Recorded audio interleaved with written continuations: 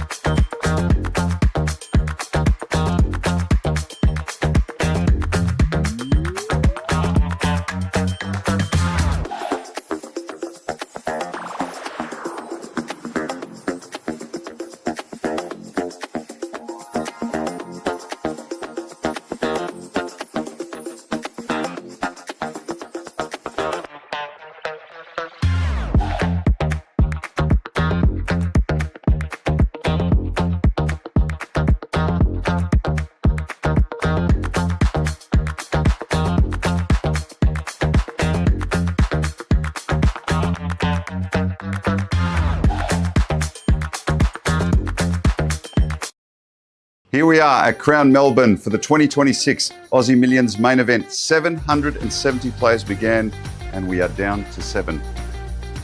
One of these guys is going to take home the first prize of $1.6+ million in a whopping prize pool of $7.7 million.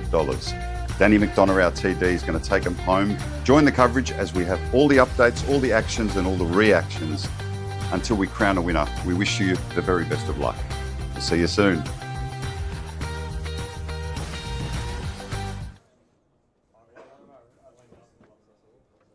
And there they are, Paul Curry with Ben Blaschke, ready to go. 7 players remain. 770 began. As I said earlier, I sound like a broken record, Ben.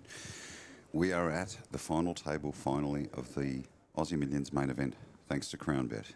Our partners, Pepperstone and Poker Media Australia, as well as Poker News, bringing us all the updates. We've got payouts to discuss. There's a lot to discuss ahead of us. We're going to have the WSOP 2005 homegrown and only world champion Joe Hasham with us, and Aussie Millions ambassador. We're still trying to find Michael Mizraki, who's around the building somewhere, having a lot of fun. And by all accounts, I think if we can get Michael and sticky tape him to the chair, we'll have a great interview, Ben. We've talked about these players all week in patches, right? You know, almost like as the field withers down.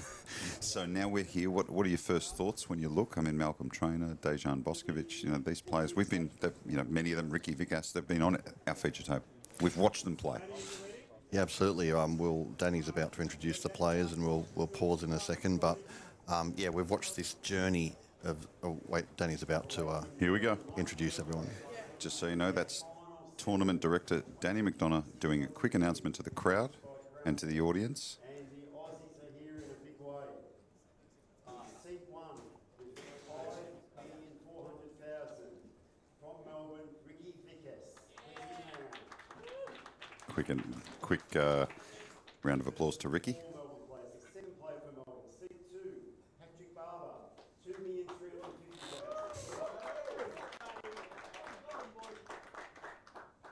Seat 3, we have a slant on location from Sydney, originally from Serbia, Dejan Boskovic, 12,250,000. He is our biggest leader.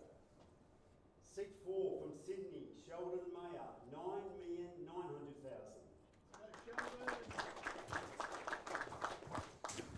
Seat 5, 3,500,000. Another local, Kanan Yukana. Our fourth Melbourne player to his left in seat 16, Black, 2,425,000.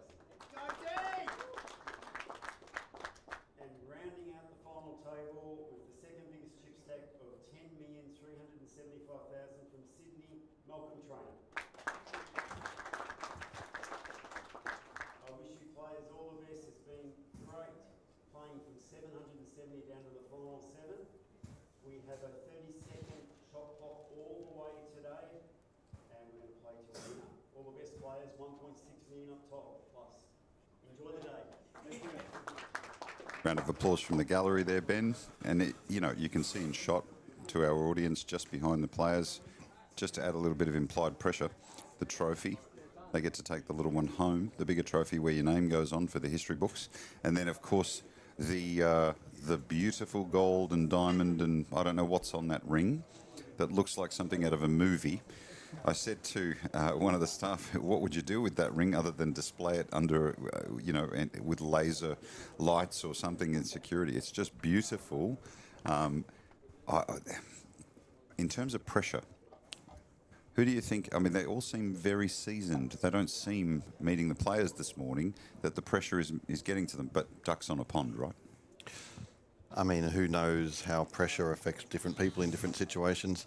I think that for a lot of these guys that have been around for a long time, even Malcolm Trainer's only very young, but he's, just about done it all. He's won a WSOP bracelet. He beat a field of 20,000 a couple of years ago in Vegas. Malcolm just knows his spots. He won't be too flustered. Dean's been around for a long time. Probably for Ricky, this is a new experience for him. Yeah. He's got 70,000 in career earnings. He's already just about, he certainly quadrupled that in one hit, with a lot more up top Very potentially. quickly, yeah. But for most of these guys, this is not a completely unfamiliar situation. So it's really just about playing your hands, just taking your time. The biggest thing is to take your time, not rush into decisions. So, time will tell, but I would imagine that most of the players will, know what to do and when. I think they'll be able to deal with that sort of pressure. Button will start on seat 2. Button starts on seat 2. As Danny has announced, you've seen photographers. We've got family in the gallery, lots of friends in support. 7 players remain, and then we crown a champion. Today we will have the World Series of Poker champion from 2005 and the WPT champion from... He won the 5 Diamond in the same year, I believe. It was Joe Hasham, and Aussie Millions ambassador.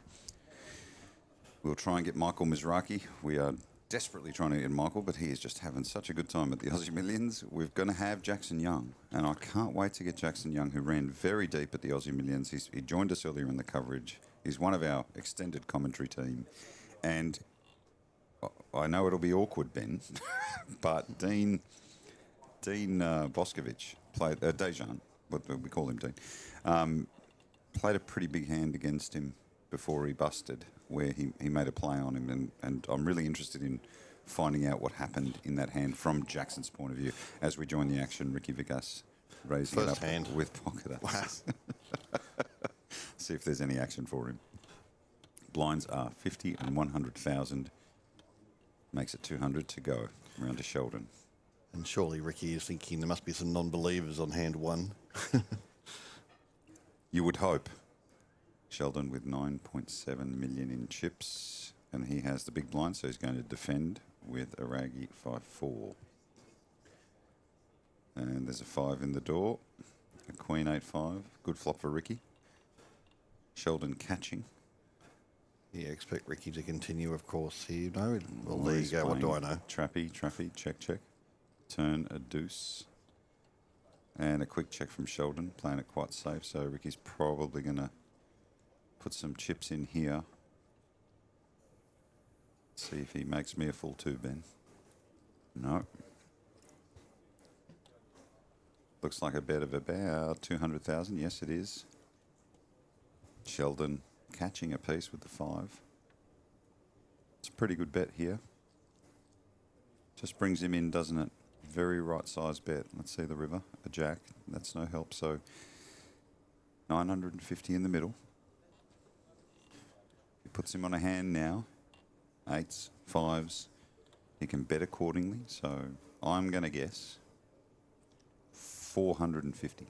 Right. Somewhere there. 4 or 450. If he puts him on 8s or 5s, you want him to call.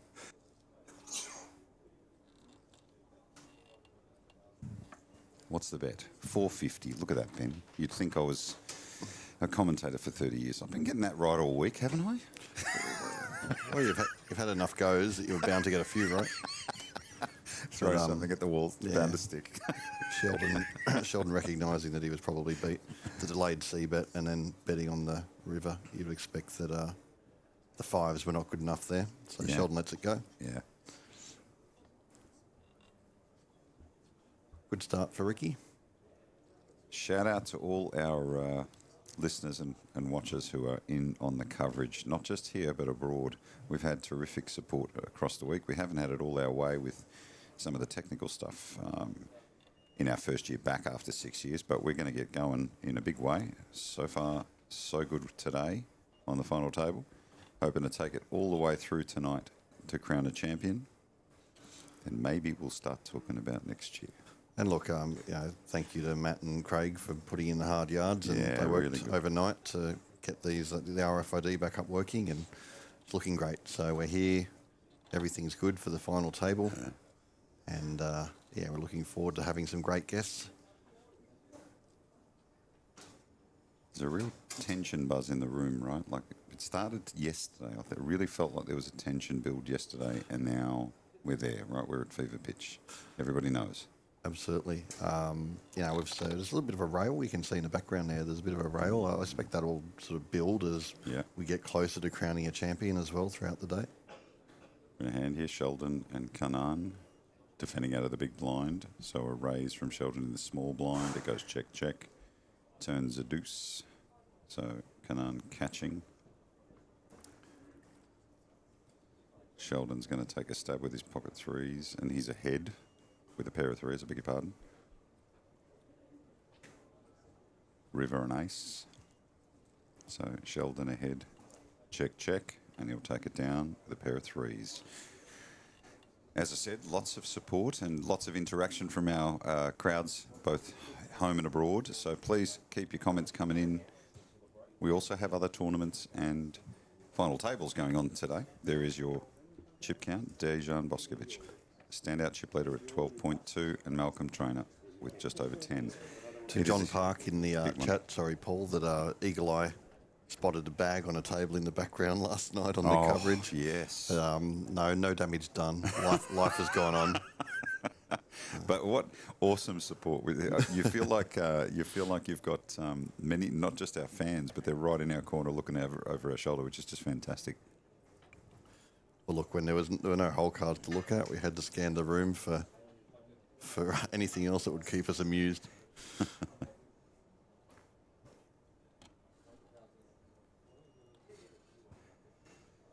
Action on Ricky Vikas. Again, blinds are 50 and 100,000. So our short stack at the table is Patrick Barber. Sixes for Sheldon. Very playable. And he has the button, so you'd expect a raise here.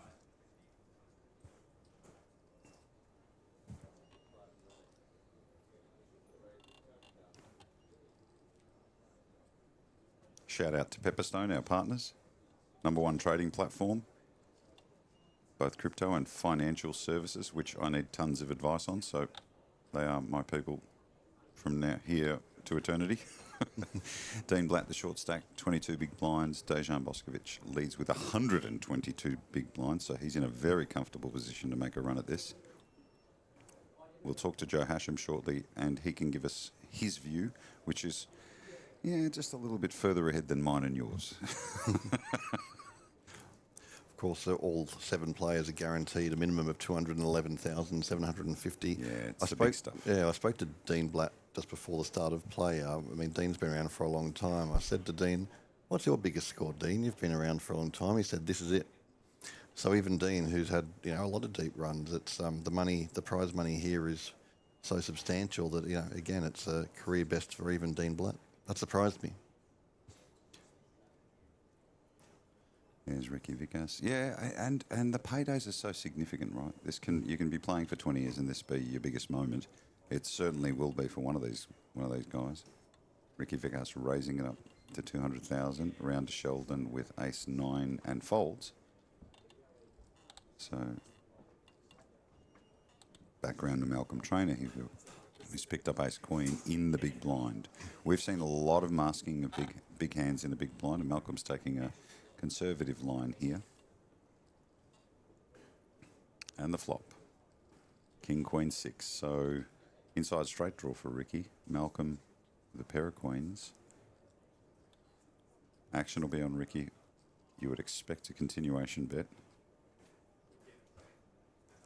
Good call, Paul. Sometimes I get them right. 550 in the middle. Makes it 125 to go. Now, over to Malcolm, who's concealed his hand really well here. Makes a call. We go to the turn. 5 of clubs.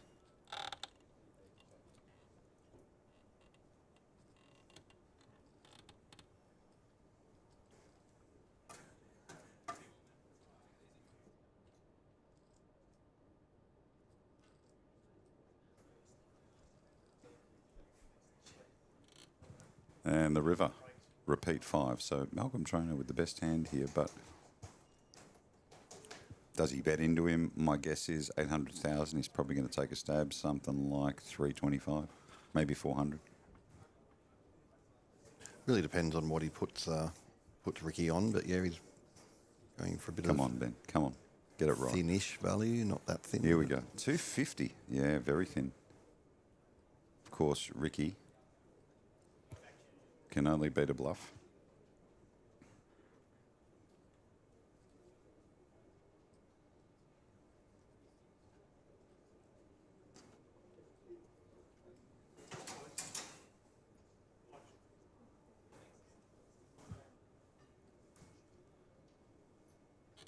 And lets it go. So Malcolm Trainer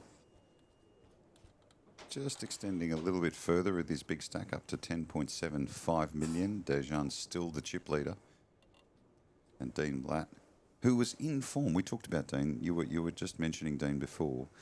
And Frankie Bianco last night mentioned that Dean's form coming in won quite a few qualifying seats. And be his biggest cash, but he's also in form running into this tournament. So we should definitely keep our eye on him despite his short stack position, but the structure is so gentle in terms of giving players time. I think it's one of the most favourite things that players love about the Aussie Millions, not just the main event, but all the structures. Yeah, I think he won about 7 seats into the main incredible, event. incredible, right? That kind of form just before a tournament, that's what you want to be doing. I mean, I used to talk to Joe, and he'd always say, Joe Hasham would always say, if you can't win the qualifier, then don't play the tournament. Billy said the same thing, and he's won 7, so it's a bit of an indication. Round to Sheldon in the hijack, King 10 off suit, and he's going to raise it.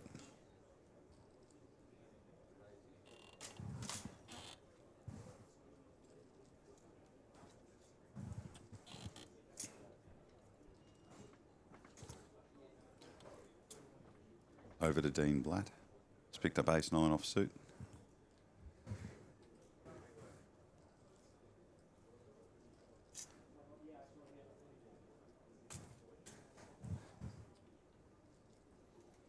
He's having a good think about it.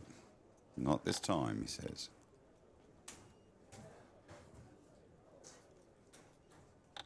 Round to Ricky.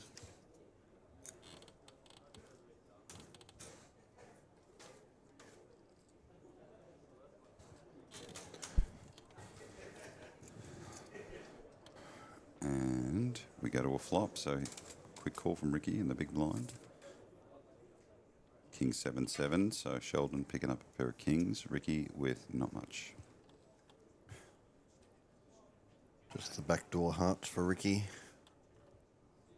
Of course, we're seeing players defend their blinds pretty solidly. Well, there's a nice little card to keep Ricky interested on the draw. Always the turn brings more outs.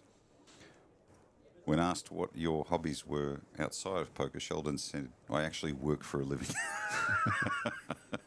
There you go. Says a very experienced man. But he does say that he thinks that Danny McDonough is one of the best tournament directors, if not the best tournament director in the world. And I tend to agree. A bet from Ricky here. He's going to bet his draw. 350 now, so back over to Sheldon. 900k in the middle. Holding a pair of kings.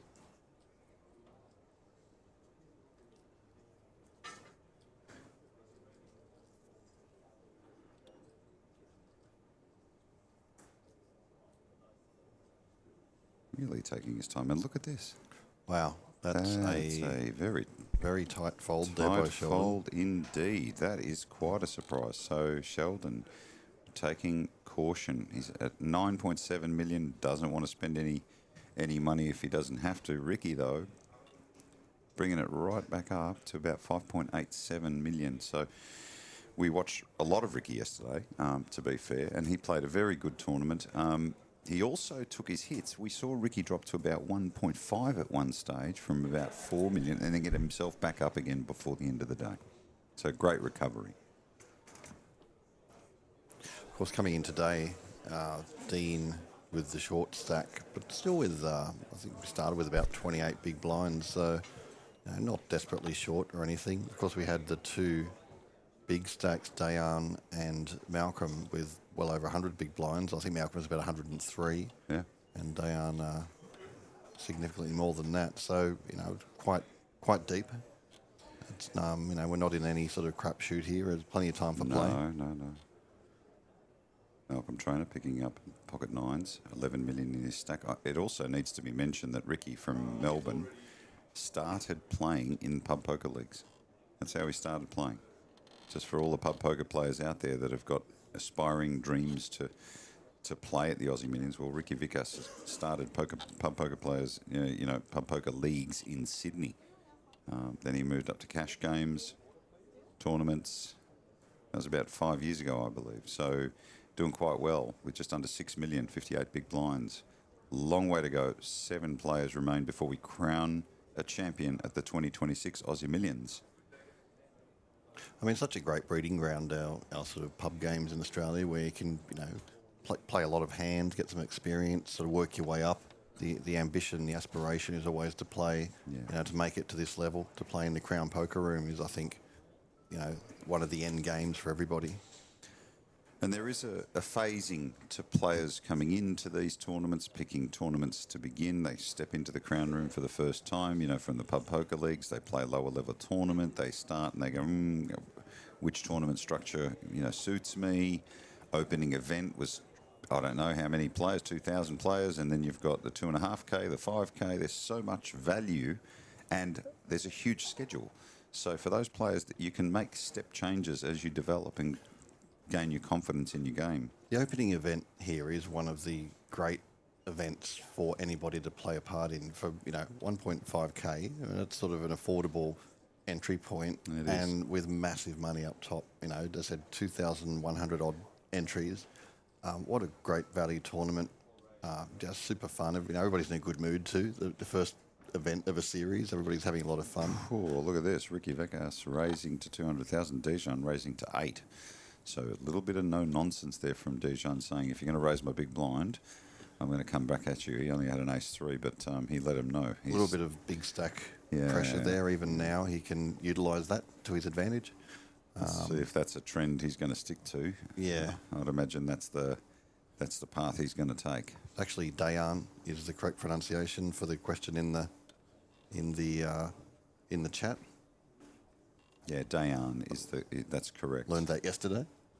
Of course, he is commonly known as Dean. For those who know Dean and his dad, Dean Junior, Dean Senior. Well, I think we call him Dean, but we have another Dean at the table. So, action on Canaan. There's no Joshes at the table, which is shocking. There's a lot of Joshes in this tournament. In fact, it's blown me away at that generation naming their children Josh, but none. You're correct at the final table. See, Jared Thatcher is walking into the room now to check out the action. Bit of a crowd building behind now. Long way to go. So Canaan raised to 200,000. Actions around in the big blind. Sheldon has picked up ace king.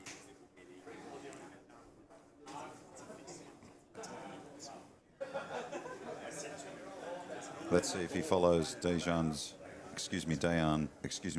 name. And look at that, he does. He raises to 800,000. Oh, Kanan stares across at him. Bit of love the look of a poker player when they get surprised. Yeah, because Sheldon's betting out of the big blind, he's going to be three-betting a little bit larger to make up for the fact that he's out of position there. That's a very interesting pickup that he's raised the same amount as Dejan Boskovic. Malcolm Trainer at 10.9, just behind him. Sheldon over 10, big stacks. Just pulling a little bit ahead here. Dean and Patrick sitting very patiently. Kanan at 2.9. Everybody reasonably positioned. Ricky right in the middle, 5.6. You just get the impression they're just sort of everybody's feeling their way into this final table. I'm sure for Ricky picking up aces first hand, being able to play a hand early, just get the first one out of the way is always Absolutely. nice. The nerves would be you need to settle yourself in at this final table. I know it's a long way, and I know all these players have been experienced. Excuse the noise from behind us during the tournament. Lots of action going on. Still a lot of work to do here. It's a lot of work to bring a tournament like this back to life, and after 6 long years, I have to say they've done a super job. I've got this feeling that it's just going to get bigger and bigger year on year, and I think before we get ahead of ourselves talking about 2027, the expectations are already higher. That one thing's for certain, the Aussie Millions is back. It's not going anywhere. The players have responded and let us know they love it. They're just so happy to be here, home and abroad. Okay, we've got a small blind, big blind situation. We know how these sometimes end up. A bit of quicksand. Sheldon with 10-7. Kanan with 7-3. We saw them in a hand just short time ago. Pre-flop raise from Sheldon took it down. This is a bet from Sheldon. He'll take it down again. Some great players have entered this room to see what's going on. One-time champion and 2-time ANZ PT player and all-round superstar Tony Hasham is in the room. And he's just, Tony's got this vibe about him that he can just walk in and grab a microphone, and he can. I was going to say when you said some great players have walked into this room, and so has Tony Hasham. Just remember, Tony Hasham. Just remember, you will be a target. You're a charming fellow. We'll go through the chip counts in a sec, Tony. You know these players, right? Most of them, yeah.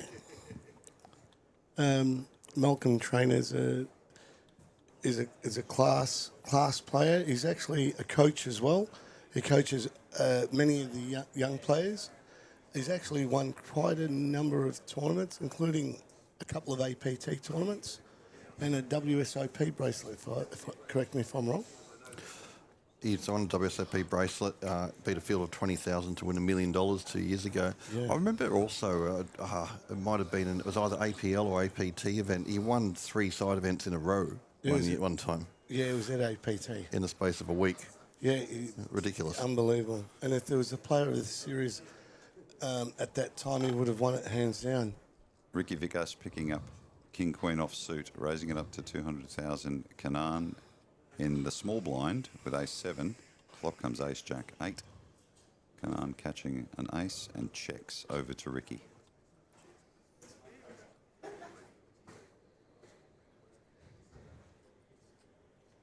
Blinds 50, 100,000. Pot 600k. Ricky's going to bet 150,000. Now we know Kanan has caught.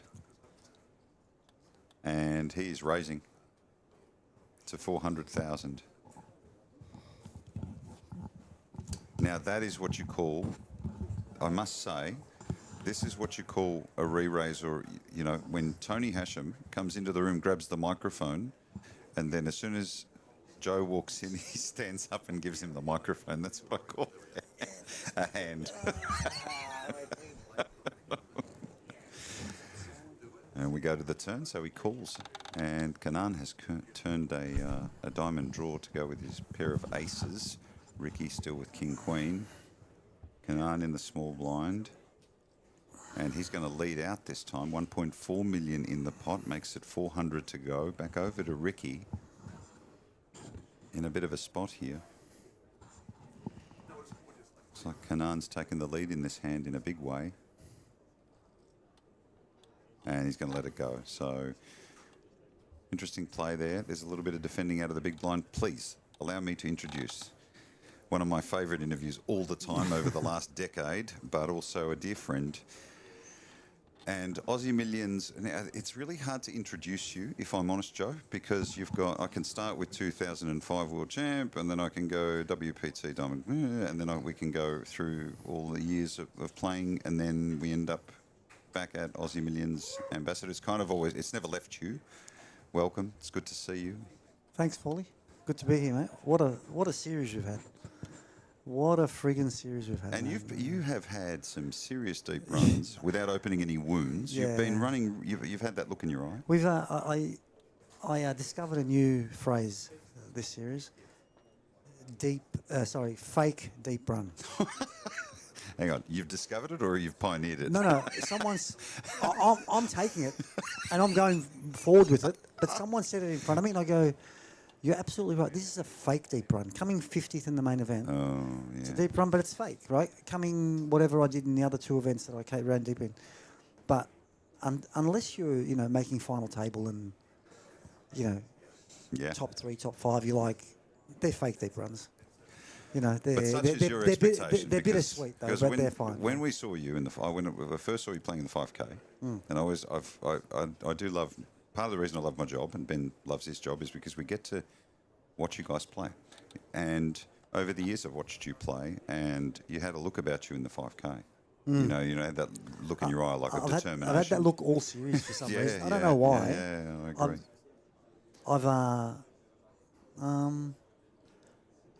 I don't know how to explain it, but I've been quite zen Yeah. the entire series, quite focused. Was that before the tournament, or did you come in and start playing that way? I haven't played poker for 3 months. Right. So you landed, you got in, and you went, I'm going to play, and you were seeing the game. Yeah. I felt like I was really in the zone the entire tournament. I know when I'm in the zone, when I'm taking my time with decisions. Yeah.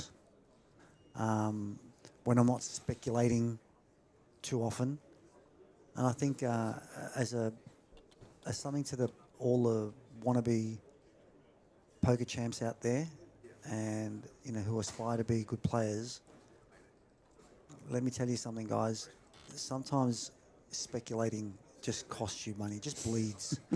You speculate, you miss the flop, or you speculate, get yourself into a tough spot, and now you're exhausted because all you're doing is getting yourself into these tough spots, And Dean Blatt and Malcolm Trainer going into a hand together. So you can hear the gallery in the background. They're all, you will hear that from time to time. Danny McDonough running quite the ship here. Dejan Boskovic with 12.4 million in chips. Malcolm Trainer with just over 11. Sheldon with 10.2. And our short stack, Dean Blatt, but still plenty of chips. We were talking to Frankie B yesterday, and he was telling us that Dean Blatt had won 7 seats in qualifying. So his form was good coming in. So for some of these players, they've never been in a bigger position in their life. When you're first, and you'll have to remember back a long time, when you first make a table like this, what is it you're going through? For the players that have, everybody talks about experience, but the truth is these moments are very rare at this size tournament. So what are some of those players who've never sat? I mean, we know Malcolm has, but what? There's some cheers from the gallery. My goodness, we will catch you up on the news. Yeah, we'll find out in 30 minutes, I guess. Patrick Barber picking up pocket tens under the gun. So what are they thinking? The players that have never been to a final table suddenly sit at the Aussie Millions final table. Take us through that. I remember my first big event that I made a final table at. It was a pot limit Omaha tournament back in the day, and I must have started the final table with a third of the chips. Yeah. And I didn't know what the hell I was doing. I just got hit with the deck for 2 days. Yeah. I had I sat there, I just didn't know what it's overwhelming. It's really, and especially on a big stage like the Aussie Millions, like the World Series, whatever. It is overwhelming, and I guess the only thing that I could say to people is just to breathe, man. Yeah. Just breathe. Try and normalise it. Yeah, breathe. Such a difficult And, thing. take your time with your decision making, because it doesn't matter how good you are, your first time is going to be overwhelming. When you did make the World Series final table then, Joe, in 2005, did you feel you were ready then? Oh, yeah, I was well and truly. Yeah. I was, by the time I made that final table, it was like, man, people were going to me, you don't look like you're playing for $10 million. I go, I'm just playing. I was just in the zone, and I'd, by that stage, I'd made a gazillion final tables and stuff like that, so obviously not at that level, but I think too with the World Series as a 7-day event, you slowly build yourself up to it. It wasn't like one day and I'm sitting playing for $10 million, right? There is actually an interview online somewhere where someone chased me down the escalator on a break and go, "You don't look like you're playing for $10 million. Yeah. I go, "Well, I'm not. I'm playing for the bracelet." And I think that was part of it too for me. I knew immediately what it was that I was playing for. The money for sure, okay? No one's going to deny that sort of money isn't life-changing, and it changed my life dramatically. But the focus, the zen, the zone was, I want to win, because winning is above everything else as far as what you get from it, And without having been in the crowd at 2005, that's kind of the look I felt you had this week. I felt like you were seeing the game, and as long as you had run well and got your fair share of hands, you might have done some damage here. I'll tell you what, the day 3 I busted yesterday late in the tournament, obviously, but I was card dead from after the first level. Yeah, I saw that. And I just was, I was like a Chinese laundromat. I was just folding all day, Oh, that's two we've got to remember for today. But, all right, let's talk about the dormant 6 years in between Aussie Millions. It felt like there was no home for poker in this country. Mate. How did you feel when they rang you and said, it's coming back? What are you talking about, mate?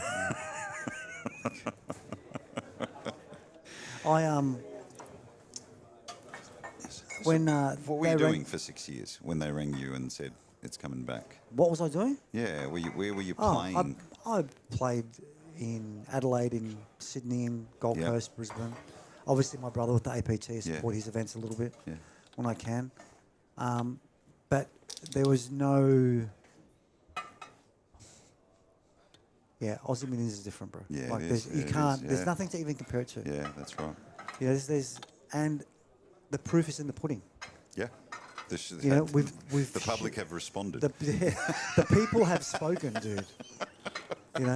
And the team here, Crown, Daniel, Harold, they've got and they got behind it with not a lot of support from above.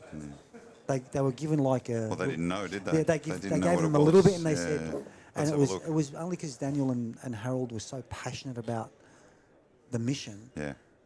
And now they've just blown it out of the water, right? But that's a good read, right? They anticipated, and after 6 years, and I'm going to say this, I promise I'll only use this expression one more time because I've used it quite a lot, is cautious optimism. Coming into this, I think we all thought, this is great, it's about time. Yeah. We think it's, we're ready to go. We think the public will embrace it. Opening event, explosion. Oh my was God. an indication of what was going to happen for the next 2 weeks. I think anybody was prepared. And we were all looking at each other going, is this for real? Like, we thought so, but it was a real validation. I'll tell you something. In the history of Aussie Millions, to the best of my knowledge and memory, we've never had to push out events for an extra day. Right? I played in 3 events that had to go an extra day. Yeah. And what an indication, if right? you think about it, 6 years, Crown was asleep. Crown had no impact on the poker world. And their first event back as Aussie Millions, and we've just blown all the competition out of the water. Yeah. You know? So good to have it back. I think I said to you, Joe, I interviewed you a few months ago, and as great as we've seen the post-COVID explosion of poker across Australia, there was just this hole until the Aussie Millions came back. That's the one we're all waiting for. Yeah, 100%, 100%, mate. Malcolm Trainer raising it up in the hijack to 250k. Players starting to get themselves in a rhythm now. Starting to loosen up. You can feel the vibe. The crowd is certainly building in this room, so you'll hear occasional cheers. So we started with 7 today, right? Started with 7. Yeah, all the way through to a champion. And we haven't lost anybody yet. Not yet. 2026 main event at the Aussie Millions, thanks to CrownBet. I am sitting with Ben Blaschke and our homegrown world champion, Joe Hasham. My name's Paul Curry. We're in a hand here. Malcolm's raised it up to 250. Sheldon calling out of the big blind with King Jack offsuit. The flop, an ace, ace 9. So Malcolm flopping huge.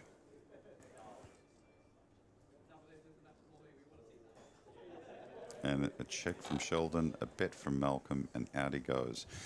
So in terms of your family now, let's talk, because I saw James did very well to make it through in the bubble. He was very short-stacked, I must say. That, for a young fella, that pressure, that's the experience. That's why when I came over to you and said, how many times had you done that before you could really understand? You know, was that his first time to be that short stacked on the Aussie Millions bubble? He bubbled the final. He bubbled the cash at the WSOP a few years ago, like the soft bubble, and he hasn't gotten over that, and he didn't want to bubble this time. He was so anxious. He hung in there. It look, tested him. the guy plays one tournament a year. Yeah, right. Okay. He's not really. Yeah. You know, he's an entrepreneur, a businessman. He's poker. The single only reason he played in this main event is me and his brother and his uncle were playing. He said, it'll be a lot of fun to go on breaks together and have dinner together. Like, that's a pretty good excuse, to be fair. Spend some time together, and then suddenly you're invested and you're on the bubble to the main event. And God, was he invested on the bubble when those 3 all-ins survived when they were 80-20. He was furious. We had quite the bubble this year. Malcolm Trainer raising it up with pocket 7s. Kanan in the big blind with pocket 10s. We've seen a lot of players concealing their hands in the big blinds, trapping, a lot more trapping in the last couple of weeks. Not re-raising, slow playing them, taking a more cautious approach. Yeah. Well, it's not going to work this time. No, Malcolm catching a set of 7s. Malcolm's running so bad at the moment. Tough being Malcolm Trainer, isn't it? It's been running bad for the last 3 days. Well, Kanan checks. Interestingly here, Malcolm bets 175, so he's going to lead with his set and gets a quick call. Turn comes Jack of clubs, and Kanan picking up a flush draw and a straight draw. Kanan checking, no doubt to confirm that he has a club. He checks around to Malcolm, who there's about $1 million plus in the pot. We've had this guessing game all week, me and Ben Blaschke. I'm running pretty well. Yeah. The bet, I would have said 350, I swear.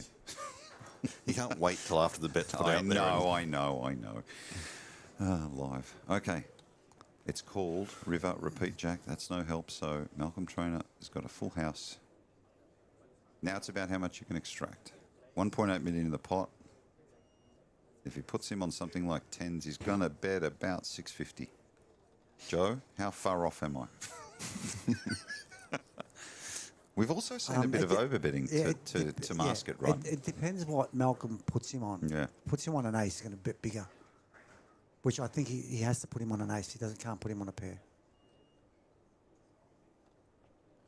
Let's wait for the dealer to very confirm. Close. It's like 900 and something. And the bet is 1.3 million. So hefty. He puts him on an ace. Not this ace. Kanan not really giving anything away. He's going to throw in some time cards, the whole lot of them. Each card 30 seconds.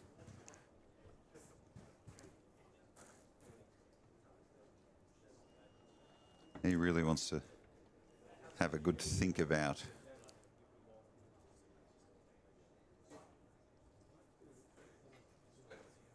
whether he believes him.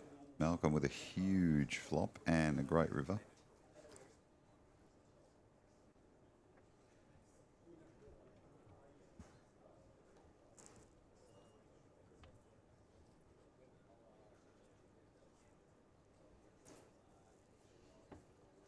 A long wait.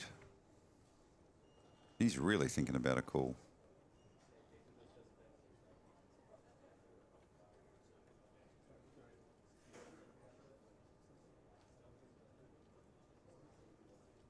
Kanan Yukana is thinking about a call. Look at this. He's counting out the chips. He's got 3.3 million in his stack. Yeah, he doesn't. To be fair, Malcolm is never betting that big on the river But without a made hand. is that bet designed to make it look like he's trying to buy it for our players at home? Is that what he's done here? He's overbet a little bit But more. look at the board, right? Yeah. Okay, What look- could he not have? Yeah, exactly. what's- Look at the board. What are you beating? What are his Yeah, bluff hands? Yeah, like, that's right. Yeah. Well, he got there in the end. Yeah, good decision. Yeah, good decision. Would have been a very bad call. I Big think. misstep. Yeah, absolutely. So you can start to see some of the stacks are really starting to impose themselves and confuse each other. So the game is well underway. So Patrick Barbary, our short stack at 13 big blinds, not under immediate pressure, but he's starting to shrink. Dean Blatt, similar, but they're both being very patient, waiting for their moments. Ben, we've seen quite a lot of recoveries from short stack positions. Ricky Vickers did the same. Throughout the week, to be fair, a lot of these players with a little bit more experience really understand the structures, the Aussie Millions, because we've talked a lot about structures and the generosity of these structures. Well, we also have seen a lot of players, be very patient even when very short. Particularly on that 25k final table, we saw a number of players ride a 4 or 5 big blind short stack for an hour or two, just surviving, and then the hand comes and they double up and they get themselves back in. That's right. I mean, when you've got 90-minute levels, you can. There's no hurry. Yeah. You can ride a 10 BB stack. You can ride a 12 BB stack. It's not a problem. And I think everyone had forgotten that the Aussie Millions was 90-minute levels. Yeah. In a rush. Yeah. So people were going like, oh wow, 90 minutes. Because the last time there were 90-minute levels in Australia was Aussie Millions 6 years ago. 6 years ago. Rumour has it that Michael Mizraki busted thinking it was a re-entry tournament. I spoke to him last night, and the rumour is correct. It's Oh, true. wow. He goes, since when aren't main events re-entries? I go, bro, Never. this is Australia. This never is happened here. Crown Aussie. We've never had a main event re-entry. Talk about managing expectations. Didn't Michael didn't he win a small event last year called the World Series? Yeah, I know, right. Well, He was just firing away, thinking, "Oh yeah, I'll just shoot fire off another bullet." But he got a shock of a surprise. all right, we're in the action. Dean Blatt and Sheldon Mayer. Very Sheldon nice Mayer hand for with Sheldon. with a royal draw. Dean Blatt with ace deuce. Dean checks. Sheldon's bet 125 and Dean folds. So Sheldon taking it down. The big stacks have remained big stacks, so the short stacks aren't really penetrating here. Ricky Vickers sitting right in the middle. So we've basically got 3 shorter stacks and 3 bigger stacks and 1 guy in the middle. 7 remain. Aussie Millions 2026 main event. Thanks to CrownBet. Our partners, we've got Poker Media Australia. We've got Poker News and, of course, Pepperstone, our online trading platform partners for all your financial services needs. Our chat has really taken off this week. Lots of international support. We had Kei Tanaka on the final table of the 25K, and as Ben stated yesterday, the chat box lit up with all of our friends in Japan. So arigato to our listeners in Japan. Thank you for supporting the Aussie Millions. We've had players from the US, South America, Europe. Actually, that's one of the surprising things about the first year back of the Aussie Millions. I don't think one of the things I would not have anticipated is the international presence that turned up first year back. And yet, John Jawanda walks onto the floor. You know, after 10 years of seeing him, he just turned up and said, I'm here to play. It was really good to see him. It really was. I think all of us underestimated our proximity to Asia. Yeah. Right? And the fact that there are so many Europeans and Americans who play in Asia regularly. Yeah, right. Yeah. So it was an easy yes to say, oh, we'll go to Australia to play for the Aussie Millions, Yeah. right? You know, and interestingly enough, there are quite a few Americans in the field who came just for the Aussie Millions. Yeah. You know, that's... Total prize pool, 7.7 million for this huge event. First prize, $1.667 million. Second prize, $1.001 million. So I felt like I lost 1.6 million yesterday. Yeah, you had that look about you. The day before. Yeah. You needed what's your routine after a disappointment like that? Do you go through a process? Scotch and cigar, buddy. Straight to the bar. Well, nothing's changed. Nothing's changed. Did exactly the same thing. Nothing changes. Scotch and cigar, straight out into the balcony. But then I picked myself back up and jumped into the PLO. And Yeah, you were back on the horse very quickly. because I was feeling good. Like I said, like normally that's so unlike me. I'd normally just go home and But just... you were playing well, so play more, right? That's Yeah. always been the thing. If you're playing well, play more. Yeah. Look at this, both Ricky and Dejan in a pot here, and they've both picked up a piece of it, as well as the same sort of draw. Joe, what are you thinking here? We're talking about the big blind. You know, Dejan has obviously raised here, and Ricky calling to defend. The big blind raised? No, he's called. Under the gun +1 call was the original under raise, the big plus stack. one raised. Yeah, and Dean. Big blind called. Yeah. Yeah. All you can do is check call. And we go to the turn, a 6 of diamonds. So neither player with diamonds, getting a little bit more interesting. I think the big blind can fire at this comfortably. Ricky checks. Because of Dean's kind of aggressive presence in the last couple of days, players have been a bit apprehensive, to be fair. Chop the pot. Chop the pot. 1.1 million. Action on Ricky. Can either of these players take it away from the other?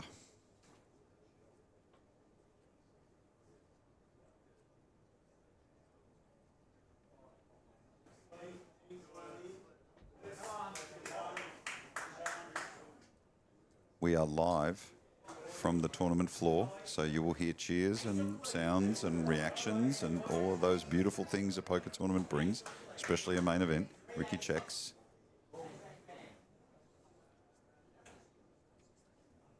Dean's going to bet.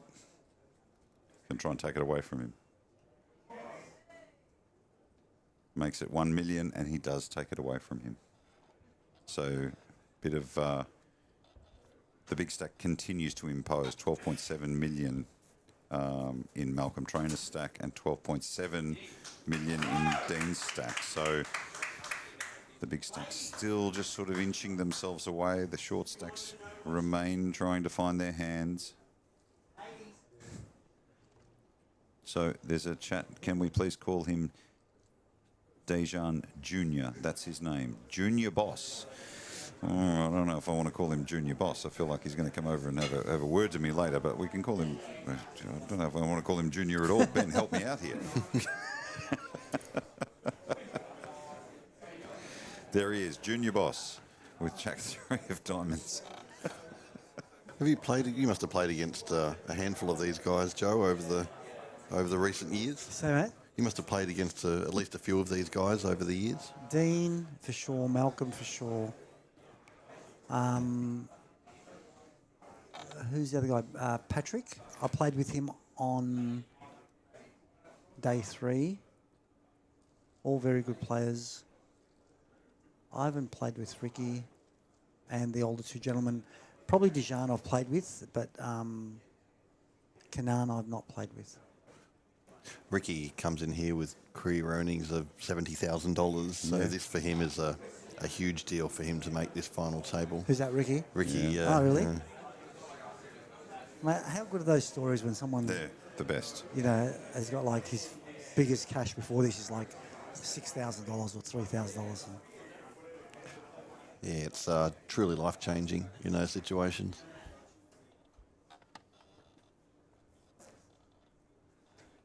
Patrick and Sheldon in hand together. So Patrick calling out of the big blind with ace-8 of clubs. Sheldon with pocket tens. Flop comes 6-9 deuce, all hearts. Sheldon with the 10 of hearts. Patrick, action on Patrick. Quite a crowd building here. Yeah, the rail is growing. It's actually grown quite a lot in the past 15 or so minutes. People getting coming in to see their mates. A quick check bet fold situation. Patrick Barr with a short stack with 1.25 million now. 10 big blinds. Dean Black with 12 big blinds. Kanan reasonably comfortable, as is Ricky. Seems like this Kanan is a regular here. He plays like one, does if he? I'm honest. Yeah, absolutely. I mean, I don't know him, but it seems He's like... a Melbourneian. Yeah, it he's a seems like Melbourneian. everybody knows him. Yeah. He does kind of strike me as a person that I may or may not have played with 25 years ago in this room. When, you know... Actually, I was thinking just the other day, I still can't believe it's been 21 years since you won the World Series. It doesn't feel like that long. It's actually... It's surreal, to be honest, Paul, because on one hand, how can 21 years have gone so fast? On the other hand, so much has happened over those 21 years. Yeah, no doubt. Like so many amazing memories and so many amazing things have happened. It's, Maybe time for book number 2. Sheldon Maybe. Mayer raising with pocket aces under the gun, round to Ricky, who's picked up a suited connector on the button. And he's going to come in to the water. Makes a call. Patrick with king 10 folds, round to the big blind. Dean's been a really aggressive player pre-flop from the times that I've been watching him. Really looking forward to getting Jackson Young in that chair because him and Jackson spent a lot of time at the table together, and as a commentator's curse would always suggest that he does the opposite. But Was Jackson Young the bubble? no, I think he finished around 32. Oh. Yeah. Jackson Young was involved in the hand He on the bubble. He busted the guy in the bubble, Yes, yeah. That's correct, right. yeah. I knew I heard the name somewhere. Jacks versus Jack King at the time. Sheldon here with the action. Pocket aces. Ricky's not picked up much. The pot's about 825.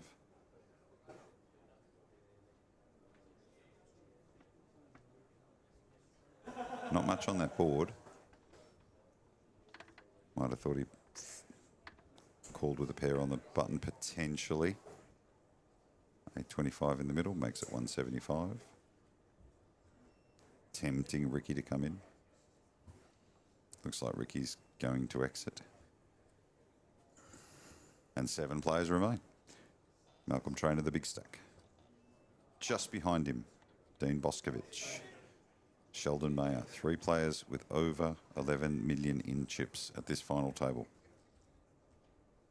This is going to go for a long time, fellas. Yeah, and there's some lots of experience at this final table. They're so deep, and the structure is going to allow them to be as patient or as impatient as they want to be.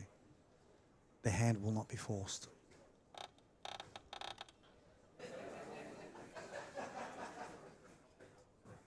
So who's all your family play, right? All the boys play?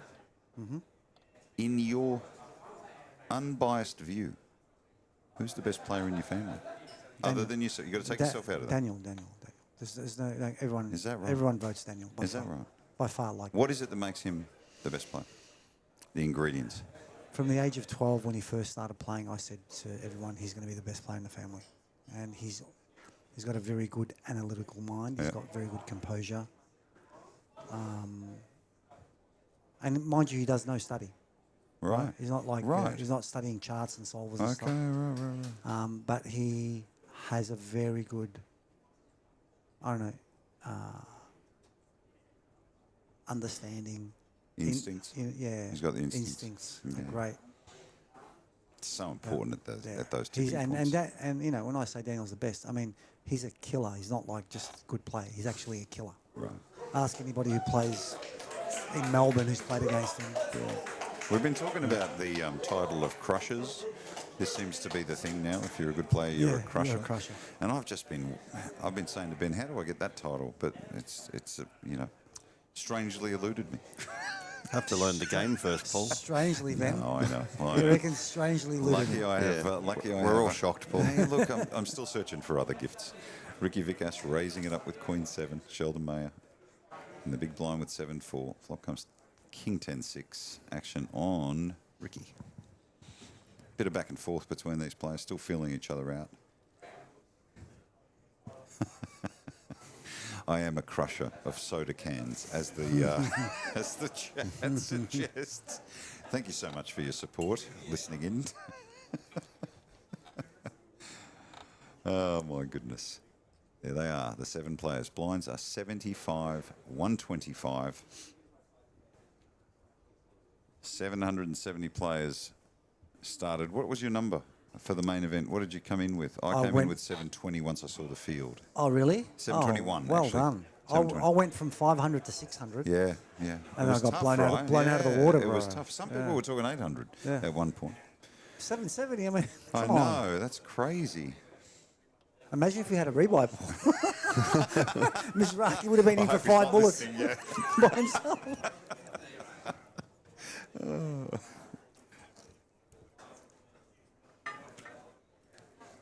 So, 7 players. The next place finisher will take home $211,750. Sixth place will take home $269. So, quite a jump there. Fifth place, the jumps get bigger, $346,000. Fourth place, nearly $500,000 at $466,000. Third place, $635,000. Second place, $1 million. Unbelievable. Second prize, $1 million. First prize, 1.6. My goodness. Do you know, it's so funny and frustrating at the same time. Like the comments that I hear from some poker players, oh, they could have made the prize pool better. Why, you know, like, just shut up. Just shut up, bro. Like, if you could do a better job, you would have done it by now. Just shut up. I can hire you as my manager. Like, dude, just shut up. Just say thank you that we're here. You know, oh, if they should have done this. Why do we have to have rebuys? Why? Just shut up.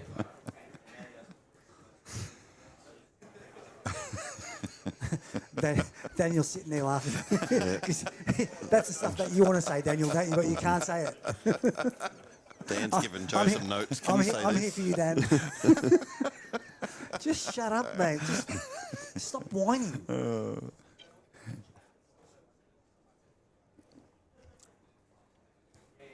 Some comments in the chat about Ricky and his pub poker background. Yes, 5 years ago, started in pub poker and he's now sitting at the final table of the Aussie Millions. That is just such a story. Mate, I started in my garage. Get out of here. man.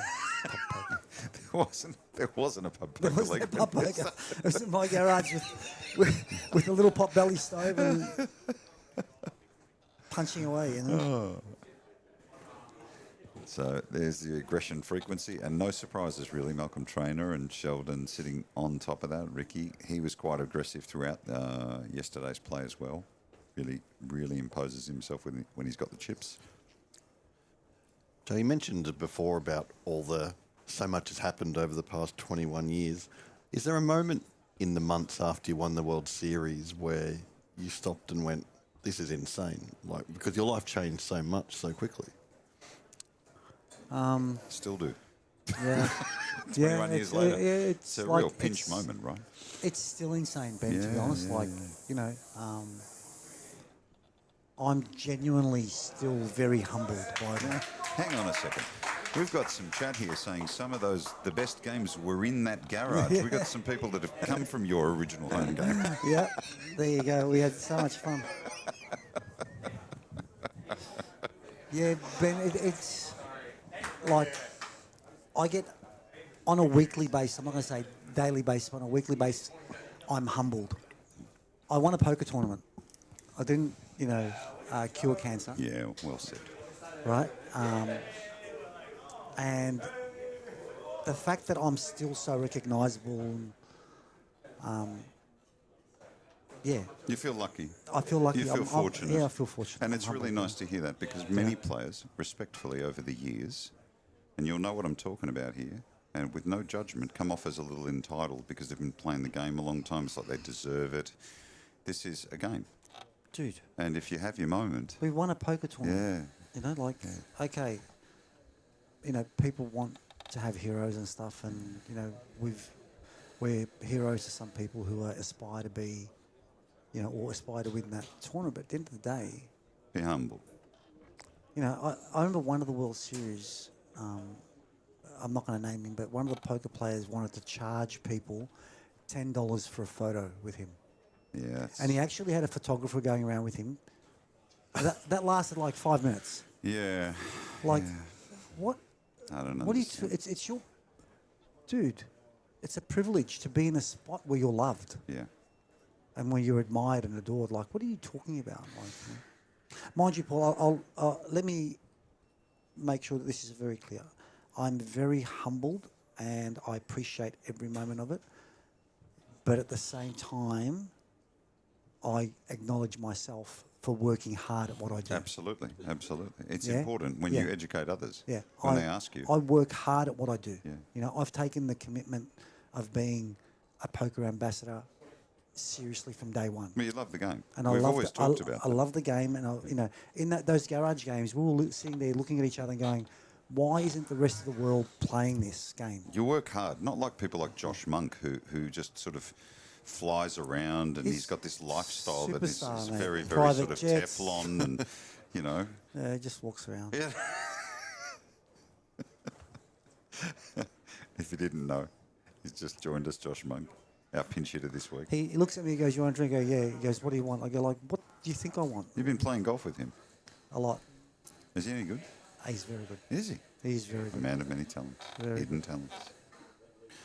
Josh was telling us yesterday that he couldn't afford to buy in to the main event this week, only hours after telling us about the 200, 400 game he was playing the day before. His name is Josh, right? Yeah. You never know with these guys. Bro. Ricky and Malcolm in a hand. Ricky with a pair of aces. About at 6.25 in the pot. Malcolm with a pair of deuces. Checks over to Ricky. Might elect to value bet here.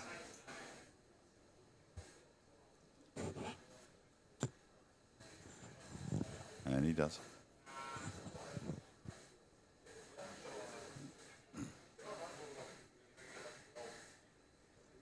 Malcolm not moving. Having a bit of a think about this.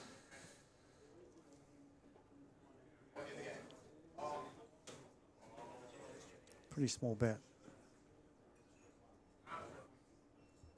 And just going to take another look and let it go. Okay, Joe, we've got a request in the chat. I mean, you've told this story many times, but the 7-3. Right, regale us with your memory of that hand. Oh, God. Steve Danneman, of course. I've told this story so many times. It's worth telling, obviously. Absolutely. So what you need to know about the 7-3 is that I had deliberately stayed out of Steve's way for the entire final table because he was on such a heater, And I'm one of these superstitious blokes that if I think you're on a heater, I want to stay out of your way, bro. Unless I've got a stranglehold on you. And I knew I could outplay him, when the time is right. So there's no need to flip with him, So we finally get the heads up and he makes a min click. I think the blinds were 75, 150.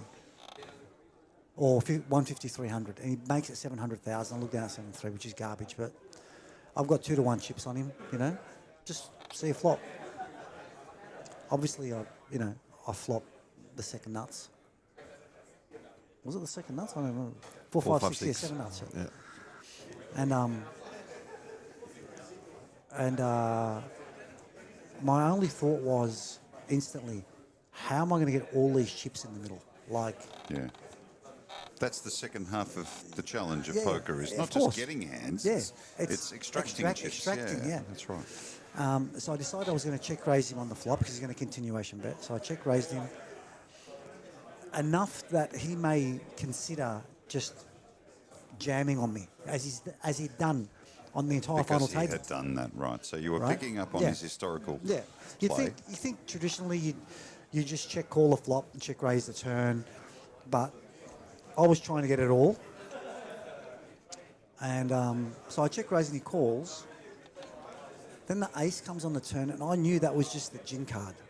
I just knew. If I don't it's know. hit him, you're yeah, good. I knew You'll that was get my his gin chips card. at this Yeah, point, right. and what, they pour half a bottle for me? Double, I swear to God. Cheers. I don't remember any time in my life people bringing me drinks. Do something useful with your life and win the World Series. I'm Paul. joking. Would you like a Pepsi, Paul? No, I'm very, very happy. Please continue. So the ace turns. So I just knew it was gin card, and I bet enough on the turn so he would feel like I was afraid of the ace, and so it looked more like a blocker bet. Yep. Tempt him in. Yeah, and got him to raise me, and he raised. I go, okay. Do you release now, or do you? Yeah. Were you worried at that point? Did you think No. for 1 second maybe I should call and take him to the river, or did you based on the play you've seen? He's going with it. Okay. But what happened was, and you don't get to see this on television in the footage, it was like a 3-minute, 2 or 3 minute waiting period where I asked him, I waited, and he's thinking, considering. And then I go, can I get a chip count, please? And he's counting his chips. And I go to him, are we still having fun yet, Paul? Are we still having fun, Yeah, Steve? I remember. And before he even answers, I go, all right, I'm all in. Yeah. And that whole psychology was To get him to I stick want his him, chips in. I want him to Follow me into the middle. lower the barrier. Yeah. Yeah, in. we're still having fun, and then shock him a little bit, and he just went with it. Yeah. And that's.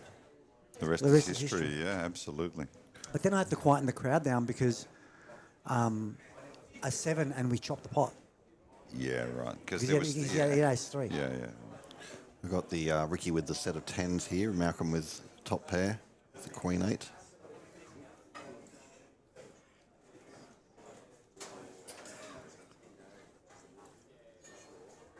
Action on Malcolm. 12,900,000 in fact.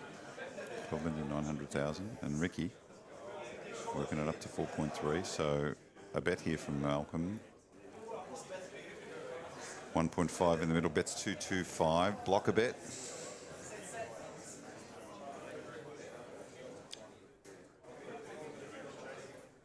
Over to Ricky now.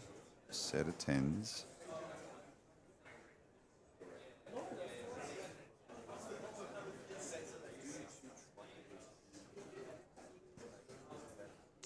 I would bet so big if I was Ricky. I'd bet huge. Look like a steal. Look like you're attacking the block a bit. Yeah. Oh, he's counting out a bunch. Let's raise up to 900. 900,000. Would you go bigger than that, Jeff? I'd go bigger. Yeah. I'd take the risk and go to maybe like 1.2 or something. Make it look like you don't want the call. Yeah. Yeah. Make it look like, you've got a feeler bet going out. I'm going to attack it and get you to fold. And he's put in a time card, has Malcolm. But all those things in theory are great. But at the table when you've been playing with someone, like I know how much I can get out of you. Yeah, yeah. Do you know what I'm saying? Like what I'm talking about is arbitrary. It's like, you know, in a standard environment, that's what I would do. But if I know that's Malcolm in is development, right? yeah. That's the part Yeah. of a player's development that Yeah. I think is a bit underrated. Is once you've sort of gone through your phases of learning, I think the art of extracting chips from another player and knowing how much to bet to extract is probably the unseen gold. That's what really gets you That's gold, bro. Yeah, that's what gold. gets Knowing you how there. much you can extract out of a player. Yeah. Because a lot of the players who study and don't have the practical experience, because the solver says, you know, you should bet This is what you should bet. 1.5x Yeah. 85% of the time. They just do it without taking into account who the player is. The human factor. Yeah. Yeah. The human factor. Which can alter everything. Can make everything different. And Malcolm's going to get out of the way, so Ricky will take down a nice pot. Yep. And Malcolm Trainer still with over 12 million in chips. Dean Boscovich with 11.7. Sheldon with over 10.6. But we still remain at 7 players for the Aussie Millions. One of these players will take home that beautiful trophy and a gorgeous ring that I would never dare to wear outside, but have it locked in some beautiful case. I have to hand it to Crown getting that ring. I will never want to know how much that ring is worth, but it is beautiful. Looks like an NFL ring. Are they giving a trophy, or is there a Yes, I perpetual believe a trophy? smaller, so you'll get a... Is there a perpetual trophy, Dan? Small Is that trophy. perpetual, or is that for the winner? That's for the winner. Oh, you've got the big one. And the okay, big good. one's here too. Cool. Mate, if Crown allows me, as my relationship with them matures over the next 12 months, with input over the next Aussie Millions, I want to make Aussie Millions the most special. I want to make it the Augusta of poker. Yeah.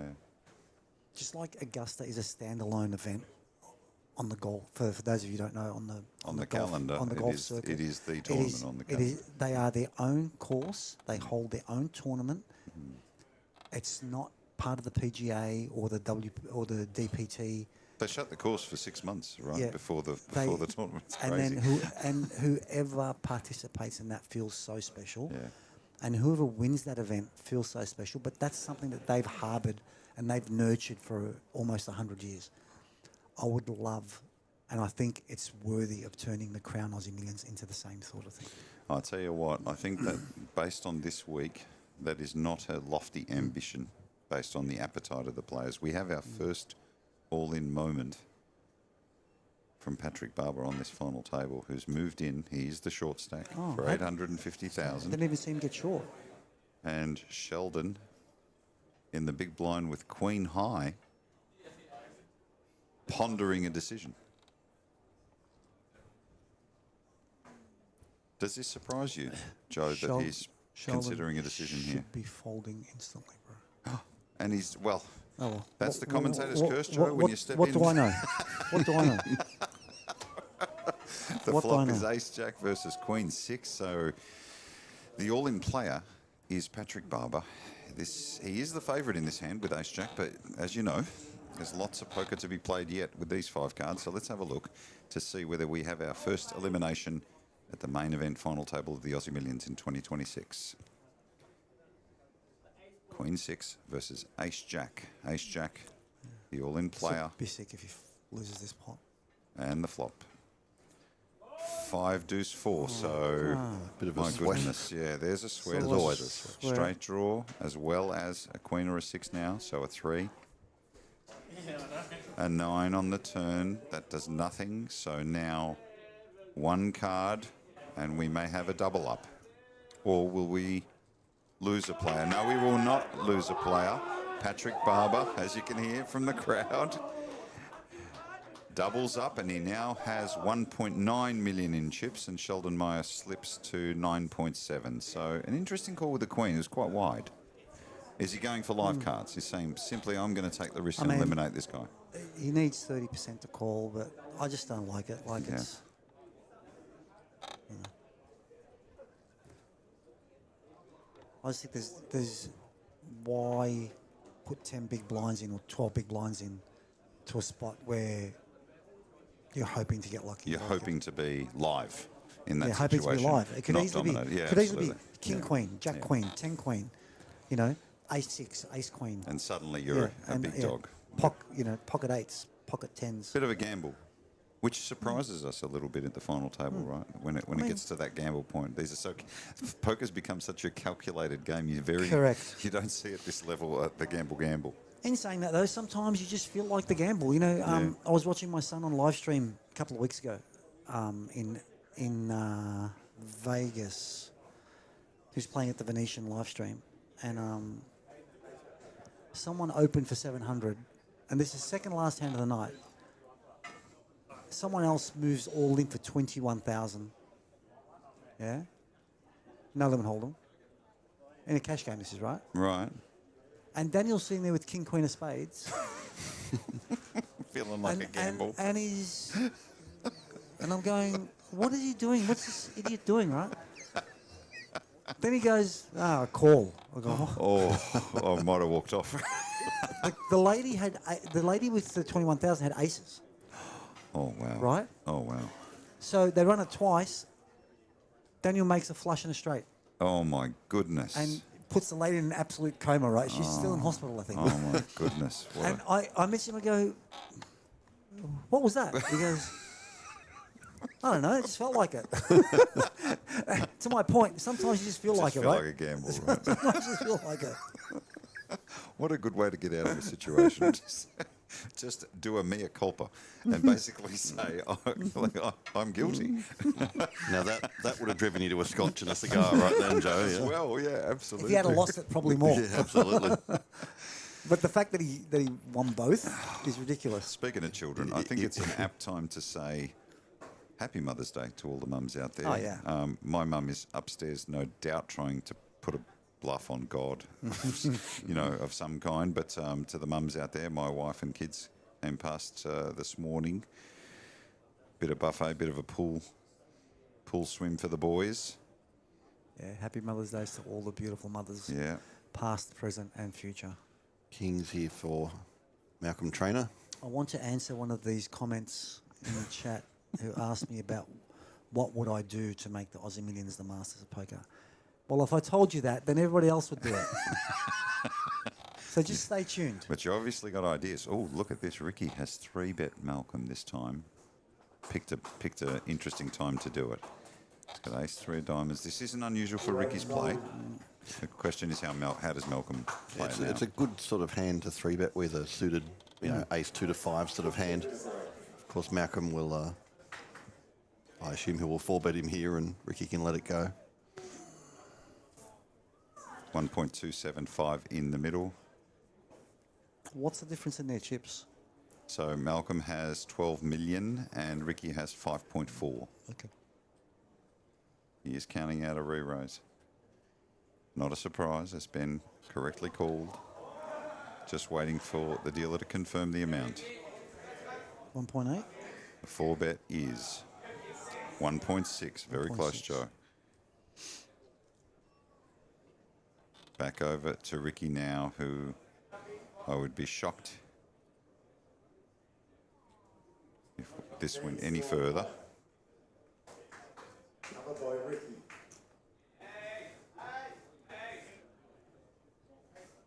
You're hearing the action in the background. The gallery is starting to get a little... Well, they're definitely feeling the pressure and they're riding it with the players now, which is terrific to hear. And he does get out of the way. Interesting that he's also picked a top that matches the chip colour, which is fortuitous. There you go. You're hearing the action. So a bit of a round of applause there.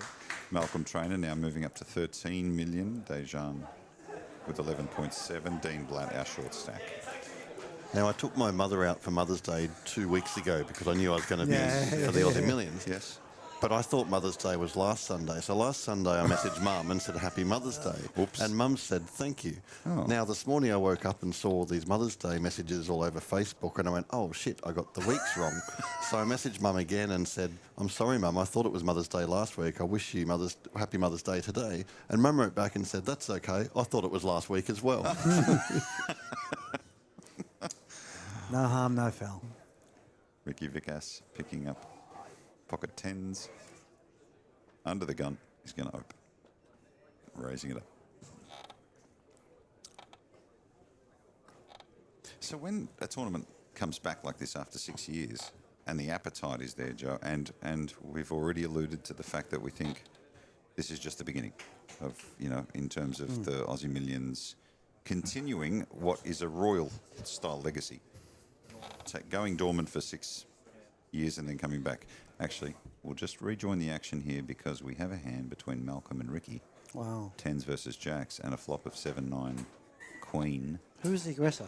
So it looks like Ricky's under the gun raised and Malcolm's in the big blind with jacks and called. So he must have just called, Yeah, and he's checked here. So back over to Ricky with pocket tens, and he checks behind. What do you think of that pre-flop call by Malcolm? Is it just keeping the... It's standard. Now, these days, like at the moment, with the ICM at this table, and he's up against the second chip leader or third chip leader, there's no need... Playing jacks like twos, essentially, and playing it, controlling pots. And, I mean, where's all the money, people would ask, but look at the board now. Yeah. This has fizzled a little bit, this hand, Yeah. so 700 in the middle. Yeah. And if it goes check again, it'll be a bit of a reveal here from Malcolm. You would have seen over the last few days... You saw the eyebrow raise of Ricky there. Caught him by surprise. I'm guessing you would have seen over the last few days on the stream people calling with ace-king out of the blind, calling with tens out of the blind, calling with jacks out of the blind. Yeah, a lot of concealing. And it's two reasons. It's to conceal the hand and also to not to blow the pot out of position. Yeah. That whole thing of, get as much money in there as you can. People have started realising, well, when you're playing for real money, why do I want to take 50-50s? Yeah. And your implied odds are so much bigger because correct. your hand is concealed, right? So 7 players remain. Actions on Patrick Barber, who is doubled up recently, and he's got King Jack of Spades under the gun.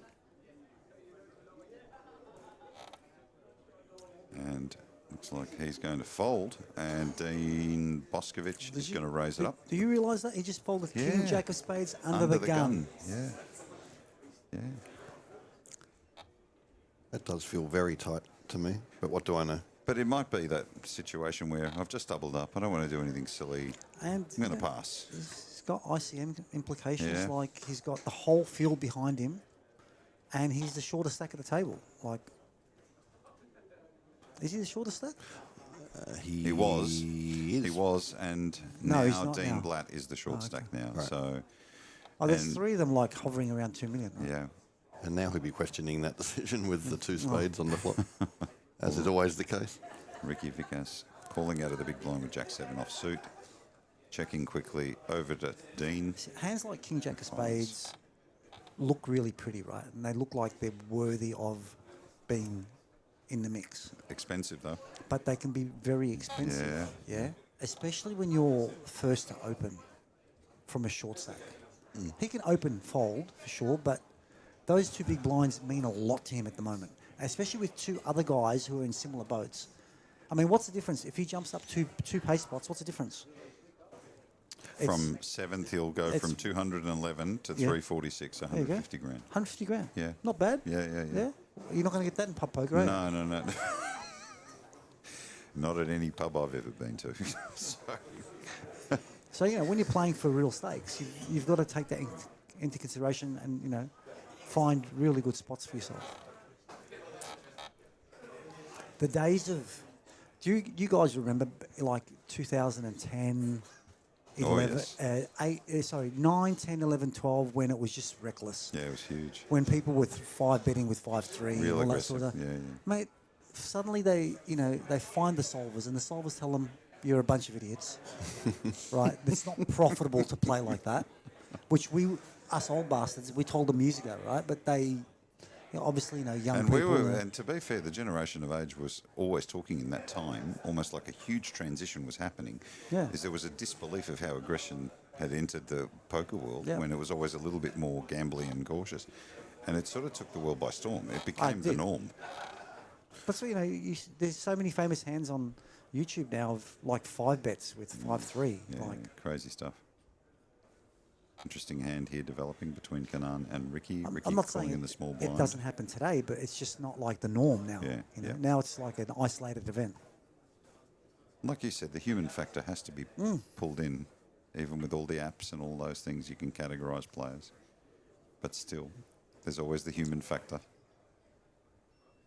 That's the one thing we've got going for us with poker, is that no matter how good the robots get, the AI, they can't work out what the human factor is going to be. You know? That's right. And of course, Joe, I mean, you sort of went through the school of hard knocks. You learnt your lessons at the cash game tables. You know, as a young man coming up, I'm sure you felt the pain and of the mistakes in the early days, and you know all those moments. Well, Benny, I've told this to many people. When I came up, no one helped you. Like, no one helped you. No matter what you asked, it was always, oh, it depends. The standard answer off the cuff was, it depends. So I, several times over several years, would move up to the bigger stakes, get my teeth kicked in, and come back down. And everyone would say, oh, you just got unlucky. You know, and then the internet came and, you know, all the forums and the teaching centres, and now information is like there to be had for everyone. So the learning process is so much faster for people today. Ricky fills up here. Should take this down, and does. So Malcolm Trainer is our chip leader, 13.4 million, just ahead of Dayan. A little over 12 million.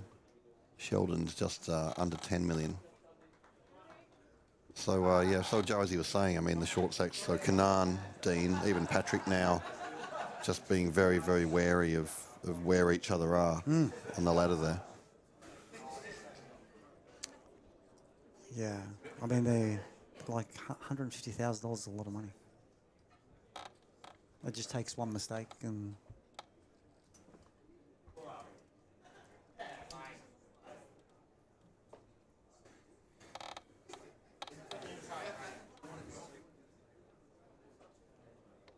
We are still 7 players remaining at this Aussie Millions main event final table.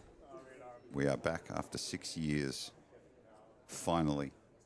So good to see all the players. You can see some of the gallery in the background, in the back of shot. Players, family, friends, all gathering to see who's going to take home the first prize and the title. Sheldon folds King Jack offsuit round to Dean, gets out of the way. Malcolm, Ricky, who's been quite aggressive pre-flop. He's got the button. He's not going to do that this time. Round to Patrick. This might be a walk. And it is.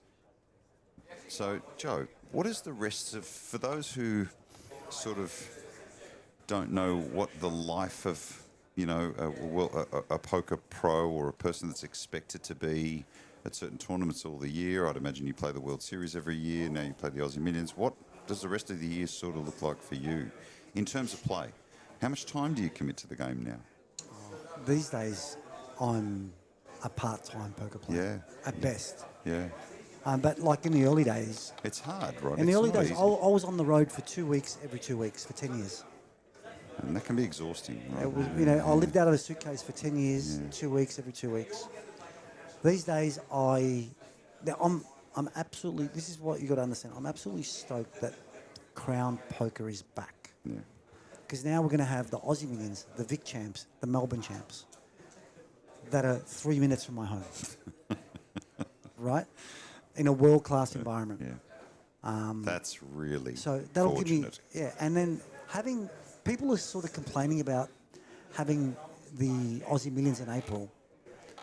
So the reality is that it's going to stay in April. Yeah. It's going to stay in April. And this is due to functional reasons for Crown and business decisions Crown has to make. And people will just learn to come to Aussie Millions in April. For me, what a great prelude to the World Series. Oh, Yeah, that's true, right? Timing-wise. So I finish. I finish yourself this, and warm. I get a few weeks to recover, Ease yourself and then go to the World Series. You know, I think it's, for me personally, it's brilliant timing. This might seem an odd question, but is there a time limit on how many times you go back to the World Series, Joe? Because you win the World Series, you know, and you are royalty, right? You're etched in history both in Australia and abroad. But is there a time where you go, I don't want to play anymore. I'm kind of happy with the Aussie Millions, and you know, because this is, you know, arguably just as good, if not big or royal in terms of its gravitas. But do you ever see yourself going, I'm not going to, you know, I'm going to kind of stop playing the World Series? Does it become an obligation?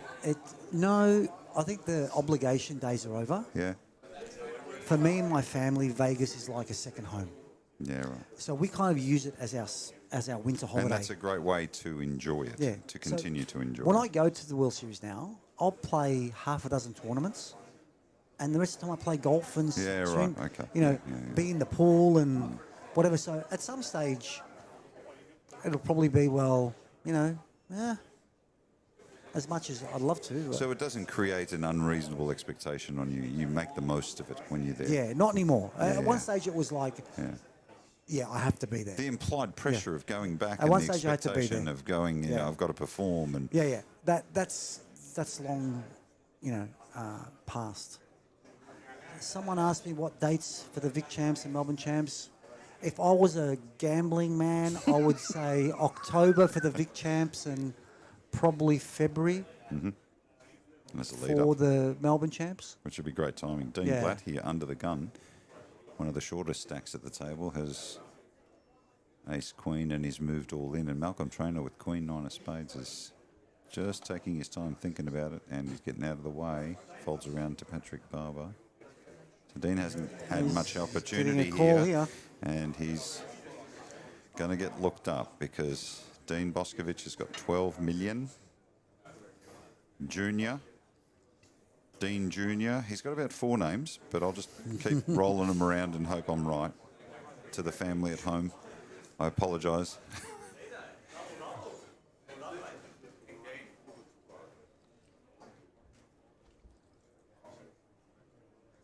And eventually making the call with pocket jacks. So he's ahead. We've got a coin flip for sure. Sheldon with pocket fours. Can't imagine he's going to entertain, but he's looked. He's had a bit of a reaction. Looking a bit like William Shatner from this angle. Yeah, he's got a little bit going on there. What do you do here, Joe? Do you just dump the fours or a bit to think about? Actually, how much is it? 3 million? 3 million. Oh, yeah. That's And he's got 9 million in his stack, so I can't. nothing to think about. No. I think he'll find that he's quite relieved once he folds those cards. So Kanan gets out of the way, and Dean stands up immediately. He knows he's an underdog here. Very slight, very coin flippy, but the big stack could eliminate our first player of the Aussie Millions main event final table. Pocket Jacks versus Ace Queen. Ace Queen is the all-in player, so if we don't see any help, we will lose our first player. The flop is a queen, 9 deuce, so there you go. Dean Blatt has struck. He's got the clubs covered as well, so. The turn, a 5 of diamonds, so only one of 2 jacks will eliminate Dean Blatt, or he doubles up and continues on, and that's what he's going to do. So Dean Blatt, bit of applause there in the background, will now move up to 3.2 million, and Kanan, who's kind of fallen on harder times now, is about 8 big blinds and $1 million, so they're almost trading positions in the short stack. None of them really making an impression on the bigger stacks because they've still got commanding leads, but we haven't lost a player yet. Patrick Barber, Kanan, Dean Blatt now up to 3.2. Malcolm Trainer, 14 million in chips. Sheldon Mayer at 9.3. Dean with 10.6. And Ricky with just over 6 million.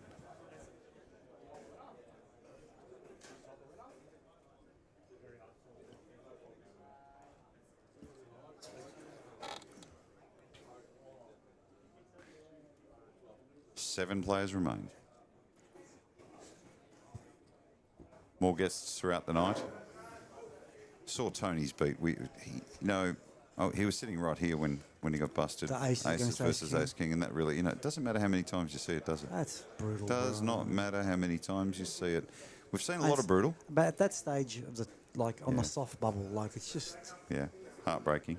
what do you do? It's the game we play, Just sucks when you're on the wrong end of it. That's all. And we were talking about this yesterday with the 7 players remaining to the final table, about how devastating those players would feel walk into the car park. We were really putting ourselves in the position. Yep. Oh, Van Marcus is in the building. We're going to join us? Oh, you're playing? You're playing? Van always teases me. He always says, I'll come and join you. And then I feel like I'm on a date and I'm 16 and he's playing hard to get with me. We'll get you on the air for sure, Van. We had Billy the Croc. Listen, have you known a braver broadcaster than me? I had seat 1, seat 2, Billy the Croc, seat 3, Tony Hasham yesterday for 1 full hour. It was like driving a car without brakes. Oh, my God. I don't even drink scotch and I could have used one. That's, what do they say? That's the,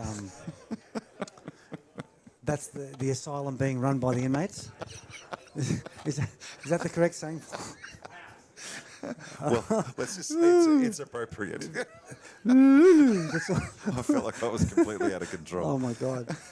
That would have been having a blast. But you know what always amazes me about the bigger personalities of poker is their ability to quickly, and I say this not in any judgment way, their ability to snap back into poker vision when a hand is being played, like razor sharp reads, and then come back out and into the court jesters that they are, in terms of personality. Amazing. It's really something to watch.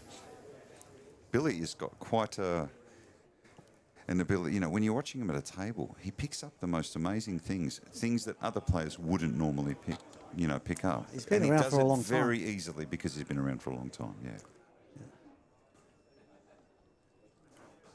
Although I must say, Joe, he was very cruel talking about your golf game yesterday. So. Oh, yeah? What did he say? He said he wanted to build a golf course with trees straight down the middle so that he'd never get stuck behind a tree. Yeah, never short of an opportunity to take the microphone and shoot something across the bow. Billy's greatest ability is to hit the ball 50 metres straight every shot. Is that it? 50 metres?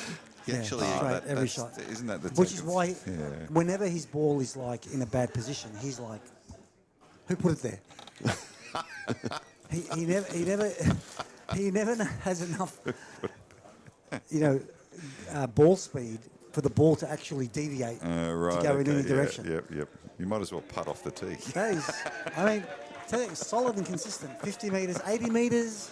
If the fairway's hard, it hasn't rained for a few months, it bounces along another 30 metres. And, the rest of us who can actually hit the ball a decent way, sometimes find ourselves behind trees. Hey, look, I remember playing with you in the Philippines on the first ever APPT. Did you play with us with Daniel? Yes. Yeah, wow. And you weren't a golfer. No. And you are now a golfer. Time has passed and you've really picked the game up. I am now a golfer. Kanan has moved all in here. So you got Kanan is a short stake, ace 3 off.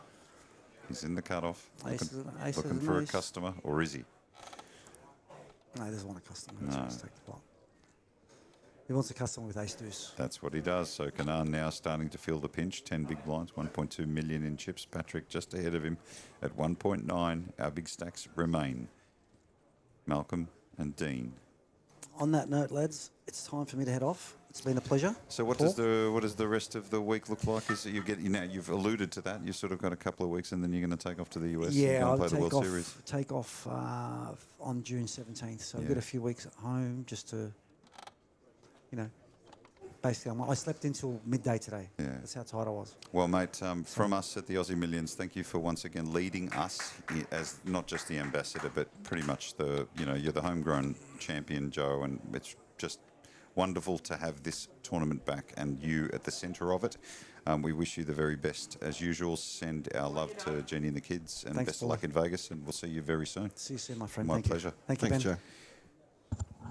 That is Joe Hasham, the 2005 world champion, as well as many other things, to be fair, and ambassador to the Aussie Millions, but more importantly, pretty much the centre of gravity for this country when poker began in 2005, really began in 2005 once he won the World Series.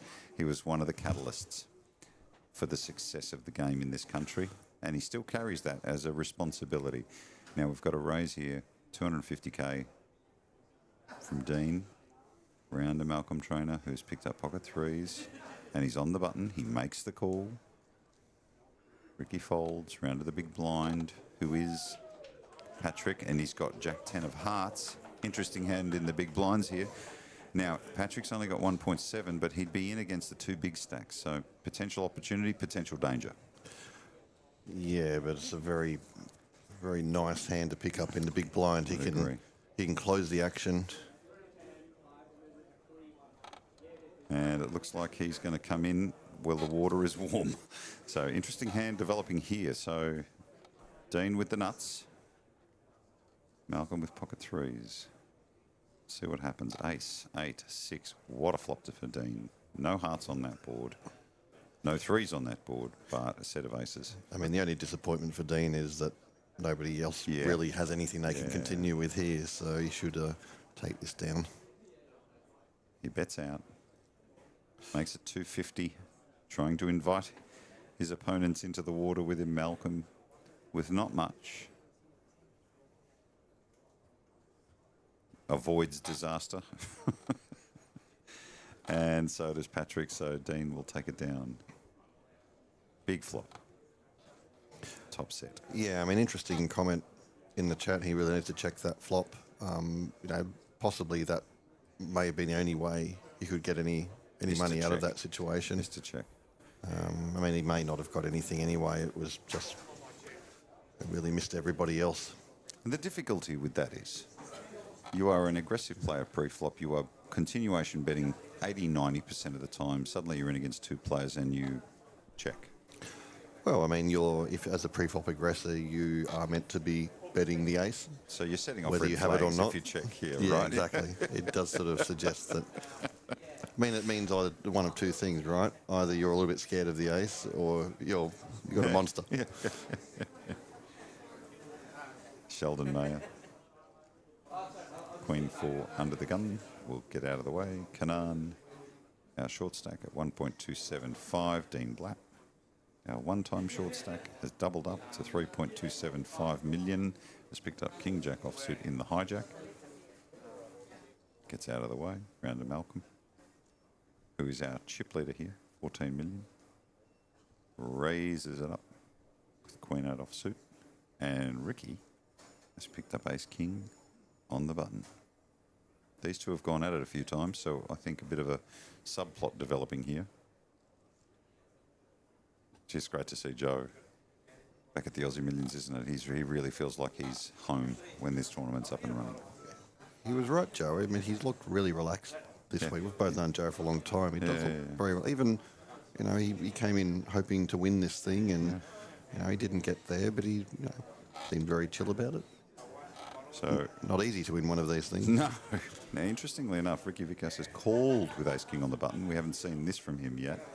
That allows Dean to call with Ace, well, in the big blind to call with Ace Deuce of Hearts. He's picked up a pair of deuces. Malcolm with a pair of eights and top pair. Ricky now, best hand pre-flop, worst hand post-flop. And Malcolm will bet out. 300k. Ricky choosing to play that softly and therefore folding. Dean's going to call. We go to a turn. Two big stacks. Turns a heart draw as well.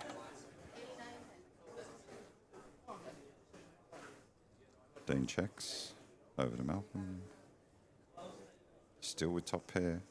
But he will check and open the door. The river. 6 of clubs. Repeat 6. So Malcolm with the best hand. Dean with a pair of twos. And a busted flush draw. 7 players remain. the main event of the Aussie Millions. And it goes check, check. So Malcolm will take it down with a pair of 8s. So we've talked about Joe Hasham and his role in this, not just in Australian poker, but with the future of the game and his clear ambition to be the driving force that helps the Aussie Millions become or continue to become, but also grow into one of the landmark or the the tentpole events in the world. It's off to a great start. After 6 years, it's come back with a vengeance. We've also got Van Marcus over there. Joe and Van are talking currently right now. What a pair of great minds they are. Yeah, and we'll get Van onto our stream probably straight after our first break, which is coming up relatively shortly. We'll get Van on to join us. But yes, absolutely what you say, Paul. By the way, Malcolm Trainer has just been chipping away early. He's up to 15 million quietly, just doing Malcolm Trainer things. He's not doing much, yeah, absolutely. He's doing, he's doing the Malcolm Trainer way. He does come in many people's eyes, a favourite at this final table. He is a very elite player. As our co-commentator Josh Young said to me earlier today, he's just on a different level, the way his brain works. So Malcolm just moving up quietly without I don't remember Malcolm being involved in any particularly big hands either. No, just a couple, but he knows how to manoeuvre through them, and he does it quite elusively. So I've got to say, very impressive thus far. Ricky Vikas raising it up to 250,000 in the cutoff with Queen Jack offsuit, and Dean Boscovich has picked up pocket 9s, and he's 3-betting him to $1 million. Sheldon gets out of the way, and so does Ricky. So this style of Malcolm of continuing to, Dean, I beg your pardon, to continue to apply a lot of pressure seems to be working. His stack hasn't been affected by 11.2 million, giving himself a really good chance at winning the title. That's exactly what Dean and Malcolm as the big stack should be doing now. Sheldon to an extent too, when the opportunity is there, because Kanan and Patrick are feeling that ICM pressure. No one wants to be the first one to bust. We have got it's a sort of almost $50,000 pay jump from 7th to 6th. And as we were saying before, if you can survive this first bust out and survive even up to 5th, you're picking up about 135,000 extra. Yeah. So the consequences of busting now are significant. Each pay jump, right? Yeah. Is really, really significant money. So we've got Patrick and Kanan will be desperate to avoid getting involved in situations they don't need to or don't want to. Dean Blatt has picked up Ace King under the gun, 3.3 million. Seen a lot of big hands early on in this table. We've seen pocket aces 3 times, I think we've seen. Ace King, lots. Dean raising it up. Former short stack at the table, doubling up to 3.2. Folds around to Ricky, gets out of the way. Patrick. Dean will fold. Round to Sheldon, pocket 3s. He's in the small blind. 8.7 million in his stack. And he's going to fold. We continue to see the players letting go of their hands. Jack 9, small pairs, I should say. Now, Kanan, he's got an interesting defending style, so he's going to call here. Come in. Kanan, of course, our short stack is going to try and catch and make something with Jack 9 offsuit versus Ace King. Out of position. Kanan first to act. Pot 700k, here we go. Flop, Jack 9 deuce. As though he knew. Action on Kanan. He checks quickly. Over to Dean with Ace King.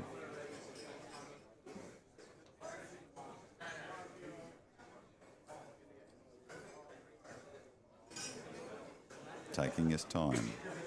700 in the middle. Looks like 200 is the bet. And a very quick raise all in, and a very quick jam from Kanan for 900,000. And look at this, Dean not just immediately folding. Does he put him on a draw? There are a couple of draws out there. Yeah, I think he will fold, but just wondering if there's any way that it can be on a, maybe a king-queen style of hand. Yeah. We could certainly shove a king-queen. Ace X diamond. Yeah. He doesn't like it. For him, this feels a draw. I'm pretty sure that's what he's thinking because he's not beating anything else. Jackson Young is in the house, looking happy and smiley.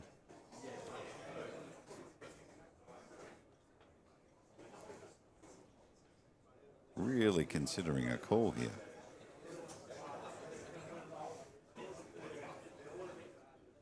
Dean Blatt. Ponder, ponder, ponder, muck. Didn't like that at all. Well played from Kanan. Almost tricked him into a call. So Kanan picks up some much needed chips now. He moves up to 1.8 million. Patrick Barber, our short stack, at 1.45. They're trading positions. Essentially, the short stacks are trading positions. It hasn't actually changed the leaderboard a great deal. For our viewers at home, please continue to throw your comments in the chat and support our players. You can hear the noise in the background as we get closer to crowning a champion. Malcolm Trainer with 15 million in chips. Dean Boscovich with 11.2. Ricky Vikas sits right in the middle at 5.2. Sheldon with 8.7. And the tournament will play to a conclusion and a champion for the 2026 Aussie Millions main event champ. Ricky Vikas, under the gun +1, picks up King, 5 suited spades. And he's going to raise it up, continuing the pre-flop aggression. Folds around to Sheldon with King 10.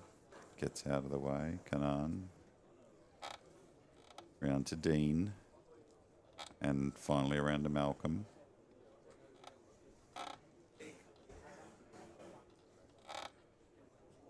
And Malcolm is our chip leader at 15 million. So those positions really haven't changed a great deal. The only real thing that's happened is Dean, Kanan and Patrick have kind of changed positions at the bottom half of the table. Ricky's remained in the middle and the top three have sort of a couple of changes of position, but nothing fundamentally has changed as we inch closer and closer. No, it's quite similar to how we started. Kanan, of course, is quite short, so he was a little bit more midfield, but of course Patrick is a little short. Dean had the double up, but our chip leaders are still our chip leaders. 75, 125. The blinds. Folds around to Kanan with Jack 10 on the button. Looks straight at his chips. Looks like he's going to raise. Dean with Queen 9 folds around to Malcolm with King 5. Is this one of those situations where the big stack's going to pick on the short stack and really make it hard for him? Good players do that when they've got chips.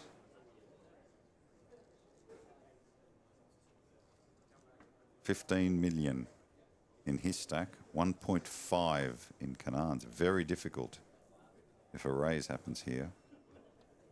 It looks like it's just a call. Just made that call. Or is that a re-raise? Looks like he's raised that up. No, he's made a re-raise, yeah. And it's put that pressure on. 575, yeah, that's what we thought. But Kanan is quite stoic, takes his time, doesn't let people push him around despite the chip stacks.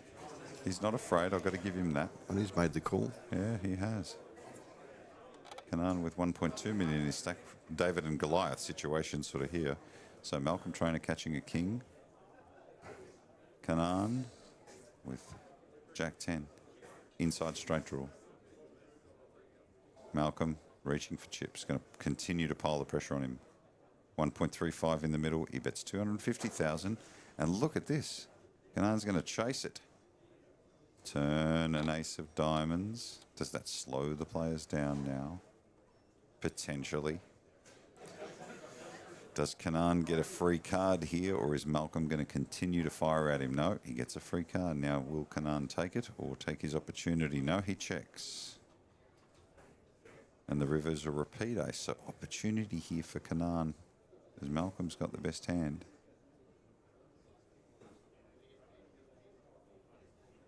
Malcolm. 1.85 million in the middle.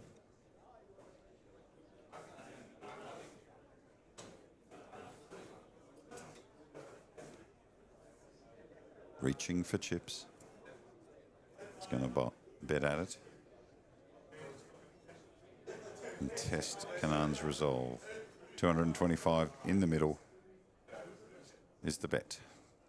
Over to Kanan, who's only got 900k. Can't do anything here. It's either a jam or a fold. Yeah, I don't think He's got air. I don't think Malcolm's going to be a believer if he jams. Does ask a question. A jam here would be probably the gutsiest move I would ever see, but I don't. I can't see how he's going to do it. So I think this is a bit of a posture fold.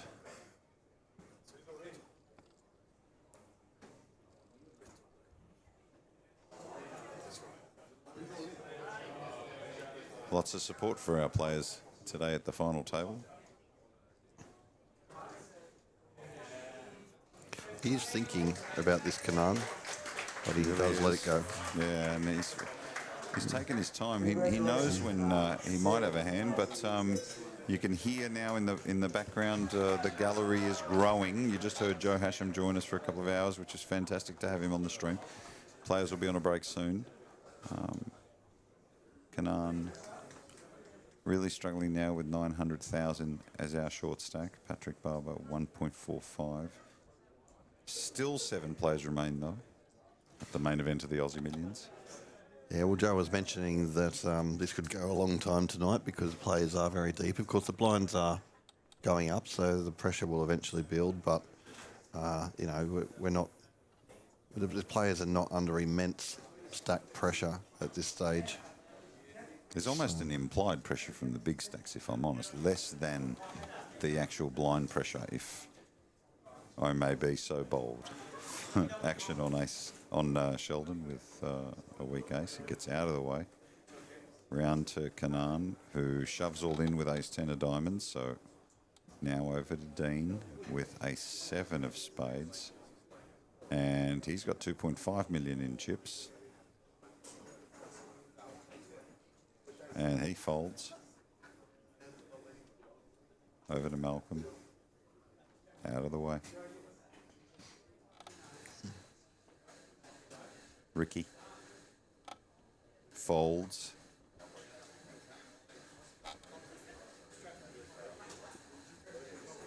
And there is our chip count, just confirming Kanan is the short stack. Patrick not far behind him. Dean Black with a double up earlier, moved up to 2.5. Positions trading a little bit, but nothing fundamental. Players trying to hang on because the next elimination will mean 211,750, but the one after that is 269. So if you can avoid elimination, you'll earn a lazy $55,000, $60,000 extra. And then those bubble payouts start to get a little bit bigger. So, as Joe said, patience is a virtue and profitable. Dean is going to raise it up with ace-8 of spades under the gun. Sheldon with pocket sevens will call. Over to Kanan, folds. Dean folds. Malcolm Trainer with pocket queens. We might get some action here. 16 million in chips before this hand started. So, as Ben said correctly, continuing to increase his stack, doing it the Malcolm way, whatever that really means. Round to Ricky, folds. Patrick folds the same hand. Round to Dean, initial razor. He's going to get out of the way, and Sheldon folds. So Malcolm Trainer taking a nice hand with pocket queens. He is the pre-flop aggressor. And we got one of my favourite players ever in the box with us once again, Mr. Van Marcus. It is beautiful to see you. I saw you talking to the world champ before, Joe Hasham. What were you talking about? Let us in. We were just talking about how incredibly successful the Aussie Millions has been. And we're so glad that it's back and can't wait to make it bigger and bigger as the years come. Yeah, there's no doubt. I mean, Joe was talking about that ambition, and that doesn't surprise me at all to hear. You've supported us here as a part of the commentary team, which has just been wonderful to have you. But also you represent both, you know, the player as well as the support staff and the ambassadorial role you have here. So where do you see it? Let's talk as a player. You know, Yeah. the value. Let's talk about what you see as a player and what are the players talking about? As a player, I mean, I'm loving it. Yeah. The action, the high stakes games, the big fields, the big prize money. Yeah. You know, I may have seen a video or two of you that will never be shown at a table with a lot of cash chips and yes. a cocktail of some kind, which I thought you carried well. Thank it's not you. easy to carry a cocktail Yeah. and a stack of chips at the same time. I think you know what I'm talking I about. know, And Billy yes. the Croc might have had something to do with Yeah, that. yeah. We'll come back to that in a second. All right. Malcolm Trainer raising it up with Jack 7 of spades. Patrick Barber has re-raised all in with Ace Queen. Over to Dean. Ace 6 of diamonds. Looks over and folds. Back over to Malcolm now, and he gets out of the way. Now, back to the cocktail. Yes. Tell us what led to this huge stack of cash chips. Very happy Van Marcus. Not that you're not a happy fellow, but you were extra happy. Well, it's always great when you're having a fantastic cash game session. That makes you even more happier. And I've been recently introduced to the lychee martinis. That's right. Yes. Yeah. So I was taking them down pretty fast. Lychee martini. That while sounds playing terribly some- dangerous. Yeah, especially when you're playing high stakes poker. Oh, wow. What a combo. But they worked well for me. I think I played better. I walked past that cash table while Van was playing, and you've got to understand how big this pile of chips was. I mean, it was intimidating for everybody else. I think you were there just to brutalise them. Yeah. Dean Blatt picking up pocket kings. Be a sight for sore eyes when you're a reasonably short stacked at a final table. Especially this one. I'm going to raise it up. See if he's got any customers. Malcolm here with pocket sevens in the hijack. Look at this. A very quick fold. That is a very disciplined fold. I would think that maybe he might have even called in position, but It might have got interesting anyway because Ricky has picked up ace king. I think it will get very interesting right now. So we've got sevens, kings, and ace king in the same hand. So far, we've only seen 3 hands. this hand should be an all-in hand. Oh, Ricky with 5.2, Dean with only 2.3. So Ricky here is going to 3-bet from 250 to 600. Folds round. Other players get out of the way. And it's back over to Dean. I don't think he'll waste a hell of a lot of time.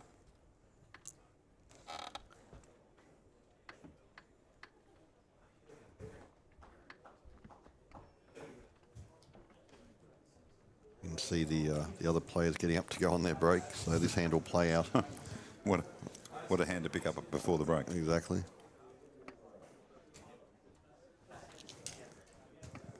When I'm on a table and a hand like this occurs, especially when in this final table, I would just stay and watch the action. And I would like to get some extra info about what's happening. Dean just announced all in. Yep, all in and a call. Here we go. Ace, kings. So ace king versus kings. The all-in player is Dean Blatt. So pocket kings versus ace king. Dean has pocket kings. And essentially, if we see an ace, yes, we'll lose our first player at the main event. Okay, 7 players remain. Will it be 6 at the end of this hand? We will be on a break. Might be good timing. The flop. The jack 5-6. You can hear the gallery calling for cards. The support for both sides. Kings ahead. The turn, an 8 of hearts. That doesn't change anything. An ace and only an ace to eliminate. The river 5 of diamonds. So, and just like that, we have a double up. 7 players still remain.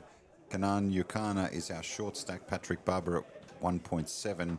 Ricky Vickers now at 2.7, and Dean Blatt has moved up the chip count. So we will take a short break and be back very soon at the Aussie Millions with Ben Blaschke and Van Marcus. My name is Paul Curry. We'll see you in about 15 minutes.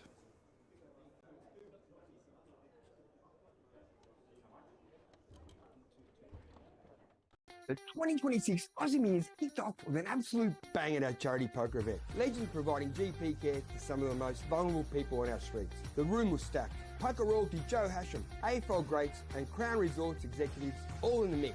And taking down the title, Andrew Bassett, St Kilda Footy Club president, crowned 2026 Aussie Millions Celebrity Event Champion. Thank you, Danny. Good luck, guys. Shuffle up and deal. Today we officially launched a series with a $1,500 no-limit hold'em opening event, expecting 1,000 runners and backed by a $1 million guaranteed prize pool. Van, what do you think of the opening event? Fantastic. We have, I think we have over 200 runners, and it's a new poker room, so looking forward to getting in there. I'm with Troy here, one of our tournament directors here at Crowns. Troy, how's day one going? Look, it's going really good so far. Still got 5 hours left of registration. Already got 224 players. Expecting quite a few more today, and then even bigger tomorrow. Super. Satellites are firing all day. There are plenty of ways to book your seat in the side events and the main. And for everyone asking, yes, the hats are here. Swing by the Aussie Millions merch booth next to the registration for hats and heaps of other slick merch. Plenty of satellites, plenty of shots, plenty of poker. We'll see you tomorrow for opening event Flight 2 and Event 2 Horse. Let's go!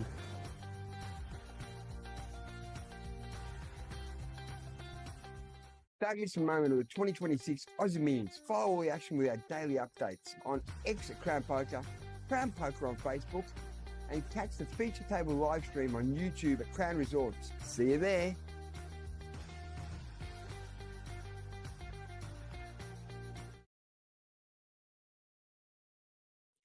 Today on Anzac Day, we remember those who served and those who gave their lives. We honour their courage, sacrifice and spirit, lest we forget. Aussie Millions 2026 officially underway, and what a start! Hello, welcome back to Aussie Millions 2026. Welcome back, Aussie Millions. Aussie Millions is back, baby. Opening event Day 1A pulled in a massive 406 entries, with 56 players bagging chips after a full day of fireworks. Leading the charge is Zin Lee, sitting pretty with a monster 810k stack, with James and Marcus hot on the heels on 671k, followed by John Chu 604k and Jason Wang on 563. All putting themselves in prime position heading into Day 2. Frankie B here in the Players Lounge, sponsored by Pepperstone Trading with David Gore, 2011 main event winner. David, what are your chances this year? I think they're good. As good as anyone else. Good luck, Dave. Hope you do well, mate. Yeah, I'm looking forward to it. Thank you. It's great. It's great that Aussie Millions is back.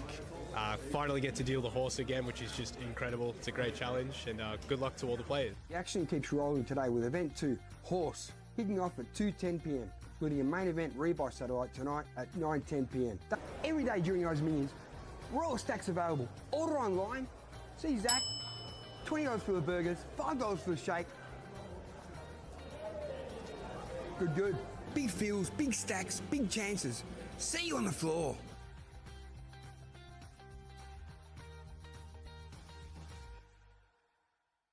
Don't miss a moment of the 2026 Aussie Millions. Follow all the action with our daily updates on X at Crown Poker, Crown Poker on Facebook, and catch the feature table live stream on YouTube at Crown Resorts. See you there.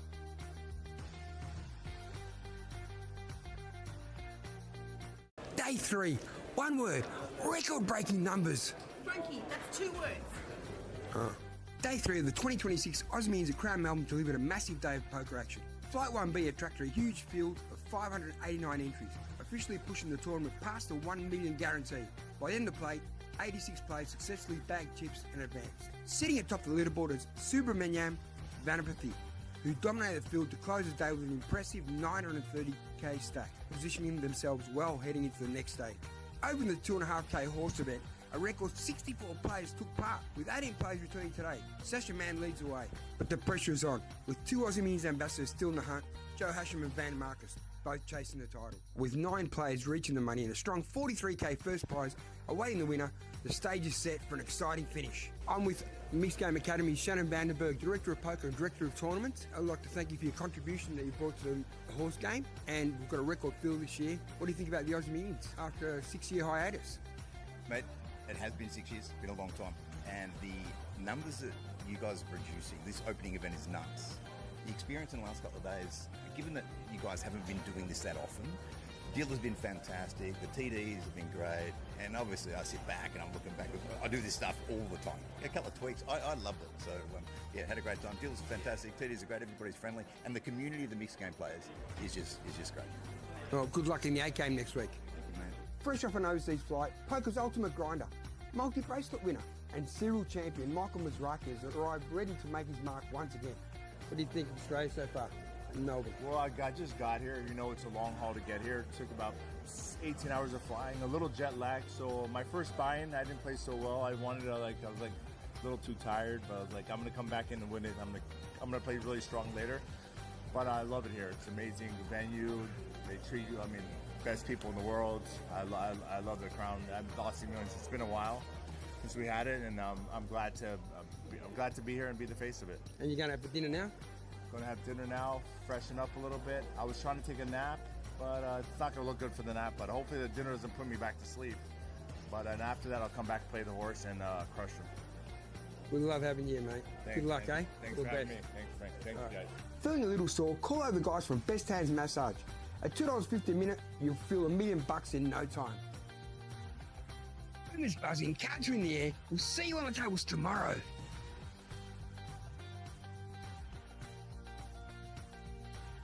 Don't miss a moment of the 2026 Aussie Millions. Follow all the action with our daily updates on X at Crown Poker, Crown Poker on Facebook, and catch the feature table live stream on YouTube at Crown Resorts. See you there.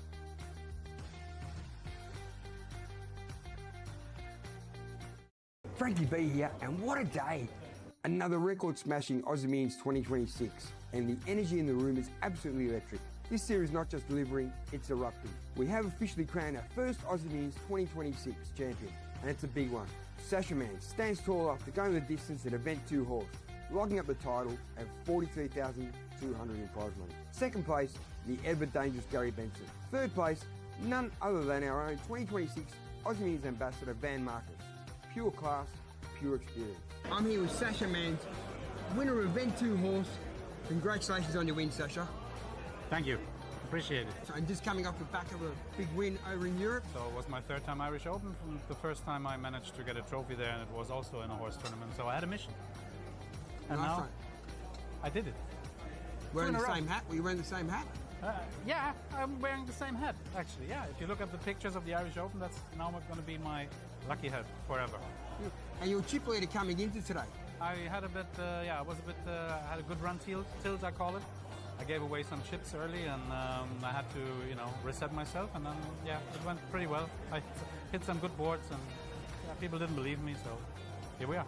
Excellent. So we've had a German take out first event, Event 2 in a horse. Congratulations again, Sasha. Thank you very much, Frank. I'm here with Van Marcus, 2026 Aussie Millions ambassador. Just played Event 2 horse and came third. How do you feel, Van? Feeling pretty good. Yeah, it was good. It's a good start to the series. Obviously, I wanted the trophy, but the prize money is nice. I played with a lot of great players, and it's a good start. Save yourself for the big one, right? The main event? Yes, done. Thank you. Good. What a way to kick things off. Legends on the podium and the first trophy awarded. And then Event 1 went absolutely nuts. The final two fights came in red hot, taking the total number of entries to 2,144. The $1 million guarantee absolutely annihilated, with the final prize pool a monster $2.787 million. 355 players returned to battle. 268 players will cash, but only one will win it all. Minimum cash is $2,800. Up top, and absolutely eye-watering $438K. Leading the charge into Day 2 of Event 1 is Joe Sandev, sitting atop the leaderboard as chip leader with a towering $990K stack. The target is on his back, but he's got the ammo. Today we've also got the top crushers battling it out for the 5K 6 max. Swing by the merch booth and grab an Aussie Millions stubby holder. 7 different styles and only $10. Buckle up, because this is only just getting started. Don't miss a moment of the 2026 Aussie Millions. Follow all the action with our daily updates on X at Crown Poker, Crown Poker on Facebook, and catch the feature table live stream on YouTube at Crown Resorts. See you there.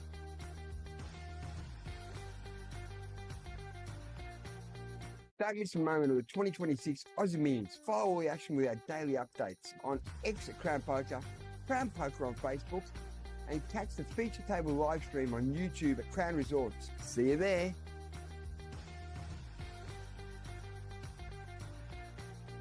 Just when you thought the 2026 Aussie Millions couldn't get any bigger, we're breaking records all over again. Momentum is absolutely electric. Event 1 has reached a point where legacies are made. We're down to the final 20 players and it's Spencer Davies setting the pace with a dominant 11.2 million in chips, putting himself in prime position as we head towards the finish line. And from here on out, every decision, every pot and every hand truly matters. All remaining players have now locked up 16,500, but let's be clear, that's not the goal. Sitting at the very top is a massive 438.5k first prize, and the action doesn't stop there. Event 3, the 5k 6 max, is officially a beast, already boasting a $1 million prize pool, stacked with elite talent and fast-paced poker at its finest.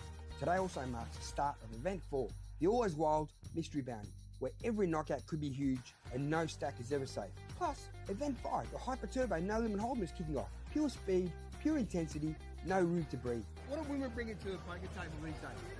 I think women want to be seen as just poker players, not women poker players sort of thing. So I think, it takes a lot of guts as a girl to step up into a room or even just a table full of men. It's quite intimidating. So if you see ladies out there, trying, just try to be nice. Yeah, most treat them the same. Yeah, most gentlemen are beautiful out there. I've never had any issues. I love all the poker boys. I've got so many great friends. But girls are generally a little bit scared. Yeah, Good on you, Tatiana. So, enjoy the event. Thank Love you. it. Nice to meet And you. you too. I'm here with my friend Kate. After a 6-year hiatus, Aussie Millions is back. What do you think, Kate? I'm loving it. I think it should be here more often and we need to get more women involved in poker. I love the game. I love how exciting it is. I love how Crown's brought it back. And we're going to have a great, great tournament. We want you all here. Excellent. And Jennifer Tilly came years ago. I love her. She was one of the reasons why I got into poker. I love the way she plays. She's so stylish and I love glam in poker. So, it brings a little bit of fun and excitement to the game. And yeah, I just think she's amazing. Yeah. We're so glad to have you here. Thank you. Yeah. Feeling thirsty? Grab a Peroni for $9.40 at the Lumiere Bar, right next to the poker room. Can't go wrong. Records are falling, pressure is rising. This is the Aussie Millions and day 4 is absolutely delivering. Don't miss a moment of the 2026 Aussie Millions. Follow all the action with our daily updates on X at Crown Poker, Crown Poker on Facebook, and catch the feature table live stream on YouTube at Crown Resorts. See you there.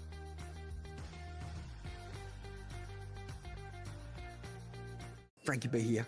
It's your day 5 wrap from the 2026 Aussie Millions. Let's go! And we've got champions, chip leaders, and a whole lot still to play for. Event 1, the $1,500 No Limit Hold'em, done and dusted. It's Josh Deuce standing tall, taking down the title and a massive 438k payday. Huge result, huge moment. I'm here with Josh Deuce, winner of Event 1, $1 million guaranteed, $1,500 No Limit Hold'em. Josh, how do you feel? Man, incredible. It was, big 3 days, like one of the biggest fields I've ever played live. And it's just awesome, like first tournament in Aussie Millions this year, and it's awesome that it's back. It's just incredible run. Got really lucky, but yeah, it was amazing. 6-year hiatus, and you're our first event winner. Yeah. Great. Yeah, it's insane. So I'm definitely excited for the rest of the series, but it's awesome to get a win in the first tournament. Is this your biggest win? Yeah, by far. Previous live biggest cash was like 40,000 Australian, so yeah, biggest win by far. That's fantastic. And you're from the Gold Coast, yeah? Gold Coast, yeah. But yeah, love coming to Melbourne. Like we come all the time for Formula One, the tennis and stuff like that. So it's awesome that the Aussie Millions is back, and yeah, look forward to it. Now you played in 2018 in this same event. Yeah. Tell us that story. Yeah, so I think it was one of the first, if not the first, Aussie Millions event I ever played, so 8 years ago. And yeah, got a cool photo with Shane Warne, obviously, yeah, an Australian hero. And yeah, it was kind of cool to win the same event that we played 8 years ago. We've had record numbers here at the 2026 Aussie Millions. How's the experience been for you? Look, it's been probably the best in Australia by far, and it's just amazing for Aussie Millions to come back.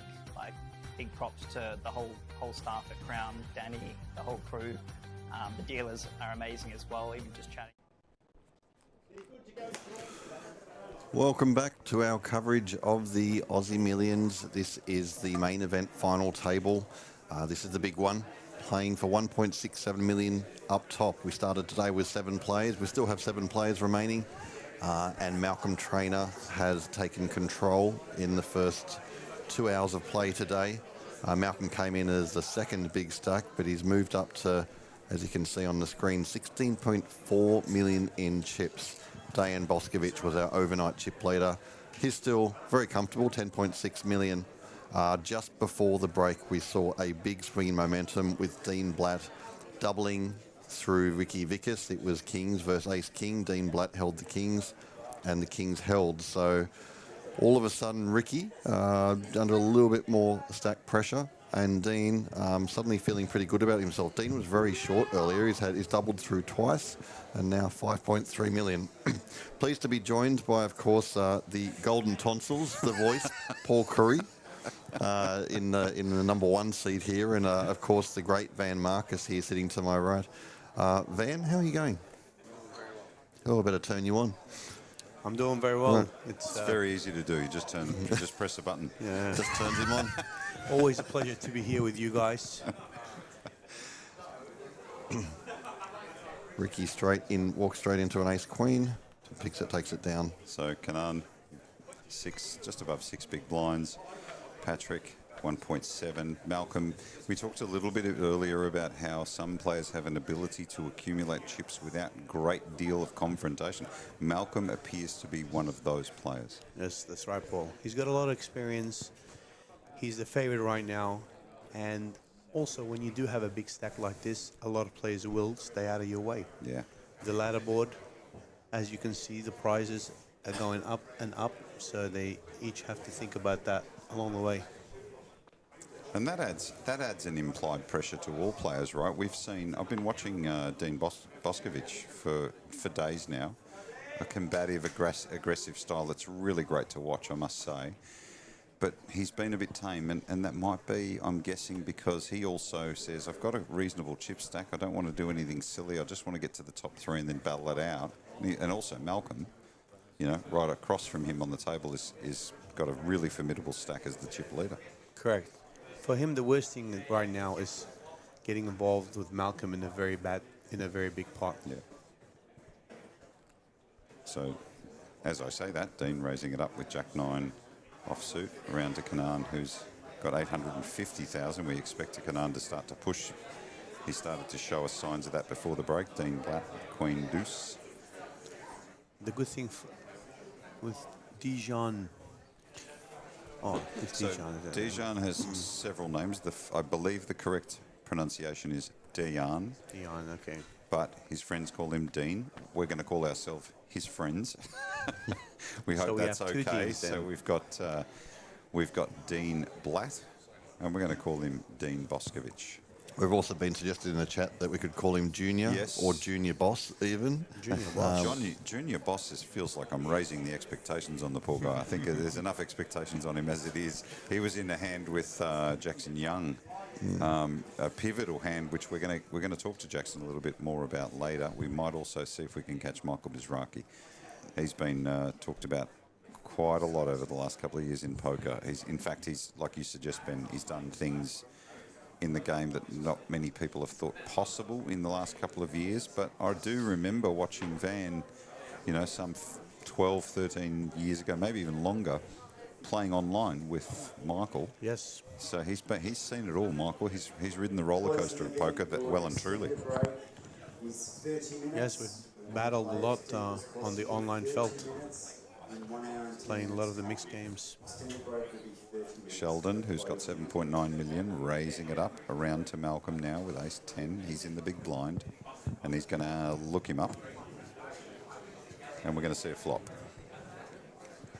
So the big stack versus Sheldon, who's at one point was one of our chip leaders. Sheldon playing a great tournament to get here. Flop comes 8-8-6. Malcolm checks. Tread with caution, as he does, right, Van? So you're playing this hand a little differently and a little carefully. The turn is a 7 of spades, so Malcolm now with a straight draw. Sheldon Usually, Paul, these middling cards hit the big blinds defending range. So with hands like Queen Jack suited, checking back the flop is generally a good idea. Yeah, and that's exactly what happens. Malcolm bets, Sheldon folds. We still have 7 players. Canaan, the short stack, now really needing to make something happen under 6 big blinds. And, you know, when you're at 850 and the chip leader's at 16.7 million, it's really hard to ignore. Very hard to ignore. Yeah, I assume the last thing Sheldon wants to do right now is get in big clash with Malcolm with a less than premium holding. And really, all of our short stacks so far have doubled up. Yeah. So everybody being patient. As you said to me during the break, Van, patience is probably one of the most underrated qualities of a poker player. Right now, just being patient will earn you another 50 or 60 grand in the pay jump. Right now, I think everyone's going to be playing pretty honest. They shouldn't get out of line. They're looking at Canaan's stack and trying to make sure they ladder. Action is on Canaan with 9-10 of diamonds and moves in very quickly.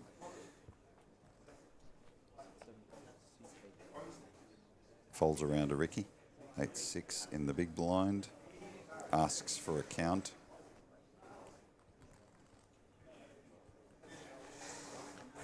I don't think Ricky can call this, even though it's 6-7 big blind shove. You are correct, Van. He folds. So Canaan climbing back up to 1.2 million. There is the aggression frequency, which of course you will see Malcolm at the top of.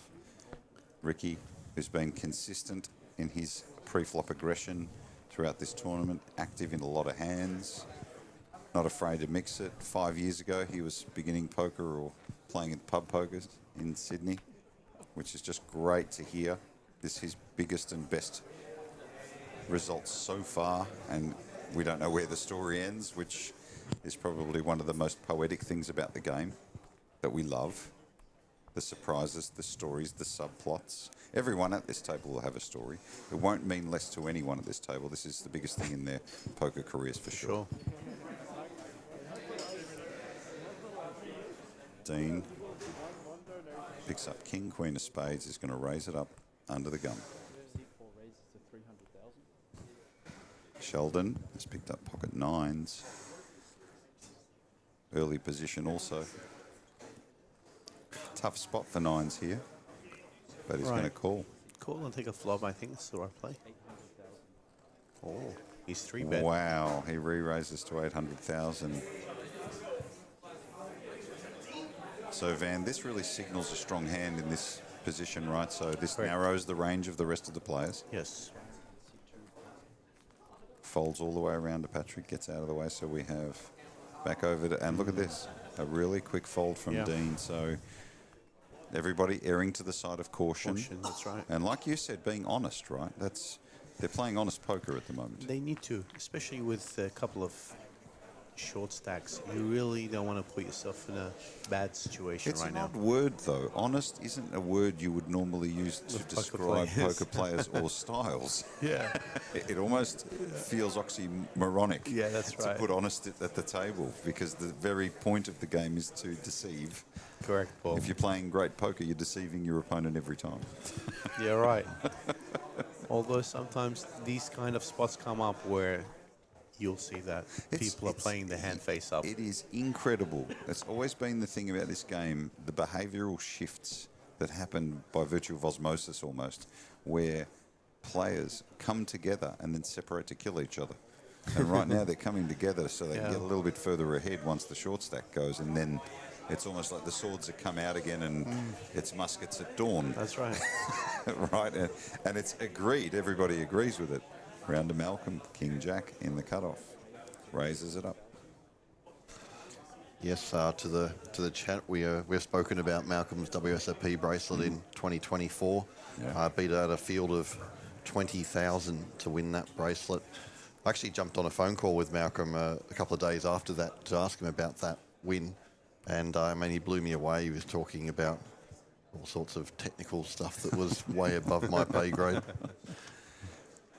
Yes, the analysis really deep in these kind of spots. Population mapping and all this stuff. Yeah. Ricky has picked up ace queen here. He's on the button.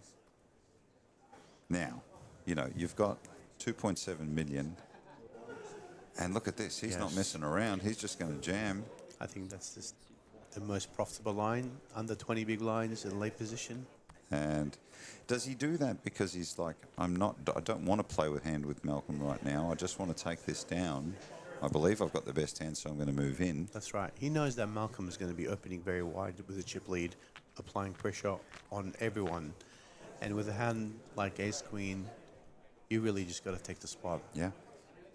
Because you'll increase your stack and you have the best hand almost always when the chip leader is opening and playing so aggressively pre-flop. We are seven-handed. 770 players, and we are now seven-handed. You know, 6 eliminations away from crowning a champion. The spot that we're in right now, actually, Paul, reminds me of a saying, the enemy of my enemy is my friend. Yes. So this is how it's working right now. So everyone is actually friends with Malcolm as long as he's busting the rest of them.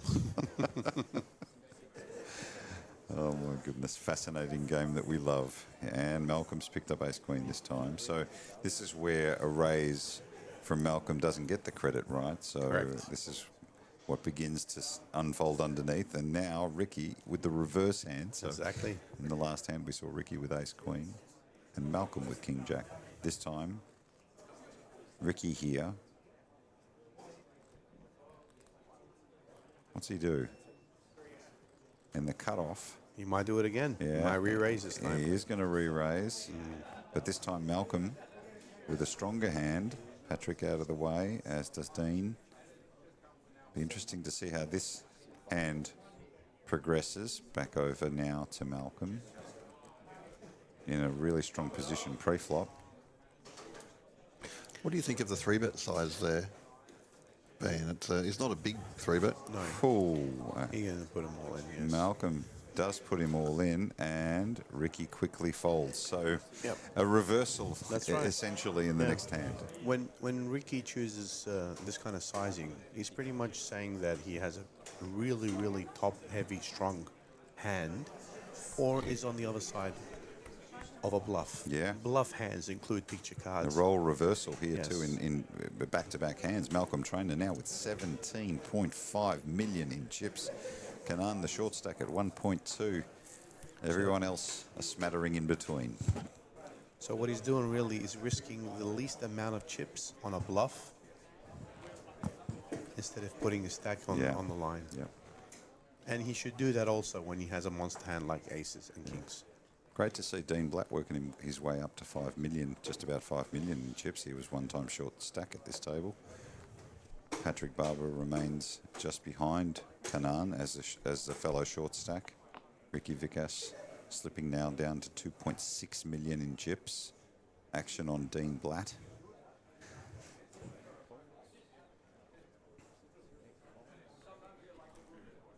Malcolm has been in the spot before. He's the most experienced, I think, and very comfortable on this table. Round to Dean on the button with 10-8 of diamonds. Raises it up. Over to Sheldon and Kanan with Jack 10 offsuit. The raise 400,000. Kanan looking quite almost visibly frustrated, but will be disciplined and fold and hand the blinds over as he continues to try and battle to stay in this final table to give himself a chance at $1 million payday. Top two, 1.001 million for second prize, and first prize 1.667 million. It's going to change people's lives as well as, of course, the title. We talked a little bit with Joe earlier, Joe Hasham, Van, about ambition for the Aussie Millions. Even on top of this resounding response from the poker community saying we're back, over expectations have been met now, if that's the right way of saying it. Yeah. And what's next? We know that Crown will come back bigger and better next year. Of course. As they will. But Joe also wanting to be centre to that, you know, because he also has ambitions to take Crown there as well. So what about yourself? What are your thoughts? We all want that to happen, Paul. Yeah. You know, I haven't been this excited about poker for a very long time. The Aussie Millions has always been one of my favorite events worldwide, and just great to have it back, isn't it? It's just, yeah, fantastic. It's like riding a bike that you love riding, of course. We are raised, just joining the action, Malcolm Trainer raised it up with pocket fours, so 17 million in his stack. Interesting that Dean Boscovich has just called here, so again, doesn't want to mess too big with the big stack. Ace Jack of clubs, might have seen Dean re-raise in other situations, but this time... Correct. The flop, 9, 5, 6, and 2 clubs. That is a monster flop for Dean. Pocket fours for Malcolm. Action is on Malcolm. He checks.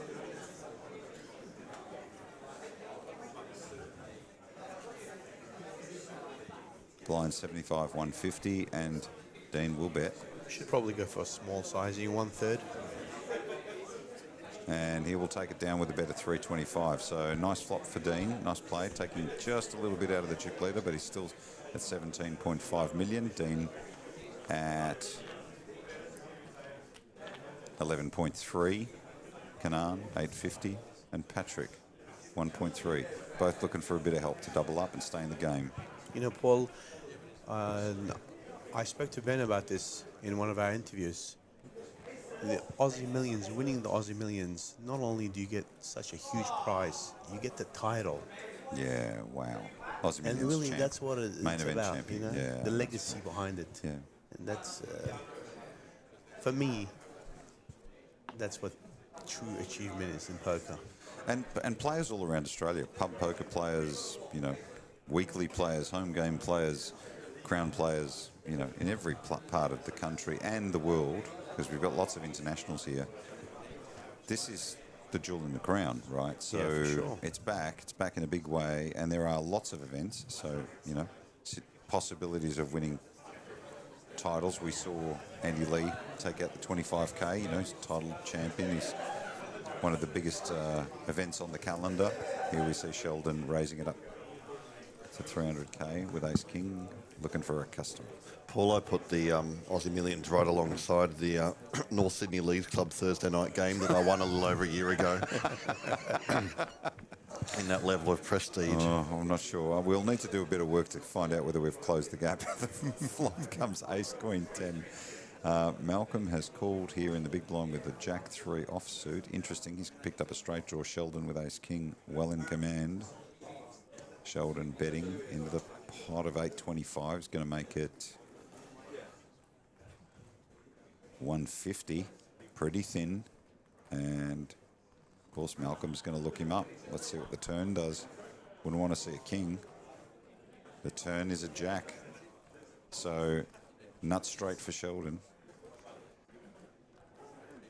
Malcolm really with nowhere to go other than a chop.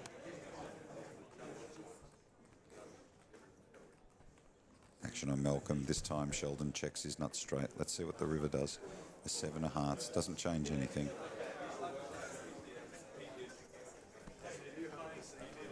Malcolm. Let's see if Malcolm falls for this trap.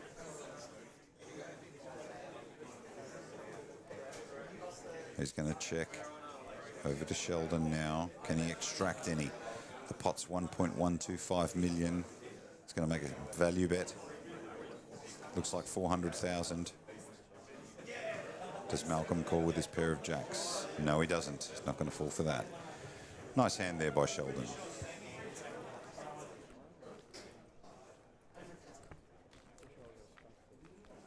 Big shout out to our partners at Pepperstone who've been with us throughout the entire Aussie Millions. They are a terrific trading platform for both crypto and financial services, so look them up. Huge partner to the Aussie Millions. Of course, we have our media partners, Poker Media Australia and Poker News, bringing to you both live webcasts, which you are watching right now, and editorial updates around the clock. as we bring it home and crown a champion. What a fortnight of poker it's been. Breaking records since we began. But tonight we make 2 players millionaires. And the room knows it. A real gallery of players in support and family and friends and players, former champs. And there's still games going on. That's where Michael is, Michael Mizraki. He's currently playing, so we'll try and strip him off the table. Dean Oskovich raising. Here we go. Raising it up to 300,000. Kanan has jammed with ace-jack. This is most certainly a call. Yes. You can hear that, so we have an all-in situation, and Kanan, you can hear Dean calling out to his team in the gallery, saying no ace, no jack. The all-in player is Kanan Yukana. Lives in Melbourne. Made a great run. Will he be the 7th place finisher at the Aussie Millions main event? Will we lose our first player? Pocket nines versus ace-jack. Again, ace-jack, the all-in player. Can Dean eliminate him?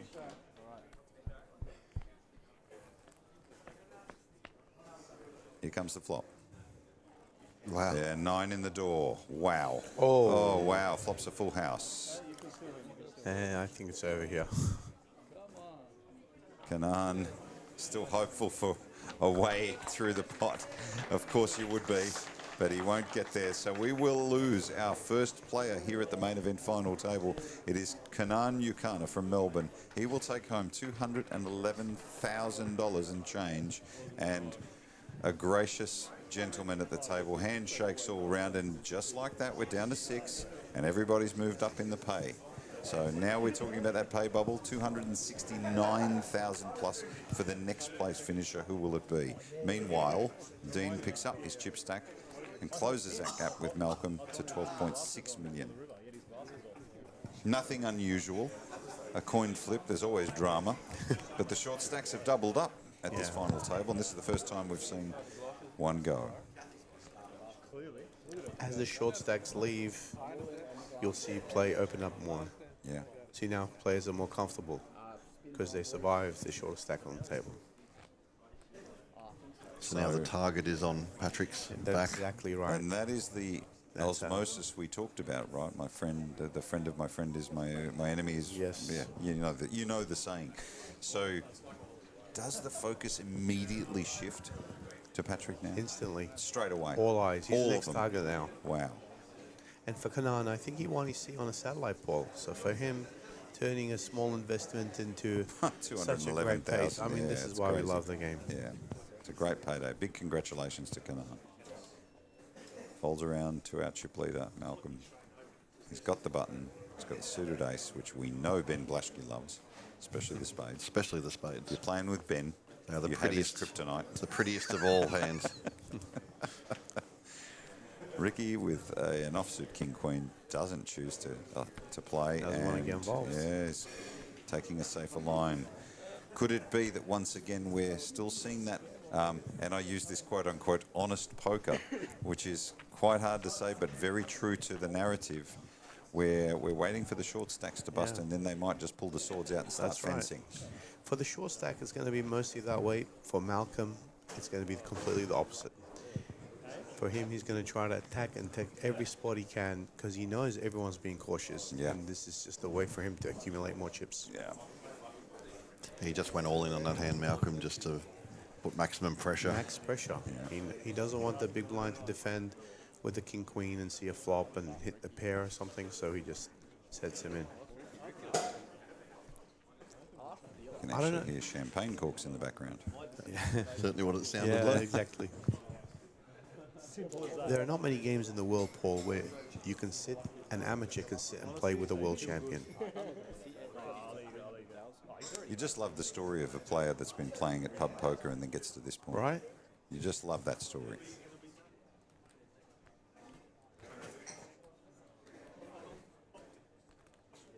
Malcolm Trainer has raised here to 300,000 in the cutoff, and Ricky is not messing around. He's going to jam here with Ace King for 2.2 million. We're at that point now. They don't want to play hands with him. They want to just put him under pressure directly. his stack size is good enough to shove. I mean, even though Patrick's got less chips than him, his hand's too powerful. Yeah.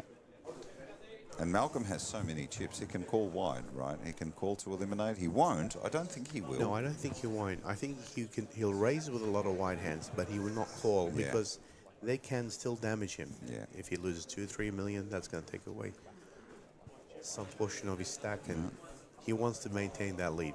So far, Malcolm's game has been really impressive. He's done it with aplomb. He's been involved in a lot of hands, but he hasn't got himself tangled up in situations he doesn't like. Dean Blatt's the quiet achiever is Dean Blatt, you know, guy who's in form, and he's just got himself to 4.5 million. Not many people have noticed, and he's done that really, really well. A bit under the radar, if I'm honest. Sheldon and Dayan, or Junior, or Junior Boss, or Dean, or Junior Boss. He's been consistent. You know, he's worked his way just slightly up to 12 million, which is really, really good. Patrick, our short stack, really needing to make something happen. Ricky slipped. You know, he was sort of around 5-6 million. He's come back down to 2.9, but still well in the game. I'm going to pick Junior Boss. Actions on Junior Boss. Raising it up. Of course, calling him Junior Boss because his father, also Dean, is also a regular, has been over the years. They've played together a lot on WPTs up on the Gold Coast and various tournaments around the country. What a very cool thing for Dayan and his father to experience together. And a very good player, his father too, very accomplished player. Listen, if I was the father, I'd be telling the son, you might need to permanently cut me into your successes right now. Just great to hear fathers and sons playing the game and passing the game on. If my sons are listening, not yet. Not yet. I was watching a video on social media yesterday of in Japan of like a poker tournament, not for money, with young children, 6-7 years old, all playing, and their parents there with them, just teaching them how to play poker. It's sort of a mind. I got a bit scared about how you framed that, Ben, but it wasn't a cash game. It was purely for, I don't know, matchsticks or something. Sure it was poker or a different type of card game? No, it was poker. It was almost a tournament setup. Well, I can tell you that one of these kids will probably become a world champion if they're practicing at 6 years old. They're starting at that age. I believe the idea was to, get the mind thinking and think about strategy and all that. But certainly it divided the comments. But it was pretty interesting. I'll bet it did. I've had a few heads-up sessions with my daughters, actually. How'd they go? I let them win. Yeah, I bet you did. I bet you Thought did. you might have Daddy. crushed them to teach them a lesson. No, I know. I've seen what happens. Van will go to mashed potato, mate. There's no doubt about the it. daughters. Maybe if I had a son, I would just rip into him. But yeah. I think what poker teaches, one of the skills that poker teaches, besides psychology, is mathematics, and it's always good to have a lot of knowledge in life about maths, and it sure is. Can help you in a lot of aspects of. If you're just joining the coverage, we have lost a player at the main event final table. We are down to 6 now. The next place finisher will earn over $250,000. In fact, they all will. But the next place finisher will earn $269,500. So just under 270 grand. But that's not what they'll. All these players will be shattered if they win $269,000. They will be disappointed. That is the part that if you're not a poker player, you don't really understand. But every player here will walk away disappointed unless you're the one that takes home the title. And they can taste it, can't they? Yeah, you'll never be this close to the glory. So Patrick Barber, our short stack, has now moved in with ace-5 of clubs. Beg your pardon. Sheldon folds round to Dean, small blind, and he's done this into the big blind. A little terrifying, but he didn't seem scared. Round to Malcolm now.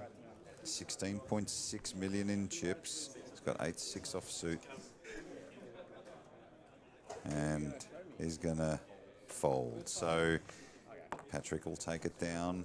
Not this time, he says. There are the payouts, 269, 346, 466. As I slow down, the numbers get bigger, 635, top two over $1 million. What a gap between now. 6th place to first, 1.4 million difference. Incredible. No wonder the players are taking every opportunity with caution. Of course. They really need to focus on every decision and give it their best. Like you said, this is a lifetime opportunity, and you never know. You never know if you'll get back to the spot again. Absolutely. You wait a lifetime, right? You can wait a lifetime and not see this moment. So. For sure. I'm still getting used to the back right turn off. I don't know about you, so when you say 2 out of 3 getting it through. It's good to see they're having a fun little chat on the table. Yeah, it's nice and loose. Initially, of course, everybody really nervous. It's kind of a lot of pressure until it normalises. The gallery behind are friends and family and other players here at the Aussie Millions as other tournaments go on.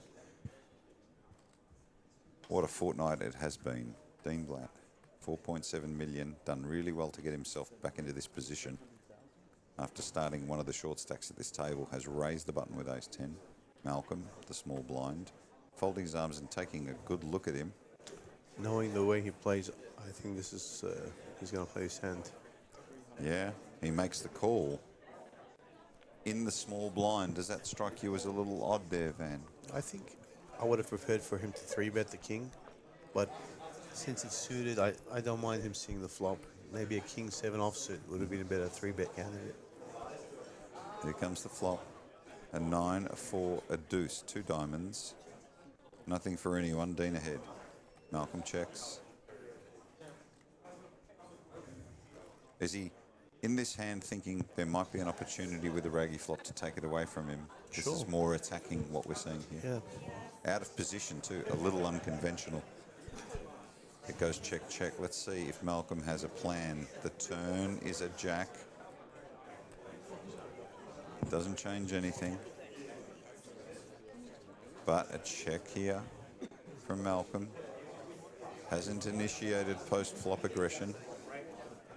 Just in the hand with Dean, trying to potentially tempt him to bet. Dean will probably check back here. Checks back. And that opens up the door for Malcolm to bet this river. The river is a 6 of diamonds. With the way the action went down, Paul, Malcolm knows that Dean has ace high here. And without a pair in his hand and just a king, he's going to have to take it. He's going to have to make him fold this ace. And Dean's looked straight at him with skepticism is my guess. He doesn't like it. Look at this. Having the ace of diamonds is a good card for Dean.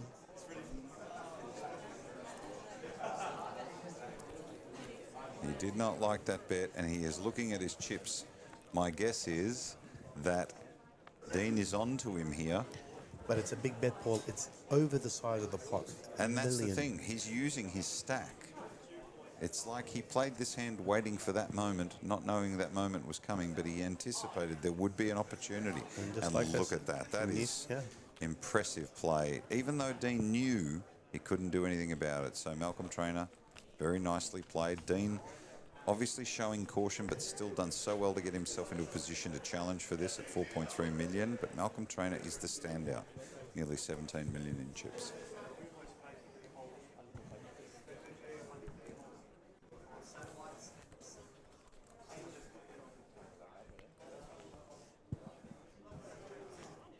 Our team at Crown working around the clock, all the dealers, all the team, the technical team in the background, especially the technical team. We've run into a few issues this week and they've resolved them.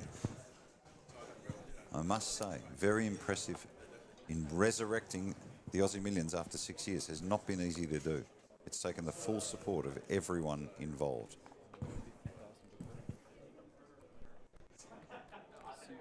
Dejan Boskovic with ace-jack of diamonds, raising it up to 300,000. Blinds, 75, 150. Round to Malcolm with a weak ace. Not going to get involved this time. And folds around to Patrick, our short stack, who has 975, and he is not going to get involved either. So Patrick really needing to make something happen now. He's got 6.5 big blinds. We have seen, you talked earlier, Ben, about the short stacks taking even caution here. And of course, money aside, lots and lots of players are not electing to jam in this situation unless they take the initiative themselves. Often even calling raises and trying to catch flops. It's just the fear of busting when there's other players who can bust first, and you know, the massive pay jumps in between. And that's really the right way of doing it. A lot of yous might look at the way that these guys are playing and say, hey, this is too cautious. Maybe they should take some chances, but really the right way of playing is what these guys are doing. And it's endgame. That's it's right. A different game. It's not the same. So when do you think play opens up? How many players left before? I think when stacks get close, then play opens up. But the way we're seeing it, it looks like Malcolm's just going to keep putting pressure on these guys. And for them, laddering up is the most important thing right now. When we get to three-handed, I believe, it's going to be more of a fight. Yeah, we'll lose. I think 2 more players and we might start to see some Yeah, action. that's right. Depending on who eliminates, of course. Cheers from the gallery. Lots of support. 6 players remain.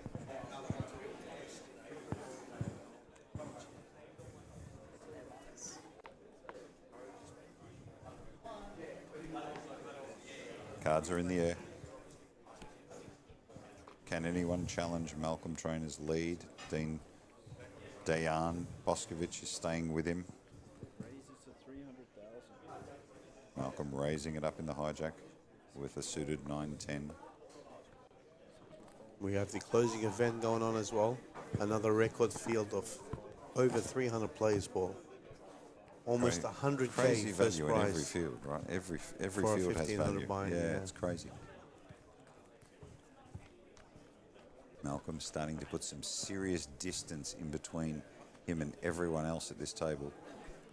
Dean hanging in. Patrick really needing to make something happen if he wants to challenge. I saw the 5K Omaha van that you played in as well. Yes. 222 runners. They're just about down to their final table now, getting very close when I checked earlier. I cashed in that event. I came 24th. How many caches? Is that 3 or 4 caches for you? 6 this 6 series. caches. So So well sorry during if I... the Yes. series, yeah. I've played 7 tournaments, cashed in 6 of them, and made 2 final tables. So I've had an amazing series, and yeah, everything's going pretty well. Were you playing well? But I asked Joe this question. Were you playing well before the series, or did this? Because Joe said he wasn't playing at all. He came into good form here. Was it the same for you? I mean, I'm always trying to keep sharp, especially when I'm playing online. But I was well rested. I had a short break recently. Always good. Always good to have a break. Been looking after my health and hitting the gym. I think that kind of stuff really helps your mental You game. are looking svelte, my friend. Let me tell you. Thank you, Paul. Appreciate it. We've got a bit of audio interruption coming through. If you're not getting that,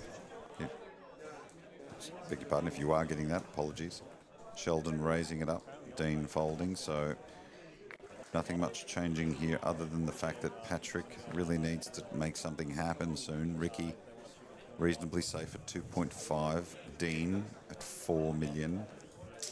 Frankie B is in the house. 6 Anything big could lines happen. for Patrick. It's really in a very dangerous zone. He needs to find something quick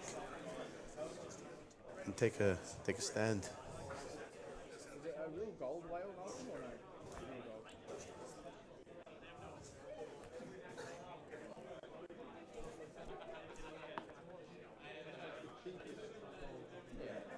It's a very classy one, though. I like the You can see Danny McDonough there sitting in the background a moment ago, taking it all in. No, I really like your watch. Runs tournaments like Swiss watches.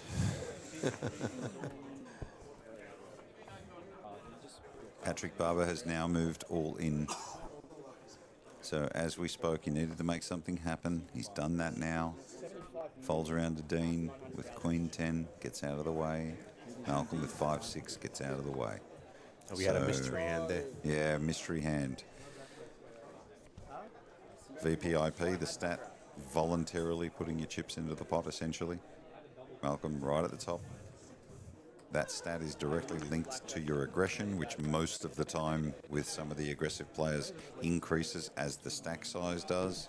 Sometimes you see players with high VPIPs not doing much. It's usually because they haven't got the chips to do so, but those who get them, they tend to use them. I just want it to be 15 bigs effective, 3-handed spin goal territory, please. And we'll get the multiplier on. Shout out to our audience out there who are engaging in our chat, both home and abroad. Our wonderful audience from Japan who engaged so much. It was great to see him in the 25K when we had Kei Tanaka at the final table of the 25K. That was fabulous. Hope they're listening. Thank you for supporting the Aussie Millions. 6 players remain in the main event. I'm sitting with Ben Blaschke. My name is Paul Crew, and we have the great Van Marcus with us. Thank you, Paul. I think he's signing autographs.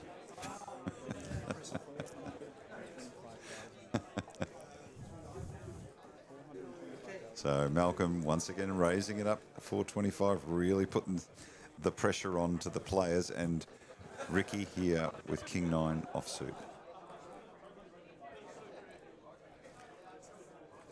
The only autograph I need, Paul, is yours. Won't get you much, mate. I'll just take you to Nando's, our favourite place when we. Yes, we go I for a remember bite. that. It's a good feed, better than most. Although I must say I've been very spoiled this week at Crown. The food here is just incredible. Ben and I have should have started up a food blog, really, or put it into the poker. We should add that next year to the Poker Media. Well, I think we've had so blog. much sushi this week. There's no fish left in the sea.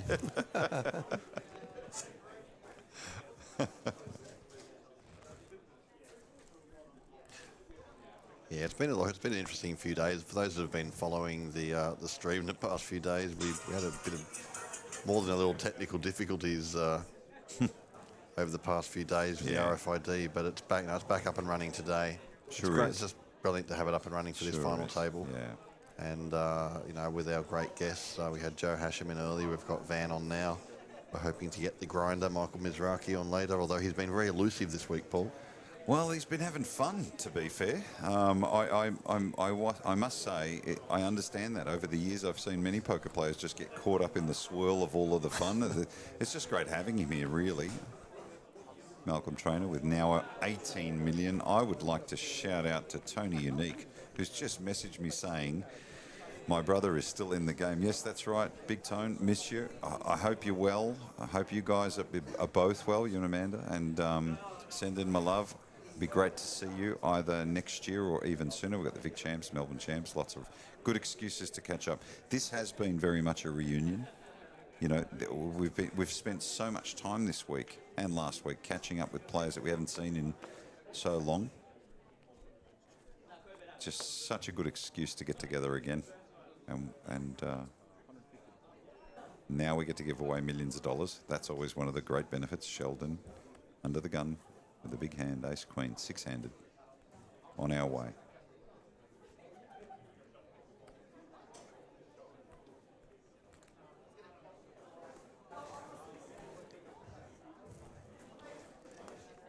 Sheldon's maintained a pretty good stack, actually, in the face of it. He's kind of also been steady, whilst some have diminished, he hasn't. Yeah, he hasn't had a whole lot of good spots, Sheldon, but he's just been chipping away, maintaining that stack, as you say. This ace-5 hand, ace-5 suited, a lot of these young, upcoming players use it as a good bluffing candidate. That's exactly what he's doing. 3-betting to $1 million now, so we're seeing Malcolm now putting a lot of pressure on Sheldon. Sheldon, even with ace-queen, is very uncomfortable here, and wouldn't be surprised if he lays it down. Oh, wow, Van. You have got that crystal ball. You've had it for a couple of weeks now. I want it. And that's got to be about pay jumps and the sharks Exactly. circling around Patrick's That's stack right. and making sure that they don't do anything silly. For sure. Even if he wanted to call, even if he knew he had the best hand, he's going, I'm going to just take caution into this final table and make sure I cash. Ladies and gentlemen, just stop everything. Turn the broadcast off. Billy the Croc has just walked into the room. I'm now very concerned. The crocodile is here. I don't know if that was a walk or a prance or a dance or... The crocodile I have no swim. idea. My goodness. Thank God we don't have 4 headsets.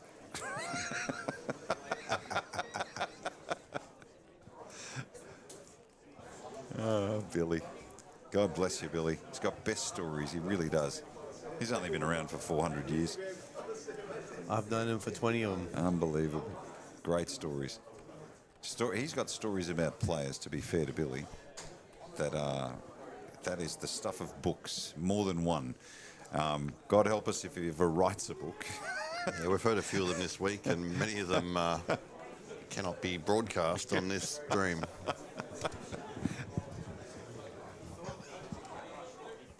So now Patrick Barber, the short stack at 900,000, really trying to make something happen. And of course, Malcolm now up to 19 million in chips. He continues to put the pressure on and raise and take these players into uncomfortable positions constantly. Yeah, and after the next break, they come back, the blinds will be at 100, 200, and that's just starting to pull a bit that pressure more on the likes of Patrick and Ricky, suddenly starting to look quite short. Folds around to Dayan, who's on the button with 9 deuce and just going to stay out of the way. Sheldon folds the small blind. Big blind takes it down. There you go. They are the chip counts. The next place finisher, 6th place, will take home $269,000. Strangely, to those who don't play this game and don't understand, that will not feel very good.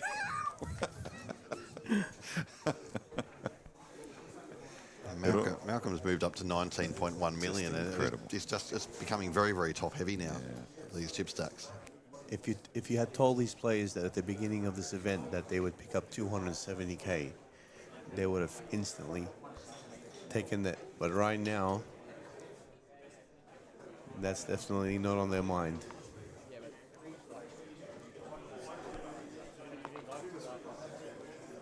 What's your biggest score, Van, in a live? I've had several $300,000 US cashes, so around 450, 500,000 Australian. There was one in Cyprus and then another one in a few of them in Vegas.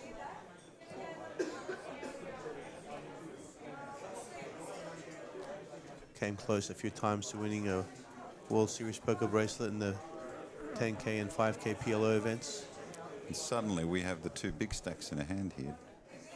Dayan has raised in the cutoff. Malcolm, we don't know what his hand is. He's in the big blind, electing to call. Flop comes 9, 6 deuce, rainbow flop.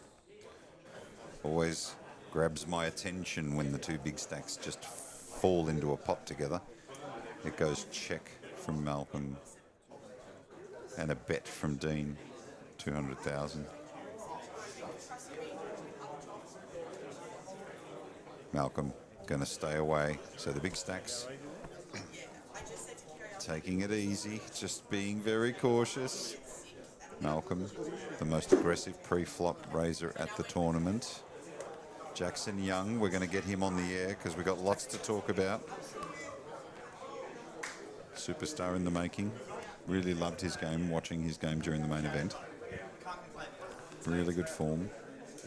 Busted the bubble boy, to the relief of many in the field. Yeah, Josh McSweeney. Josh against Josh McSweeney.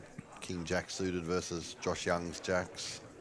Josh McSweeney flopped a flush draw but couldn't get there, and the bubble burst. After a bit of a sweat for a number of players in that bubble. That went for about an hour and a half, that bubble. Absolutely.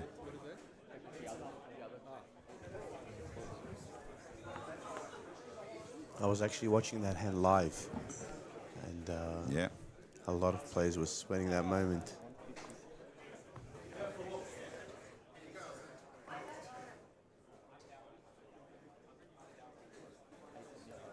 Patrick now, the short stack, is going to jam 900k under the gun. He's seen an ace and he's going with it. Does he have a customer? Well, Malcolm's picked up an ace, but he folds. Not good enough. And he's going to take it down. So Patrick survives and climbs back over to 1.2 million, 8.5 big blinds. That will feel a relief just for a short while.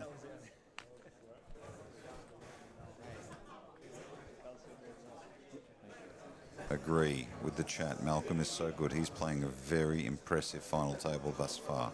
Really taking command.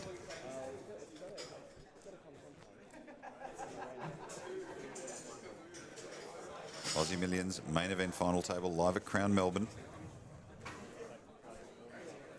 6 years since we last saw the Aussie Millions Championships, and suddenly, thanks to Crown, they've brought it back and the players are thrilled.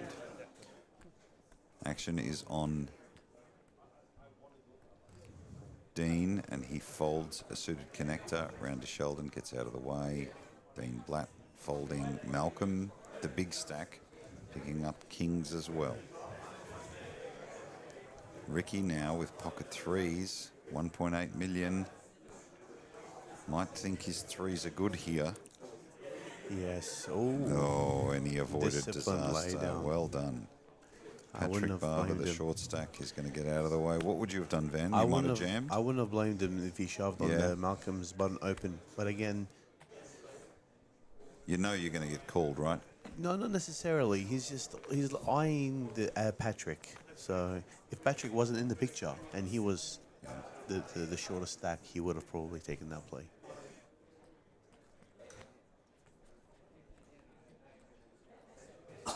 Well, you know, I see Frankie B is like the James Bond of this room. People want to take photos with him, and has Frankie B got a side to him that you guys know about that I want to know? Because he is elusive and he's involved with everybody. Everybody wants a photo with him. This has been Frankie B. What can I say? Doing great, looking good.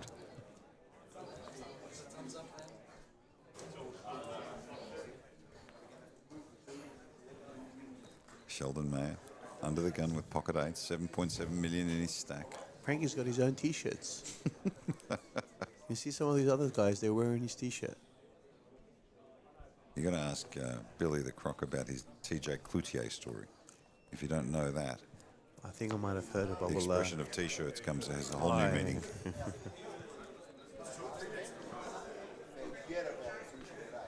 And the action continues. Malcolm Trainer, our chip leader here at this main event final table, 18.95 million in chips. Patrick Barber, our short stack, at 900,000. Charlie thinks everyone should go all in on just a blind flip. I like the way you're thinking, mate, but it's difficult to do that when you're playing for $1.7 million. Yeah. Somebody's asking whether one of the voices is Grant Levy, good old grunter. I haven't seen Grant in a while. Great player. Really enjoyed working with Grant in my time. He came in and worked with me as well. Well, Grant's a Dragons fan. So Grant's a Dragons fan who have not won a game this season, so Grant might have gone underground. Might never see him again. Yeah. It's funny that happened to my friend Dean, the Tottenham fan. We'll see tonight. Well, here we go. Dean Black raising it up to 300,000. Diane with Ace Queen now. These two are going to mix it up.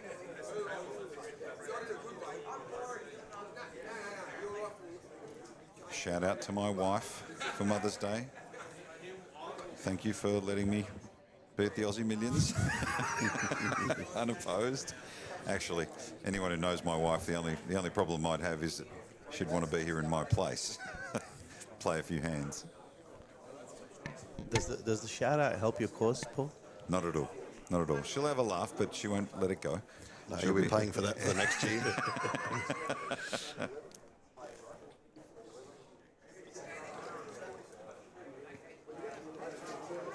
Now, Dejan has re-raised here to 1.1 million, so he's put Dean Blatt in the hurt locker a bit. He has. And if they weren't getting it from Malcolm, they're getting it from Dean. He puts the time card in. Dean Blatt has worked his way from one of the short stacks at this final table to be in a position of strength with 3.7 million in chips. And to potentially challenge if he can get a little bit of luck and play well. Dean Blatt moves all in. Wow. Wow. What a move. Dejan did not expect that. You saw it by his reaction. Dean Blatt with a huge move. That took everybody by surprise. King 10 of hearts under the gun, raises. Dejan Boskovic, 3 bets, and Dean Blatt jams for nearly 4 million. He's asked for a count. Look at this. It's put Dejan in a bit of a world of hurt here. He's not sure what to do. It is a great poker move. Look at this. He's folding, but he's kind of asking him, what did you have? He wants to know. He wants to know, will Dean show him?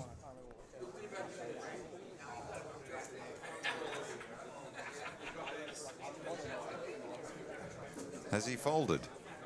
He's still got his cards. He's folding. He's hoping Dean shows him. Look. Oh, he shows him. Oh, wow. Shows him a bluff. Take a good look right now. There's a little bit of meta game by Dean there, Yeah. for sure. Wow, that's some game now. The Aussie Millions final table. That is the real first sign that we've seen since we sat down. Van, are we being honest now? Are we? That was unexpected. That Paul. caught us all by surprise. Very least of all unexpected. Dejan. And it was, I have to say, Dean Blatt fearless in that move. Especially in the spot that he's in with 2 shorter stacks. I think this is like a message to the table. Hey, I'm here, I'm playing.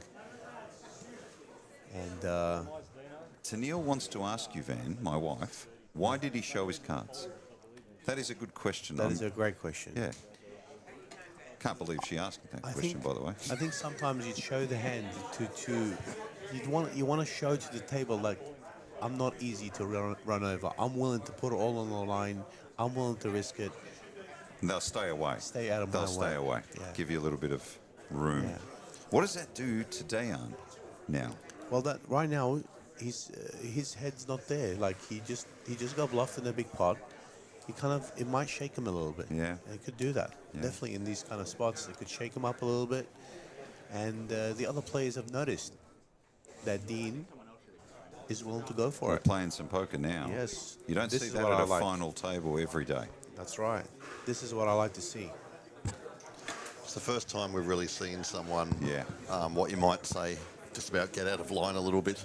But, you know, you probably knew there that Dejan can't really call without a premium hand there. I mean, it's very hard to call with ace queen. Ace queen is premium, but also it's difficult to call because the guy might show up with ace king and big pairs. And Yeah.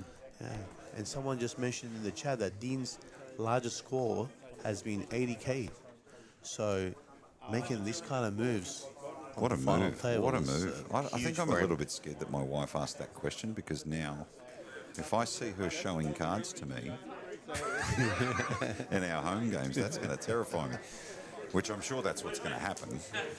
Actually, great call out in the chat that Dean Blatt has been consistent. I mean, yeah, Dean Blatt has been making deep runs all around Australia forever, possibly just without cracking that one massive score, and this could be his day. This is his time. You can hear the noise. We're at fever pitch in this room. It's just fantastic. Back at the Aussie Millions. Everyone is gathering around here. It's beautiful to watch. Yeah, the rail's growing, plenty of action happening. And we're seeing it on the table for the first time. Real hot stuff.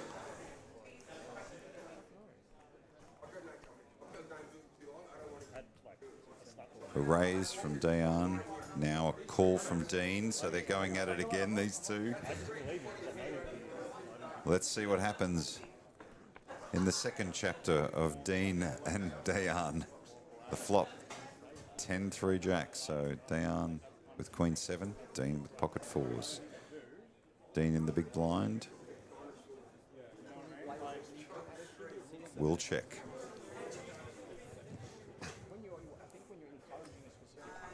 And a bet quickly from Dion.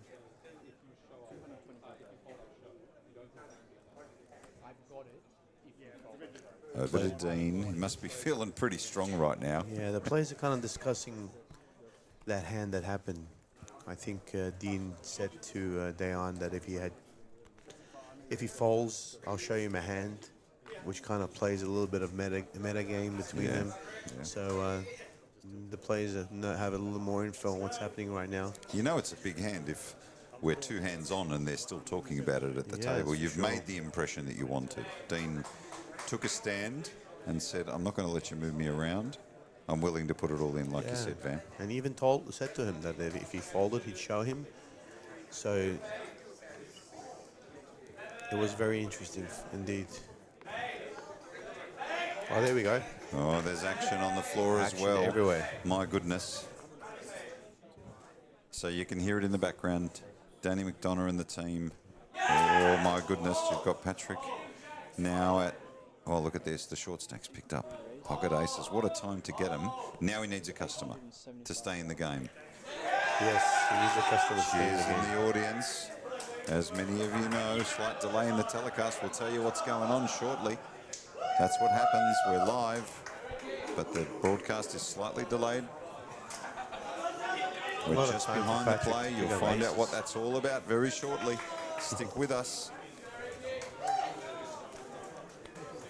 And aces will take it down. So aggression frequency, Malcolm Trainer well up top there. Ricky maintaining his presence and consistently well ahead on aggression than other players. Patrick Barber up to 1.2 million, still our short stack. Ricky Vickers is starting to sort of slide now. He's down to 1.8. But I've seen him recover before, so Ricky's a smoothie. Can he make it back again? We have Simon in the chat asking about the forward motion that Dion made. I think a forward motion, especially past the line, should be a fold. Past the line. Past the line. Yeah. Nice and clear. If the card touches the line, your hand's done. It's done. This has been a question mark in this game for a very long time. I've heard this for years. That's right. Why don't they just make it easier and say, touches the line, your hand's down? Exactly. It should be like that, Paul. Malcolm small blind. He just sets it in. That's some power. Malcolm with his stack continues to grow it. He's at 19 million, just under 19 million in chips. Dion stays with him at 12. The rest much further behind, much more difficult to get there. My name's Paul Curry. I'm with Ben Blaschke and Van Marcus. We are at the final table of the main event of the Aussie Millions in 2026, thanks to CrownBet. And we are 5 eliminations away from giving $1.6 million. And for the first time in 6 years, saying we have an Aussie Millions champ. It's going to feel good.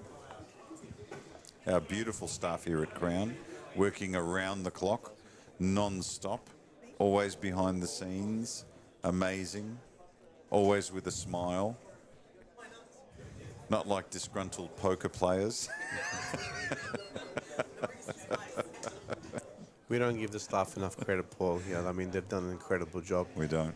This Aussie Millions wouldn't exist without them. They are incredible, Van, no doubt about it. Saw Kerry before, who was a dealer here. I don't know. I don't want to say how many years ago because that really does tell you how old I am. But she came straight over. She was getting nostalgic about seeing Danny and myself and Tony. She was the first person in the Crown room, I think, to read Tony Hasham the Riot Act and tell him he needed to behave. And I said, quite openly, I think that's still happening at home, which is great. Shout out to Tony Hasham's a wife, Jess, and family. And by the way, Jess, she's a hero. Anyone that can marry that man and keep him in line. She's absolute superstar. When I first started playing at Crown, I played on the Learn to Play tables ball, and that's where Terry was.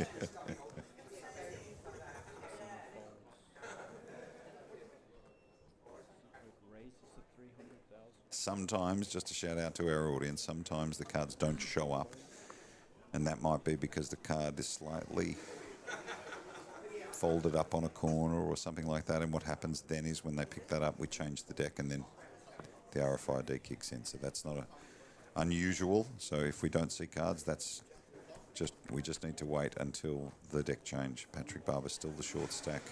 Ricky Vikas just behind him now at 1.4. So we've got 2 short stacks at the table now, really, and 2 big stacks. So we should start to see some action, more action. Although I've got to say that Dean Blatt re-raise really woke me up. Snapped me out of my chair. It was good to see. Yeah, it was good to see really good Dean just put the foot down there. So far, that's the hand of the final table that will be remembered. I mean, certainly announcing himself there, wasn't he? Yeah, he really was. Showing he's got game. No fear. Action is on Dean. He folds.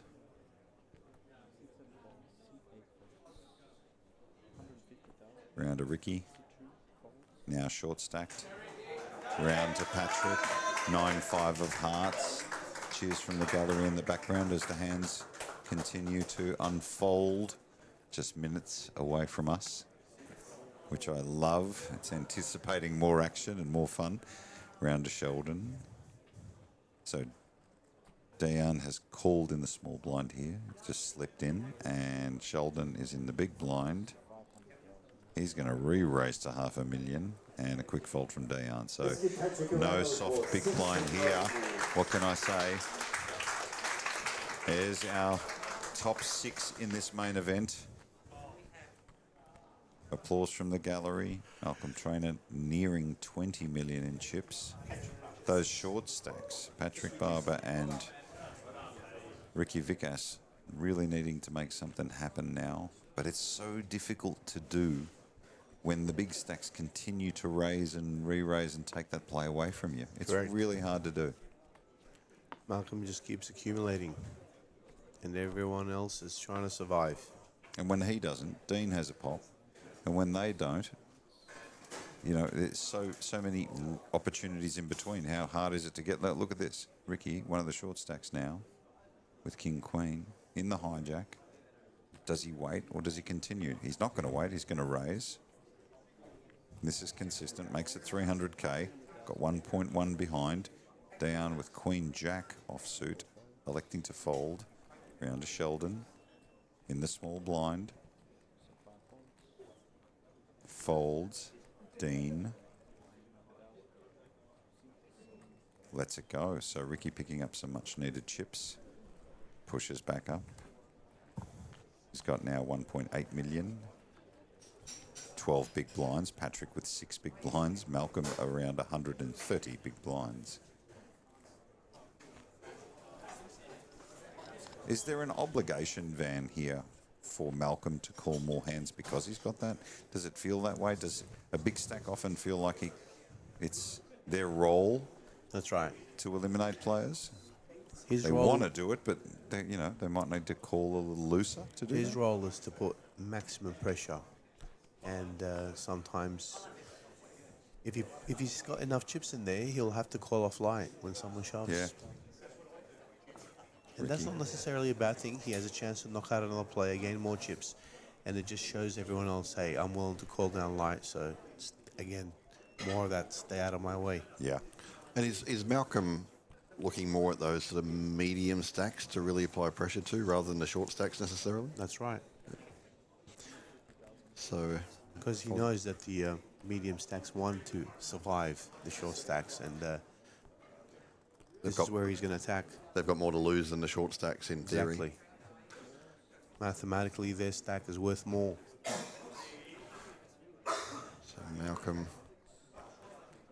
taking a flop there. In position. And Malcolm would be happy to see flops because he trusts his edge For post-flop. So Dean does hit the 8 to take the lead.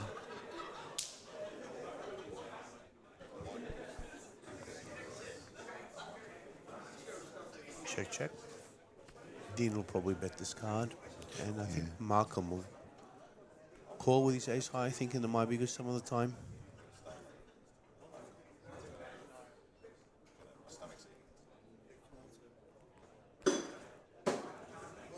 Oh, he checks again.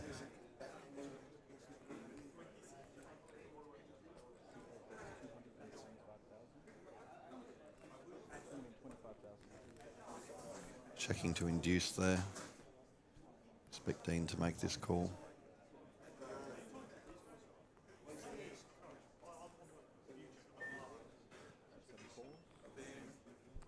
$900,000 in the pot now.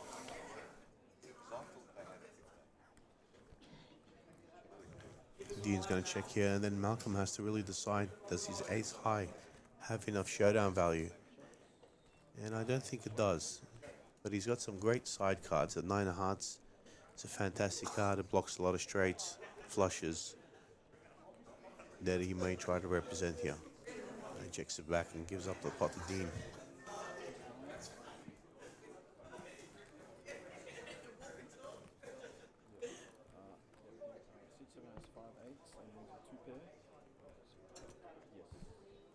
So as much as Malcolm wants to apply pressure there, he's also has to be wary not to just throw chips away as well. Exactly, Ben. Because these players will be trying to set up some traps for him as well.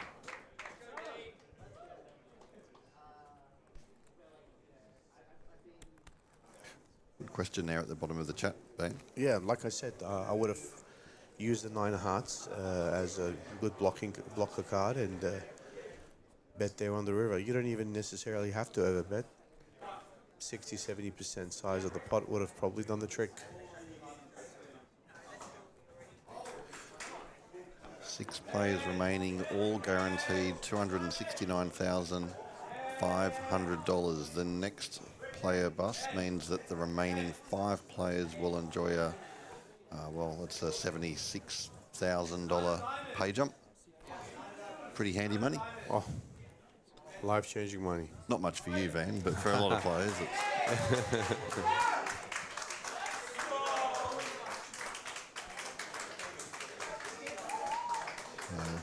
First to act has to show first, yes, that's right. The final aggressor shows his hand first.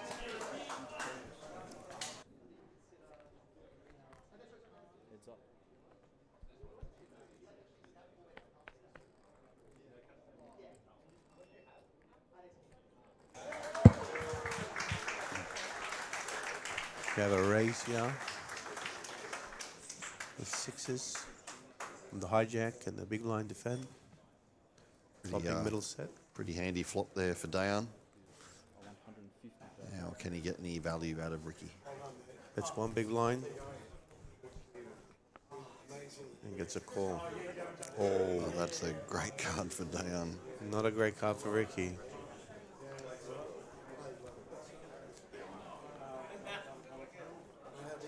Check. Dayan probably aware there that the ace may well help Ricky. Yes. Again, very, very super small sizing. I would have elected to go a little more than that so I can set up a river jam, but I think the river jam's probably still going to come. So river's a blank, doesn't change anything. He checks. How big do you bet here on the river? With 1.4 in the middle and my opponent having 1.1 behind. I think it's shove here every time. And I would do that with my entire range, including bluffs.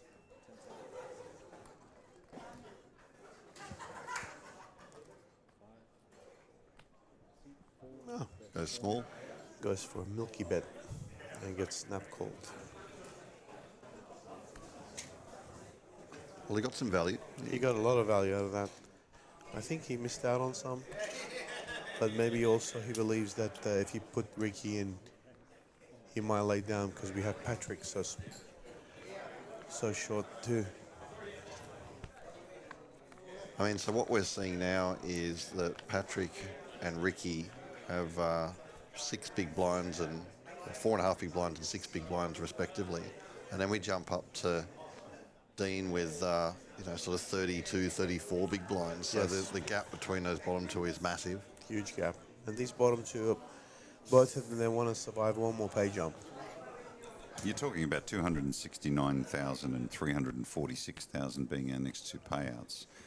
And if those two bust, then the next payout becomes 466. It's crazy. Huge. It's crazy. So if those two short stacks bust, everyone's nearly over $500,000. Exactly. That's crazy. That's what we're dealing with at home. That's why these players are taking every step. And that is also why that move from Dean Blatt before was so gutsy. Exactly. It's huge. Because It's of a huge in the move. context of the prize money. That's right, Paul. It's worth hundreds of thousands of dollars. Wow, that is going to be so far hand of the tournament. But there you can see Ricky really needing to make something happen now with just under 4 big blinds. But you know what? He's come back. He's played so well at this tournament. He's never had, experience in a field like this. He's built himself up from a pub poker player to this, which is just the dream of most. What a story. He's going to walk away with a minimum $250,000, but it could be more if he makes another comeback. Good luck to him. Yeah. He's played really well. This pub poker is producing a lot of great players with all the experience, the practice. Maybe I should go and play a tournament there, Paul. You think I'd win one? Well, I've seen you play online with Michael Mizraki, and to be honest with you, I was sweating and I was 3 feet behind you. I think I might be doing better against more stronger players than the pub poker guys would just make me go crazy. You'll see some interesting plays. Yeah, for sure. Come on, pub poker guys, come and show them how it's done. We've got quite a few in the field that did their apprenticeship in the pub poker and then came into the Aussie Millions, and that's where they started, opening events. And they're doing really middle well events, too. and now they're doing really well, yeah. There you go, 3.5 big blinds, 3.8 big blinds, 2 short stacks, very close. Could be Patrick, could be Ricky. Can they make a comeback? Meanwhile, Malcolm Trainer, 19 million. Dejan Boskovic, 13 million. Sheldon Mayer, nearly 8 million. Dean Blatt has made such a recovery from the short stack, now over 5 million. Yeah, there's predictions that this will go four-handed pretty soon because of those short stacks. Let's see. Been impressed by the resolve. What do they say? Alligator blood. Yes. Alligator blood. Absolutely. Every time I hear that, it reminds me of the movie Rounders. John Of course, Malkovich, yeah. Can't get rid of him. He that man. If you want to watch something really funny, watch Matt Damon's interview about their reaction when he started talking Yes, that way. I saw that. He caught them all by surprise. Yeah, they're all shocked. Where did this accent come Matt from? Damon kept saying, I think, and I'm paraphrasing, is he going to talk like that the whole... I was watching a few days ago John Malkovich talking about it and the fact that, just before filming, they were trying to figure out who this Teddy KGB guy was, and it wasn't working. And he said, right, we have to go over the top with this guy, right? Yeah. You know, after that scene, during that scene, when they shot it, he actually leaned over to Matt Damon and said, I'm a terrible actor. Yeah, that's right. Yeah, that's right. Yeah. One of the great poker movies. There's been so many made, but that one stands the test of time. Love it. Absolute favourite. It's the one that also made a lot of players want to play the game. Like, it gave them a hunger. That's anyone who played the game, watched that movie, it nudged them. That's what got me into poker. Yeah, incredible. As usual, the chat's always complimenting your voice, Paul. 10 out of 10, mate. Oh, thank you so much, ladies and gentlemen. I don't know how you earn it. I think my father gave it to me, if I'm honest. I don't think he knew it, but I much appreciate it. I'm very humbled by the compliments. You should do one of those soothing voices, where I can listen to it a few minutes and fall asleep. Hey, listen, mate. you're inside the circle of friendship, so you can call me at any time, and for a very cheap fee, I'll put you to bed. Beautiful. In a very nice way. I sing 4 songs to my 2 boys every night. Yes. And they have still too young to discover that it sounds like Barry White singing Twinkle Twinkle Little Star. So. If you call 1-800-PAUL for $5 a minute. Well, now, when you say That's it like getting that, expensive. that sounds like a different kind of... Yeah, that's a different type of Paul. That's Paula. A different kind of service. That's Paula. You can be Paula if you ask nicely. I am. You can be anything you want. I'm in the game. I'll do my best to service the people. Another question, is the monk coming on tonight? The monk, We get that Joshua question Monk. about this time every night, so there must be a couple of guys that go, where's Josh? Well, Darry B has been Monk's biggest supporter this whole week. And, look, the monk is around. He's popped his head in recently. I do my best work after midnight. That can be taken so many ways. Thank you so much. I think that's support. All right, we have Ricky here, putting in 600,000, leading himself with 25k behind. Sheldon picking up ace-10. Now Sheldon gets away from us. So Sheldon is really showing that patience that you talked about earlier, Van. Yeah. Real patience. I'm actually surprised at fold ace-10 for 4 big blinds. I myself, I would have played it. He is simply employing by this, and I think I can take this prima facie, that they are back to honest. Yeah. They are back to this honesty. They need these 2 short stacks to get out of this before they open up again. Yeah, if we do lose Ricky and Patrick soon, if they don't double it through a few times, then the four-handed battle will start to get very interesting, I think, Ben. Exactly. Really looking forward to four-handed poker, amongst this group, regardless of who it is, because you get the sense that if what we saw with Dean earlier and Dayan fencing was a preview of what we might see, that might be something to behold. Really special. He raises to 500,000. Okay, now Patrick is going for it. Patrick moving in under the gun for $500,000. Not a big call for some of these big stacks. Over to Ricky, who just sort of took a look at his cards in dismay. Is it possible he took his move away? Mystery hand. I like them. Let's take a guess. RFID not picking it up this time. We'd love to know what he had or has. He counts his chips out. Must be pretty close here. 500,000, about 3 point something, big blinds. So Ricky probably doesn't have much. Middling cards, maybe a picture card. Ricky really thinking about this.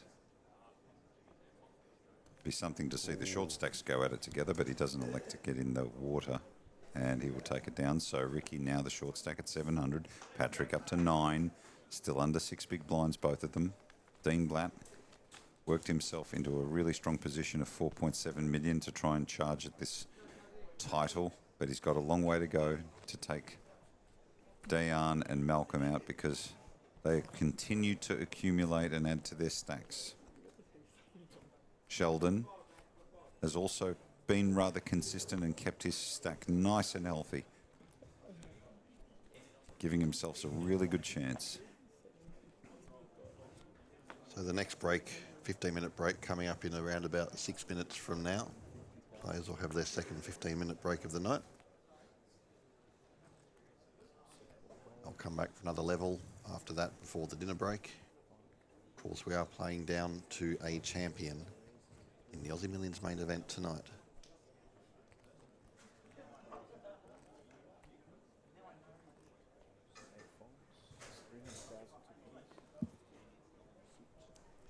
Lots of players out there throwing their support behind the short stacks, especially people like Ricky, who has caught the eye of a lot of our underdog pub poker players who are out there. Is that Steve Topakis? I haven't seen Steve in years. That is the big show. Steve Topakis, the big show, is in town. It's great to see him.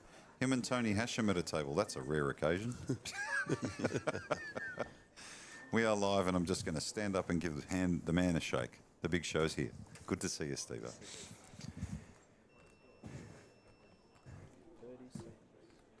Love watching him play, actually. It's quite enjoyable to watch Steve play. Dean Blatt raising it up to 300 grand. Over to Patrick, who's got 600 in his stack. He's in the big blind and he's just thinking, do I invest the rest? Throws in a time card. He could also just call another 150.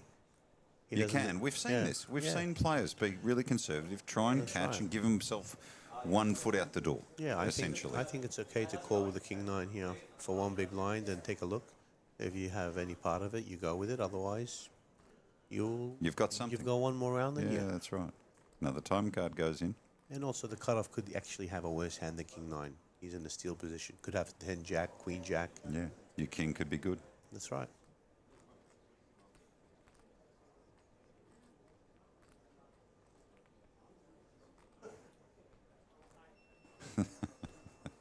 Shuffling the time cards. I mean, that might help. If it was the thing that's going through his head is Ricky having 700,000 because the short stacks have also got bubble, and the blinds. The next round will come and hit Ricky first before him. Well picked up, man. The crystal ball is still in effect. I'm so stealing that from you. You got it, buddy. Whenever you want. Oh man, it'd be worth a fortune. You can call me and take it whenever you want after midnight. We'll swap services. I'll take the crystal ball and I'll put you to sleep every night.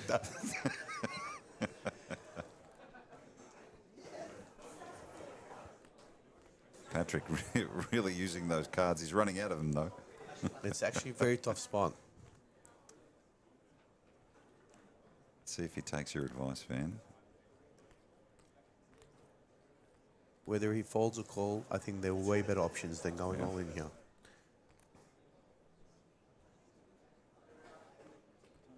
Feels like ace-6 or something like that, something ugly, but a weak ace. If he does go all in, I mean, he has no fold equity. Yeah, none. Dean's got a call. So Dean will call, and I think that's not good to do that right now.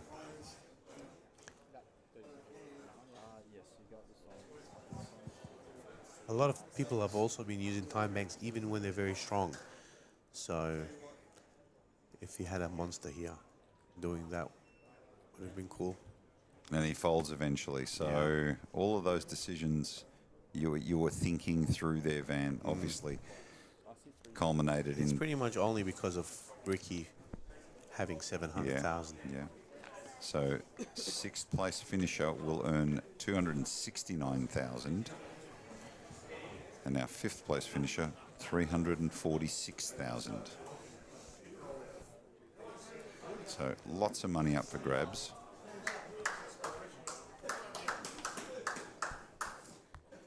I mean, to be fair, right now, if you just wait, you're going to earn $77,000. That's what we're talking about. $77,000+ if one player busts. So if you go around and someone else busts, even if you think right now, well, I'm probably not going to get to 19 million chips. I don't know if I can recover. You know, Malcolm is at nearly 20. Dayan, if you haven't got it in you and you don't think you're going to get there, and you just wait that little bit longer, nearly 80 grand. For sure. It's crazy. The money is amazing. And that's why you probably don't need to take these iffy spots in between. Yeah. If you have a very strong, powerful hand like aces or kings, it's fine. Otherwise, you can just stay away.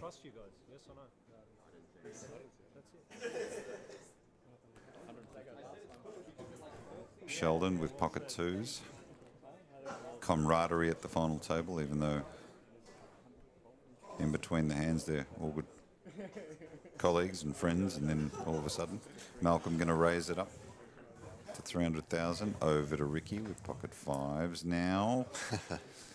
Another decision to make, and he's folding because he might want 77,000 more. Again, if you had even $1 million or 1.2 million, it's probably a better shove than having 600. Because once Malcolm opens for 300, there is no hand. No way he's folding. Yeah, There's it no doesn't hand matter he what he folds. does. Yeah, so he knows it's just going to be another flip. this is where being the chip leader is so much fun in these positions, in these tournaments, because you're just controlling every aspect of the game. You know no one can play back at you, and you're just going to keep picking up the chips, And right now, it's Malcolm's tournament to win. And that's the thing, right? We've talked, our focus always primarily on the short stacks for survival. That always comes into the crosshairs of any broadcast. However, the subplot is, and will become the main plot, is that Malcolm has also put himself into a commanding position. For sure. To take it down. Once it gets down to 3 or 4, he will have a distinct advantage then too. It's not going to be 3 or 4 even. He's going to have an advantage because his stack is so big. I mean, Malcolm is on the verge of cracking 20 million. We're about to go on our little 15-minute break. We'll be back straight after, Paul. My goodness, it is heating up. Yes, 6 remain at the Aussie Millions main event. We will play down to a champion tonight. I'm with Ben Blaschke and Van Marcus. We'll see you in 15 minutes' time.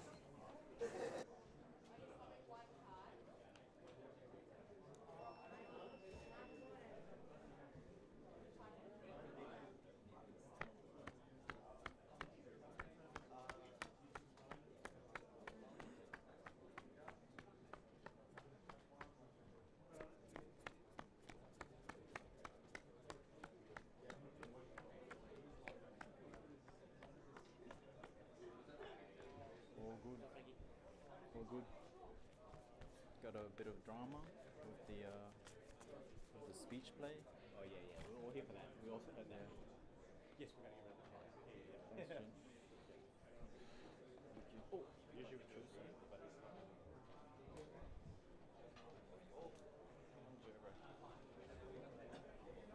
so you're sorting cards. Yeah.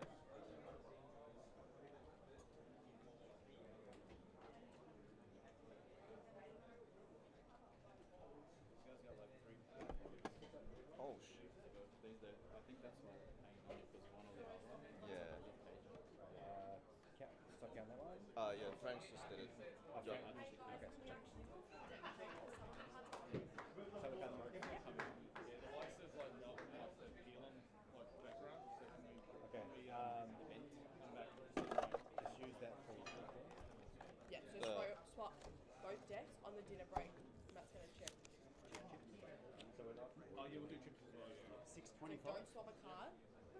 525. This is a Sunday deal. Both off. Yeah.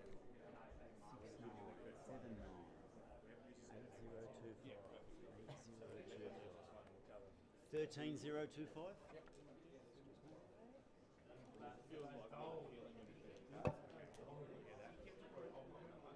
Yeah, I heard that. 6.5. 6 or 8. Can we not just mention it?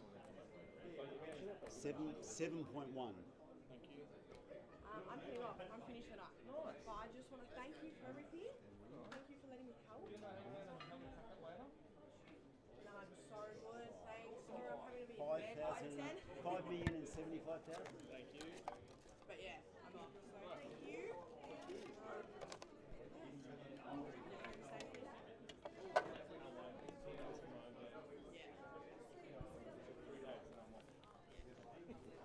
All right, enjoy. Thank you for Safe travel.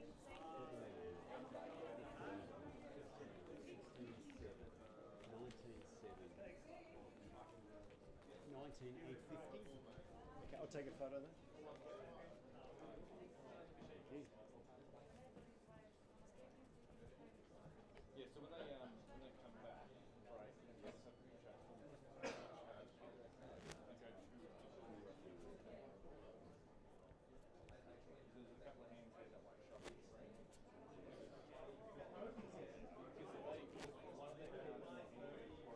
Yeah. Oh, I see. Alright. And you mean they're squeezing too hard? Yeah. Yeah, okay. Alright.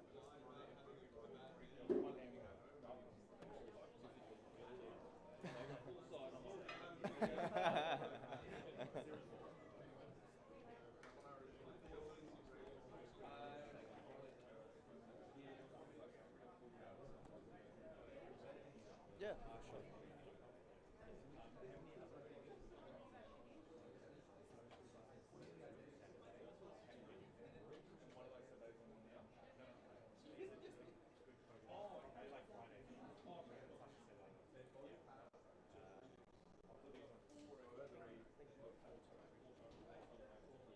The 2026 Aussie Millions kicked off with an absolute banger at charity poker event. Legends providing GP care to some of the most vulnerable people on our streets. The room was stacked. Poker royalty Joe Hasham, AFL greats and Crown Resorts executives all in the mix. And taking down the title, Andrew Bassett, St Kilda Footy Club president, crowned 2026 Aussie Millions Celebrity Event Champion. Thank you, Danny. Good luck, guys. Shuffle up and deal. Today we officially launched a series with a $1,500 no-limit hold'em opening event, expecting 1,000 runners and backed by a $1 million guaranteed prize pool. Van, what do you think of the opening event? Fantastic. We have, I think we have over 200 runners, and it's a new poker room, so looking forward to getting in there. I'm with Troy here, one of our tournament directors here at Crowns. Troy, how's day one going? Look, it's going really good so far. Still got 5 hours left of registration. Already got 224 players. Expecting quite a few more today, and then even bigger tomorrow. Super. Satellites are firing all day. There are plenty of ways to book your seat in the side events and the main. And for everyone asking, yes, the hats are here. Swing by the Aussie Millions merch booth next to the registration for hats and heaps of other slick merch. Plenty of satellites, plenty of shots, plenty of poker. We'll see you tomorrow for opening event Flight 2 and Event 2 Horse. Let's go!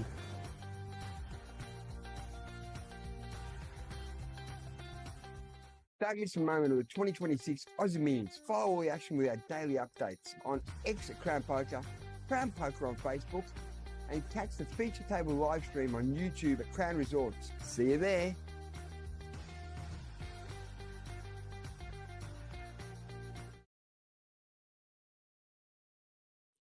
Today on Anzac Day, remember those who served and those who gave their lives. We honour their courage, sacrifice and spirit, lest we forget.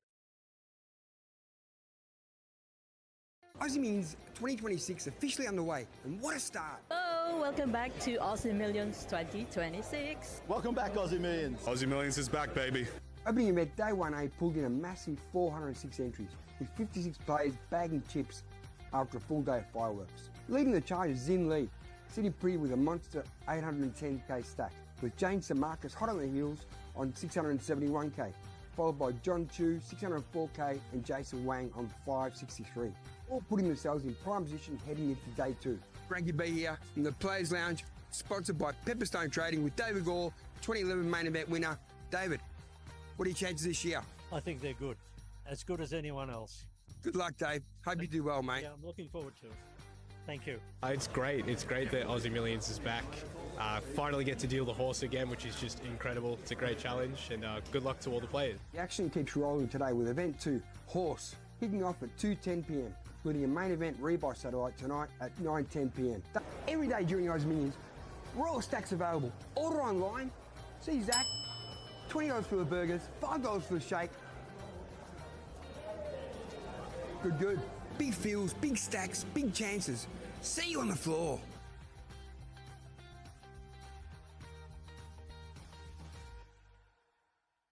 Don't miss a moment of the 2026 Aussie Millions. Follow all the action with our daily updates on X at Crown Poker, Crown Poker on Facebook, and catch the feature table live stream on YouTube at Crown Resorts. See you there.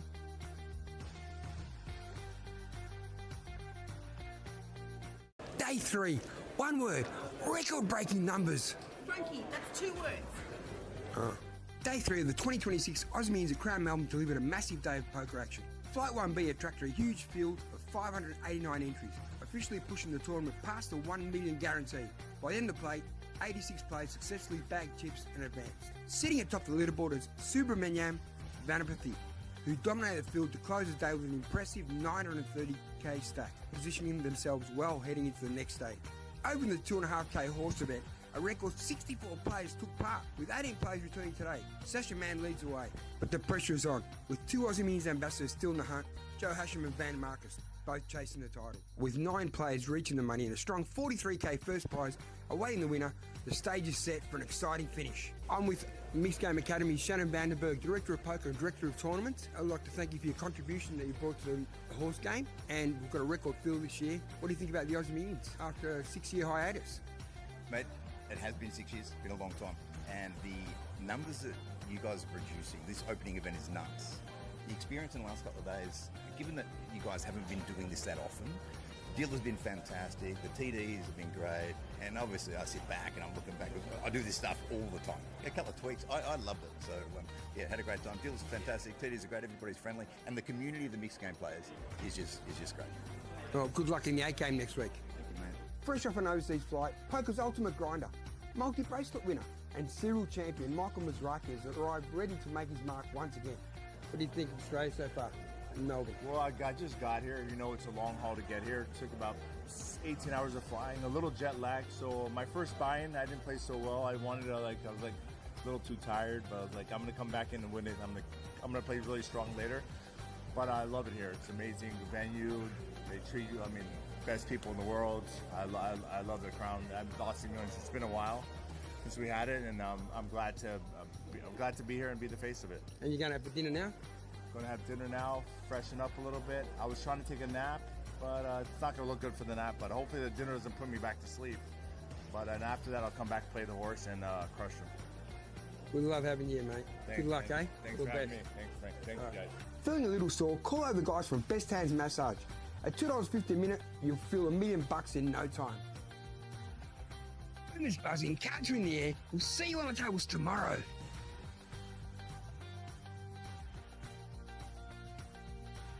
Don't miss a moment of the 2026 Aussie Millions. Follow all the action with our daily updates on X at Crown Poker, Crown Poker on Facebook, and catch the feature table live stream on YouTube at Crown Resorts. See you there.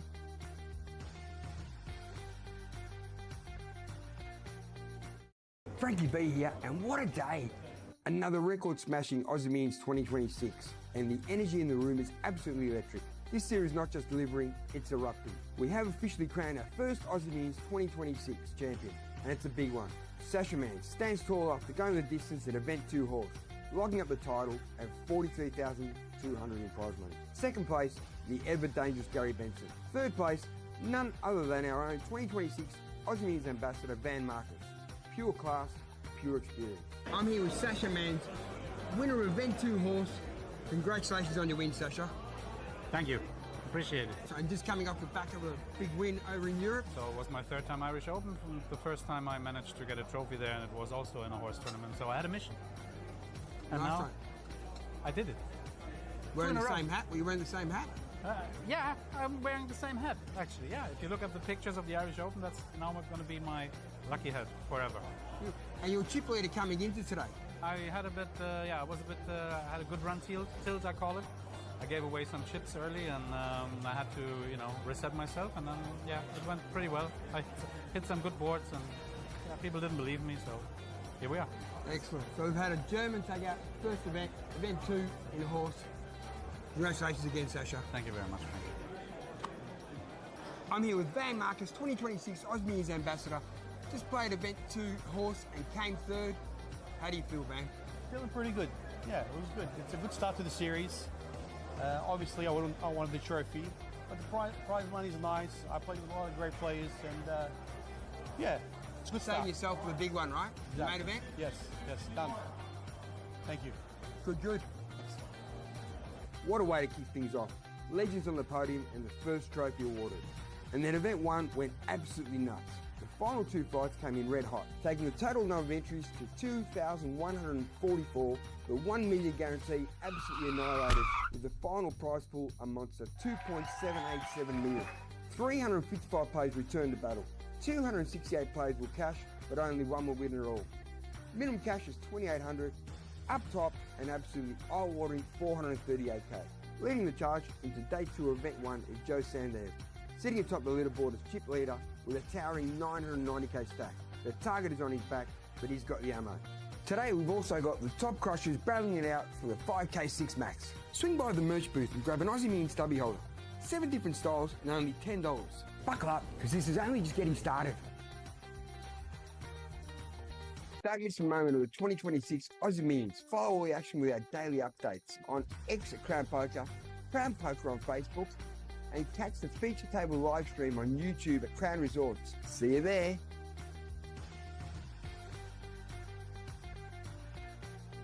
Don't miss a moment of the 2026 Aussie Millions. Follow all the action with our daily updates on X at Crown Poker, Crown Poker on Facebook, and catch the feature table live stream on YouTube at Crown Resorts. See you there.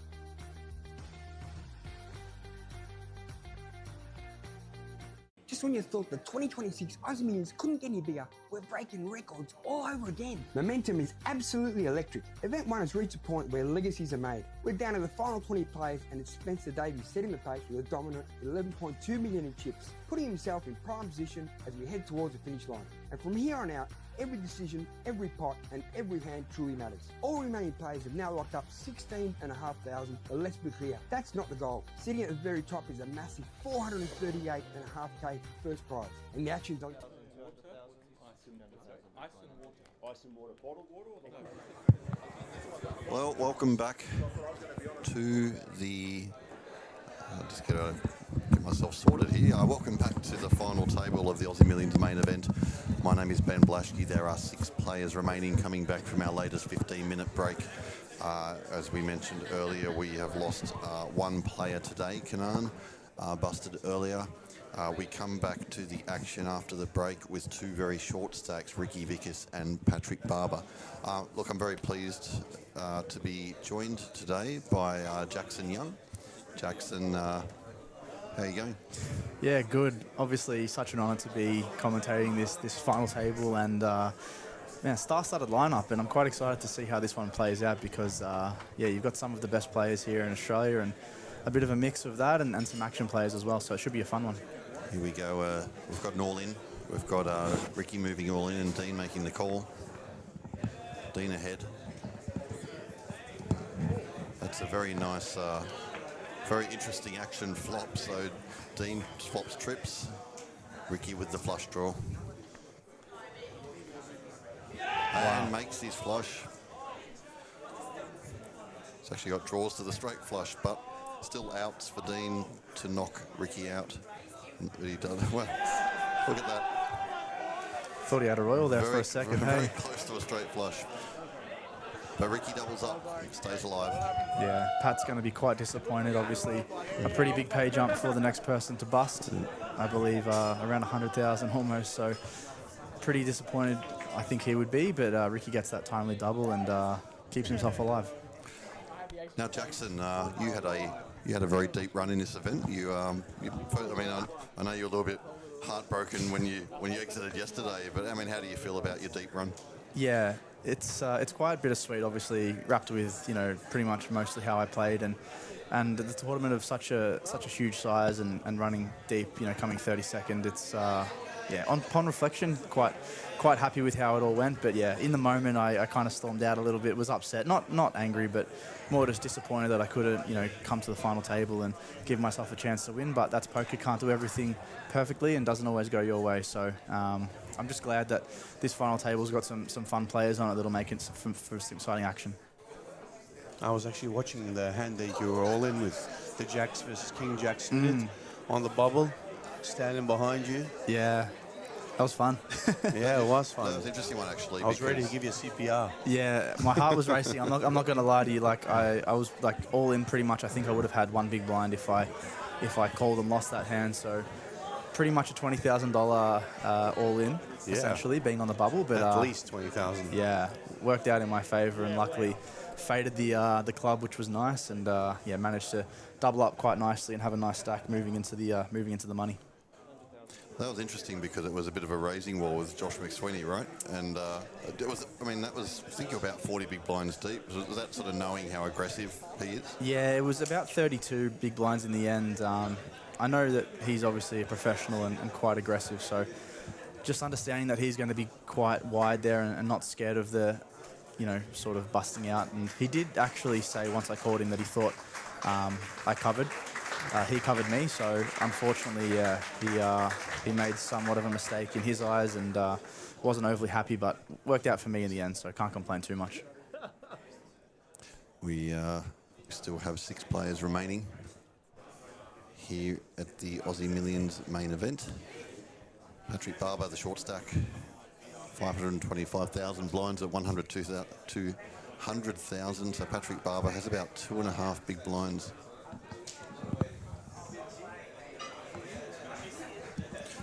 Really got a lot of people coming into the room now to see all the action. Yeah, starting to fill up, and as we alluded to before, the big blind now is 200k. So we've got two really short stacks, another one, a couple more that are quite close in the middle there, and we've got a couple of huge stacks as well. So hopefully can be some action, and we can play it out instead of the shorties just being all in quite soon. Tricky situation for Patrick now is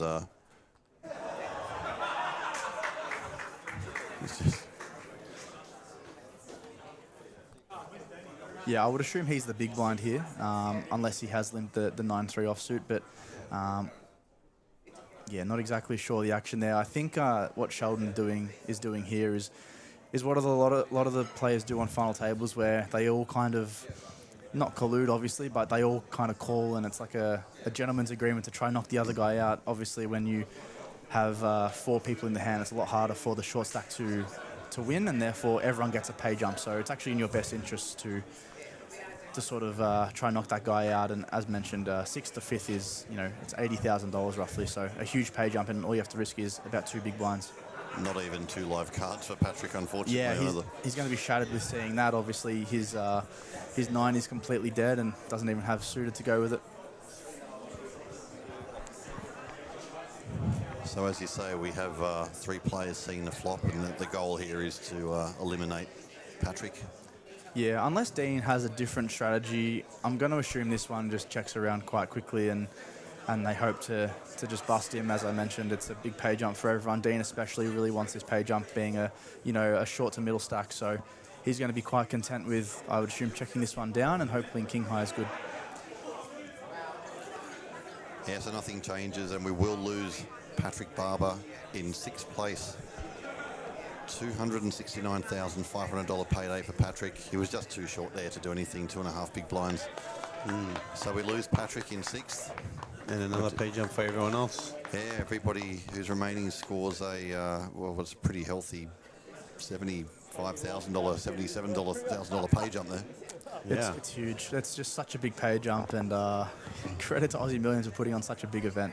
It's just absurd the amount of money that's going to be paid out to the winner. But all these pay jumps are so important for everyone, and Ricky, Dean, and Sheldon specifically really need to be thinking about how they want to maneuver just with the next few hands, because it can go at any time, and they are all pretty short in comparison to the big blind. So they need to work out how they want to proceed. Do they want to sort of battle with Malcolm and Dejan and try to sort of take a double and try win the tournament, or are they happy just getting a couple pay jumps and then try and make something happen down the streets? The next pay jump is $120,000. So, I mean, they're getting outrageous, these pay jumps, and the players will be very aware of them. I don't think anyone's going to get really out of line. They're probably still waiting for Ricky to get eliminated first. And then we'll see some real interesting poker after that. Oh, they're saying that he was already in the big line. He was forced to be all in. Yeah, that seemed like a little bit of an unusual. Yeah, that makes sense. It's obviously annoying for him because Ricky just doubled up with the worst hand. So, Ricky getting lucky essentially cost Pat almost $80,000. So, not the way you want to go out, unfortunately, but that is poker as we know it. And, of course, Malcolm Trainer wakes up with pocket kings. His tournament to lose, isn't it? With his commanding chip lead and obviously his dominant play style, he's going to be a tough one to get the edge over. Yeah, there's a little over 40,000 chips in play, so Malcolm Trainer, now over 20,000, has almost half the chips in play. It's going to be pretty tough to haul in from there. Yeah, and Dejan, I'm sure, is quite a capable player. He's going to understand that he's in the grossest spot, being second in chips, and the best player probably in Australia, potentially having the chip lead, is going to be putting an enormous amount of pressure on Dejan. So with Ricky being so short, Dejan's best course of action is just going to be to fold and be really cautious and not tangle. The last thing he wants to do is bust or cop a big bead and, not secure a couple of ladders in between.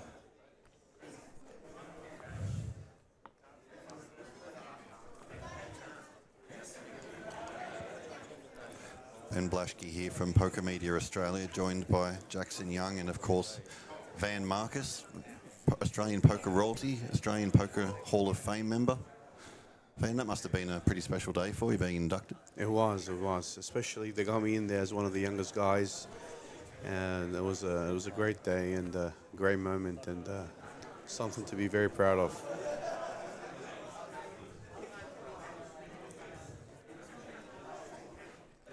Of course, Danny McDonough is another member of the Australian Poker Hall of Fame. We've had plenty of our special inductees here at Crown this week. Joe Hasham, of course, Cale Burns, The Croc, many others. I think Cale's currently on the final table for believe it's the 5K PLO. That's right. Yeah. A lot of people have been asking me about that final table. We've got a star-studded field of top Omaha guys, and Cale's in there, Nicholas Oberman, Ash Gupta. They're really battling it. Interesting spot here because Ricky's got a hand that's going to look quite pretty to him. Of course, Malcolm's woken up with another hand. Malcolm's ready to being smacked with this deck since we've come back from the break. Yeah, sometimes that is how it goes, and when a player of Malcolm's caliber is getting hit by the deck, it's going to be really tough to beat. There actually are, funnily enough, probably a couple of hands that if Ricky jams, Malcolm would fold. As absurd as that sounds, obviously getting the right price, but there is a really big importance for keeping the short stack in as Malcolm. Malcolm understands that he can pressure all the stacks a lot, and by doing that, knocking Ricky out, that sort of forces one of his cards out of his hand. So, Do you think Ricky should shove this hand? I mean, he doesn't have any fold equity. yeah, it is a little bit. It's a little bit dicey. He probably does know that Malcolm's opening a quite wide range, but you are right, Van. Jack 10 has no fold equity off 5 big blinds, and I'm not sure if Ricky thinks that Malcolm's capable of that. But wow, we've just seen Dean just whack it here, and Dean's probably, in my opinion, identifying that Malcolm, with the short stack, he's opening such a wide range of cards here. Being 5-handed, he's in the hijack. So I actually don't think this is bad at all. Of course, we can see the cards, and Malcolm actually does have a strong hand here. But I think if Malcolm had a hand like Ace-2 offsuit, King-3 suited, he'd be doing the exact same thing. So this is quite standard, I think, from Dean. The problem with Malcolm is I think he might even believe Dean is doing this with a hand like 2 9s or 2 8s. Yeah, potentially. Which is really crushing. And a lot of time he's going to show up with overcards. So, but still a tough spot. Wow. Does fold. I guess the spot's better for Ricky now with a lot more money in there. Yeah, unfortunately does have that jack dominated, but you're right, there is a little bit extra money there. So if he does win this hand, he's going to get a bit more than the double that he was hoping for. Let's go.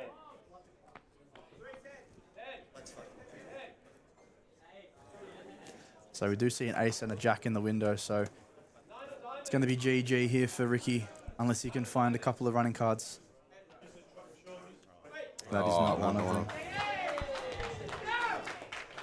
So Dean does knock out Ricky.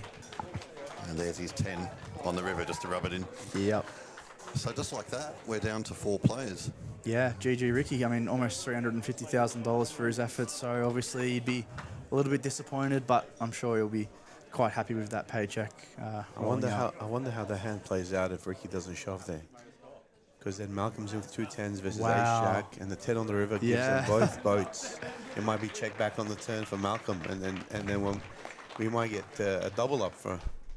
Yeah, that's actually I didn't see that. Yeah, they both have full houses, and that could have been one of the sickest hands I've ever seen. Might have bet the flop, checked the turn, and then it was full house versus full house. Wow. I mean, even the fact that Malcolm folded pre there, I mean, whatever the run out was, it would have been, doubling Dean up even further, which, I think. Well, Dean goes into chip leader if he almost chip leader. I think if that hand plays out a little bit differently as well. Just to show you can run good in so many different ways. Oh, yeah. It's not only about the way the cards have been played. Another player can take away an action, make an action that's going to save your tournament life, save you from losing a lot of chips.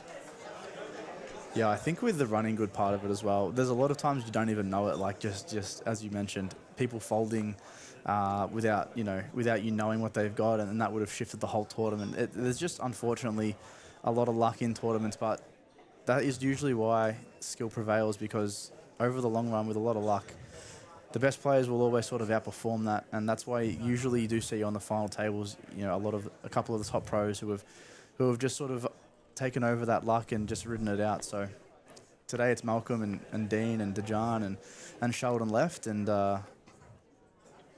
yeah, all players capable of winning this one for sure.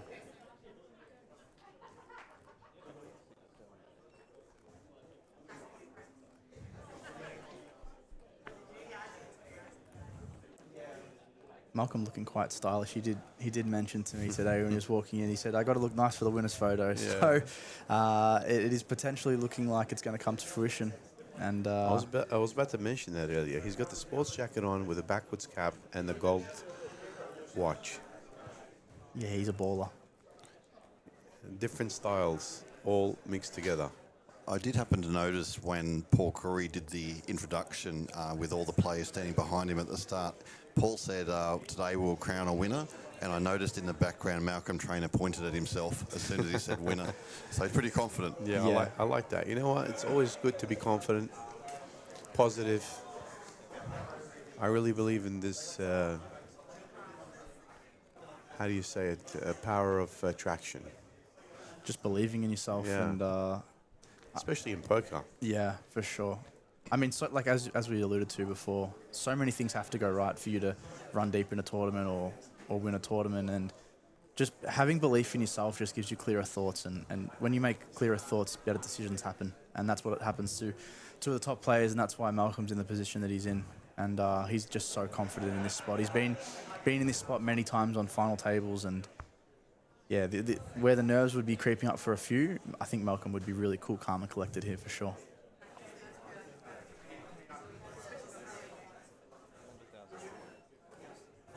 They are playing for a lot of money. I mean, even if I was in their position with someone having such a huge chip stack like Malcolm, you'd have to be extra careful. The pay jumps are quite large. Anything can happen.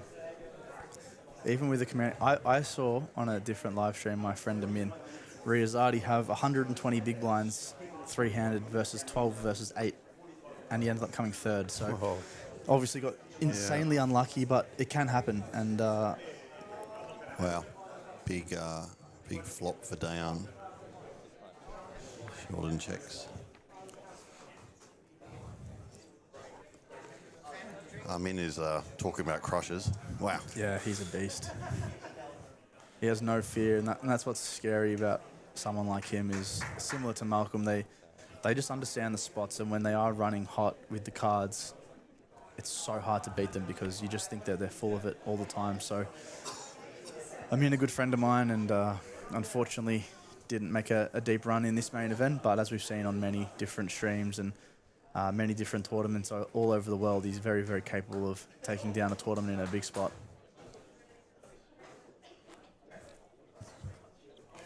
There's some very interesting chat going on.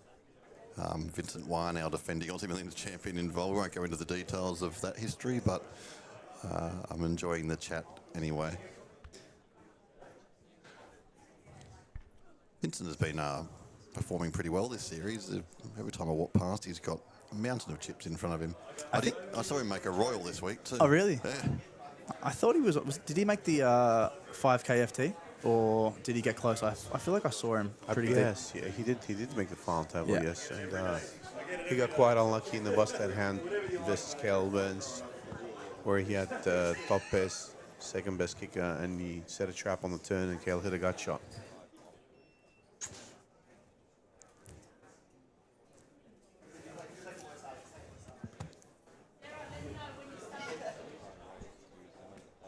Wasn't Vince? Didn't he make some royals in the cash games where there used to be a jackpot at Crown?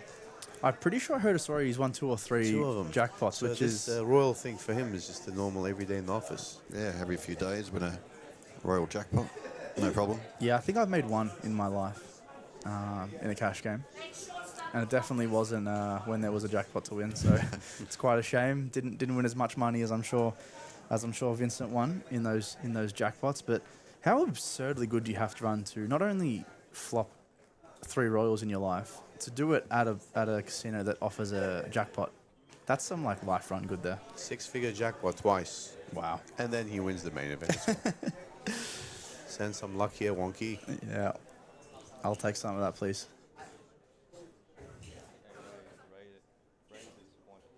2 Royals in 3 months and then won the Aussie Mills, mate. Wow. Just shows you when you run pure, it's just all the way. When it's your day, or your month. If I ever hear Wonky say one time, unacceptable. Amin said that today at lunch. He said, I'm just getting copped by variance at the moment. And I said, Amin, you've won almost everything. Give some luck to us. And he's like, yeah, it's been a bad few months. I said, I'm jealous. Well, poker players never really remember their success, but they'll tell you exactly the big beats that they copped. It's much easier to remember the brutal times than the good times, right? Yeah.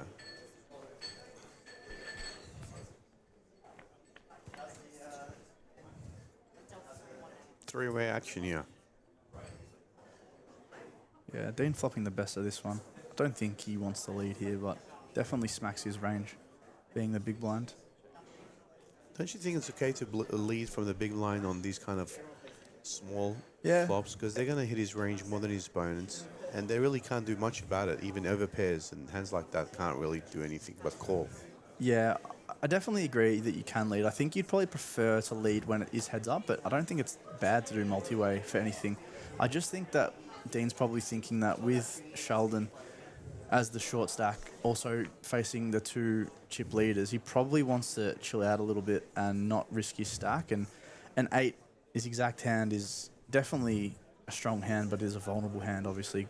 A lot of bad things can happen, a club, a 7, a 9, overcards, all that kind of stuff. So he's probably just playing pot control, and I definitely don't blame him. I think he's just in a bit of an ICM blender here with the next pay jump being 170,000. So I think he just wants to take his patience and ride his hand. And I really like his check on the river. The ace definitely hits the range of the other players more than him, so he should have some checks there with strong hands. And then he's got Dion to put out 600,000. Feel like a small check raise or it's coming here. Yeah, it'd be shocking to think he's behind. I'm not sure if he actually goes for a raise. I definitely don't think it's bad. I think there's merit to it for sure. I think he just needs to think about, if I raise and get jammed on, can I call? With Sheldon being a shorter stack than me. And he's probably realising if he raises, he has to call off. So he's probably just working out, do I want to raise and call off if I get jammed on, which is probably unlikely, or am I just happy to flat here and take down a medium-sized pot and become clear third in chips? Can you really see Dion shoving any hand on the river, though? No. After it's checked through multiple streets. You're right. It's probably so insanely rare. And you're right. Right on cue, Van. Does go for the small check raise, which is quite nice. And the snap fold. So Dean takes down a nice one and now clear third in chips, which is a nice position to be in now, sort of separating himself from that short stack range. And now Sheldon becomes our clear shortest, but still many bigs. Still got 30 bigs almost, so still plenty of playability. And Malcolm nearly has, as you mentioned, more than half the chips in play, so he's in a prime position to take this one down for sure. 466,000 locked up for these 4. What a feeling, Ben. What a feeling to be on the final table of the Aussie Millions, guaranteed yourself $500,000 and playing for much more. Amazing.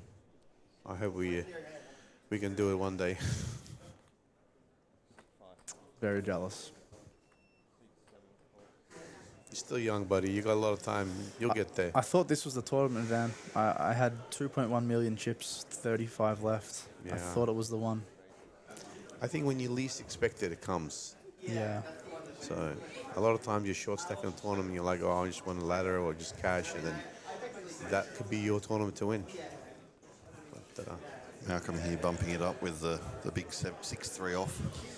Yeah, Malcolm's going to want to be really polarised from the big blind. I think he's going to take some of the worst hands he's got, which includes 6-3 offsuit, and then some of the best hands he's got. Obviously, you know, ace-king, aces, kings, queens, all that kind of jazz. So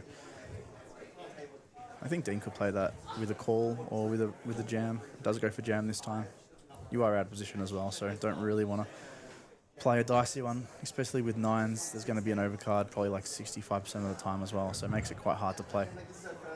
Yeah, I was going to ask, I mean, if he's got something a little bit better, say jacks even, a little bit more likely to call than the nines. Yeah, for sure. I think a hand like queens becomes close because, you know, queens maybe you want to raise and then call a jam with a hand that strong. A hand like jacks maybe wants to fall into that calling range where you just have such a strong hand. And as we mentioned, Malcolm's going to have 2 undercards a lot of the time, stuff like 10-4 offsuit, all that kind of jazz. So it's just very hard to lose.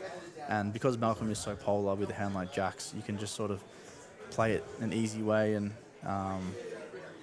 take down the pot a lot of the time and let him bluff it off. But yeah, with nines, maybe you just want to fold out a lot of those, you know, hands like, you know, Jack 4 off and stuff like that, that has an overcard and out of position's pretty hard to play. So I'm actually quite surprised that Malcolm didn't look to 3-bet that one. Obviously, he knows what he's doing, but I thought with the offsuit ace-x, he's probably going to want to apply pressure to Dean being third in chips, but does like to fold this one.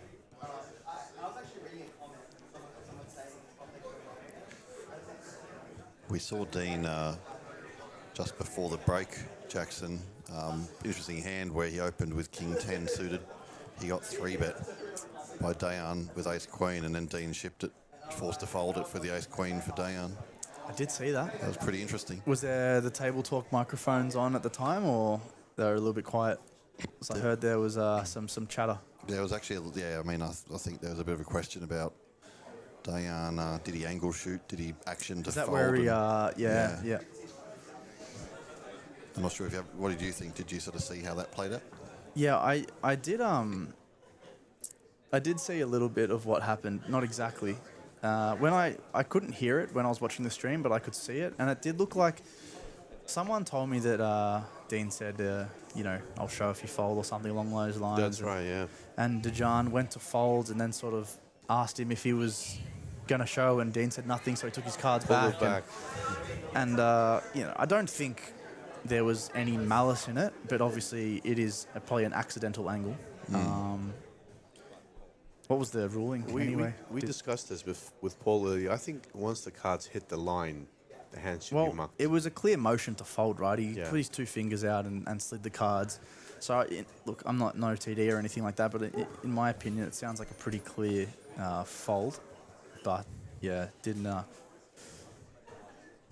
ended up folding anyway, so I guess it all blew over.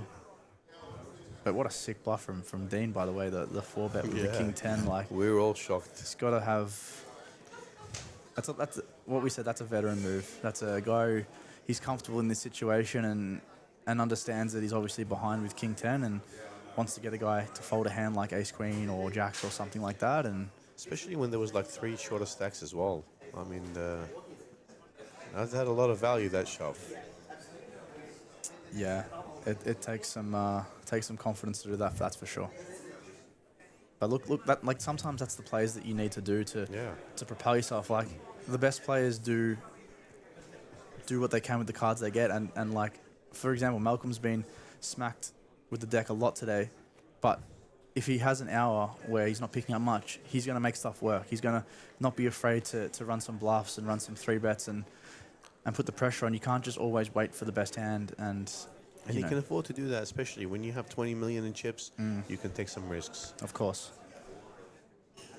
But Dean making that play and then showing it.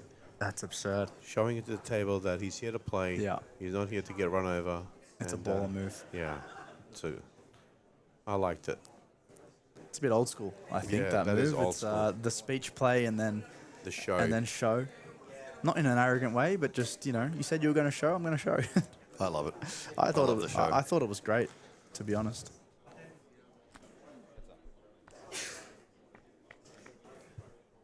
I like this just flat call from the big blind from Dean. Just understanding his position in the tournament now. He's almost creeping up to second in chips now, and he's really distanced himself from Sheldon. When I came here 10 minutes ago, Dean and Sheldon were almost on the exact same stack, and Dean's just been running this table over, I think so. Yeah, he's been getting active. He's getting really active. He's been getting some cards, and it's been going in his favour so far. So this is an interesting spot. Malcolm just range betting this one, I'm sure, and Dean going to come along with a call with a pretty strong hand.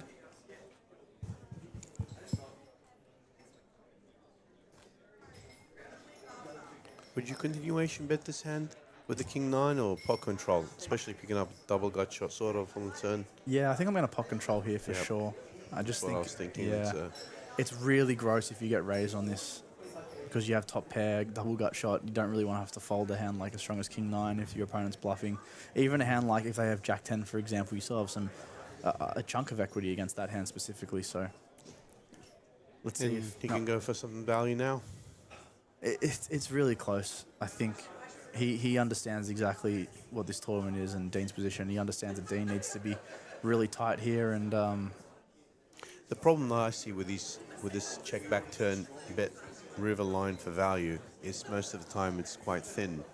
So a very strong thinking player can turn his hand here into bluff. If Dean was sick enough, he could just check raise here to 3.6 million. Yeah, I completely agree. I think Malcolm probably thinks that not many people in this spot would be able to run a bluff like this because it would just be so absurd and but it would be such a great bluff too. It would be unbelievable, and I definitely think a hand like king nine would have to fold for sure, as Dean does let that one go. But how absurdly good do you have to be to find a bluff in that spot against the chip leader? It would be one of a kind there. So I'm not saying Dean couldn't find it, but I just think that 99.9% of the people probably aren't going to find it in this exact spot. Like, there's so much money up top, and I think probably the only player that's been on a spot like this would be Malcolm. You know, obviously winning winning a bracelet in Vegas for $1 million US or something along those lines. So I think he understands that people may not look it, but they're going to be feeling the pressure. And for someone to run a bluff against the chip leader in that spot when Malcolm can have all of the nuts and all of the sets, it'd be a pretty insane bluff, and he probably just thinks no one's finding it, which may be a fair valuation. It kind of takes it away from him having the sets and the nuts when he checks back turns. Yeah. So it's kind of capped in that range. Yeah, potentially. In that way. But like you said, it's still very difficult for someone to do that. I've just been told something very interesting about the hand between Dean and Dayan with the king 10 shove. Apparently, Dayan was pretty much about to call, and Dean said to him, because they're friends, he said, "Don't call, I've got it." And he folded. Oh, wow. And then he showed. Oh, wow. So so they're friends, these guys? They're friends. It's absurd, yeah. And he leveraged that friendship to force him to fold. Oh. They're going to have a few words afterwards about that. How good is Malcolm running right now?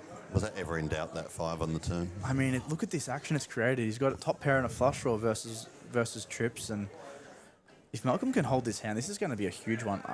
I think if I'm Sheldon, I'm just calling this bet from Malcolm, but sure. I can You've see got too much of the board to do anything else. I can see the 4 of diamonds rolling off on the Oh, river. no. It'd be so brutal, wouldn't it? Even a queen would be brutal. I think if I'm Sheldon, I'm not sure if he, is familiar or played in a spot similar to this, but it's very hard to be in a spot similar to this. It's such an absurdly big FT. Given that card is... it's going to be so hard to fold this against Malcolm, isn't it? And Malcolm's going to bet big. I really wouldn't be surprised if Malcolm bet all in here, just polarizing his range. I think, though, he shouldn't set him in. I think he should set an amount where he can get paid, leave the guy still short. That he can pressure everyone else? Yeah. He can attack the rest and just take more chips. He sets him in. Did he snap calling? Wow. He called. That was a fast call. That was... Just like that. That was a super fast call. Just like that, Sheldon's out. I guess he already made up his decision on the turn, what he was doing. But wow, Malcolm eliminating another player. If this was a bounty tournament, he'd be rich. Well, I think he's going okay. I think he's going to be all right after this the pay jump he just got now. So securing $635,000.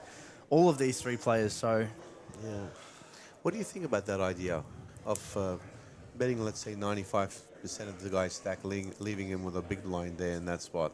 It's been happening a lot lately. I've been watching it, and then just attacking the rest of them. Yeah, I love it. You basically need to make it a size though that leaves him maybe like 4 or 5 big blinds, just so he doesn't blind out the next hand, because then you're just losing all of the value in it. So yeah. Well, he was going to be on the button the next hand, right? Yeah. So I'm interested. I actually want to ask Malcolm that after the tournament. I mean, hopefully you win, so it's a happy conversation. But you're right, Van, for sure. That would be such a... I would have... That's what went through my mind. For me, I would have probably just done that. I don't think So They're discussing a deal, is it, or- I understand there is a deal. There's a discussion being. Well, the players are going to have a discussion now, and we're going to take a bit of a break while they do this. I'm not sure exactly how long that will take, but we will be back as soon as play resumes. We'll resume the coverage. So this is the final table of the Aussie Millions. 3 players left, and a discussion underway. Thanks, guys. Cheers. Cheers.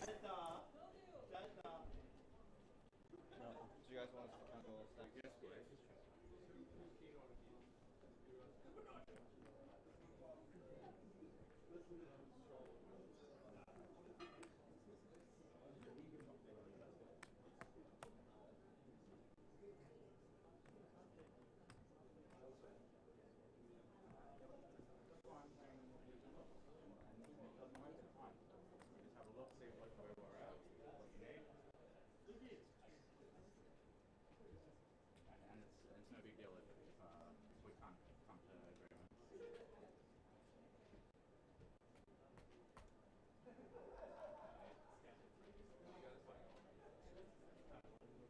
Who's running it, Leia? I don't know. Yeah. Can we get Danny up there?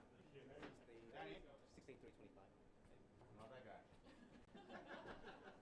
Danny, can you get official chip counts and ICM numbers? The 2026 Aussie Millions kicked off with an absolute bang at our charity poker event. Legends providing GP care to some of the most vulnerable people on our streets. The room was stacked. Poker royalty Joe Hasham, AFL greats and Crown Resorts executives all in the mix. And taking down the title, Andrew Bassett, St Kilda Footy Club president, crowned 2026 Aussie Millions Celebrity Event Champion. Thank you, Danny. Good luck, guys. Shuffle up and deal. Today we officially launched a series. It's a $1,500 no-limit hold'em opening event, expecting 1,000 runners and backed by a $1 million guaranteed prize pool. Van, what do you think of the opening event? Fantastic. We have, I think we have over 200 runners, and it's a new poker room, so looking forward to getting in there. I'm with Troy here, one of our tournament directors here at Crowns. Troy, how's day one going? Look, it's going really good so far. Still got 5 hours left of registration. Already got 224 players. Expecting quite a few more today, and then even bigger tomorrow. Super. Satellites are firing all day. There are plenty of ways to book your seat in the side events and the main. And for everyone asking, yes, the hats are here. Swing by the Aussie Millions merch booth next to the registration for hats and heaps of other slick merch. Plenty of satellites, plenty of shots, plenty of poker. We'll see you tomorrow for opening event Flight 2 and event 2 horse. Let's go.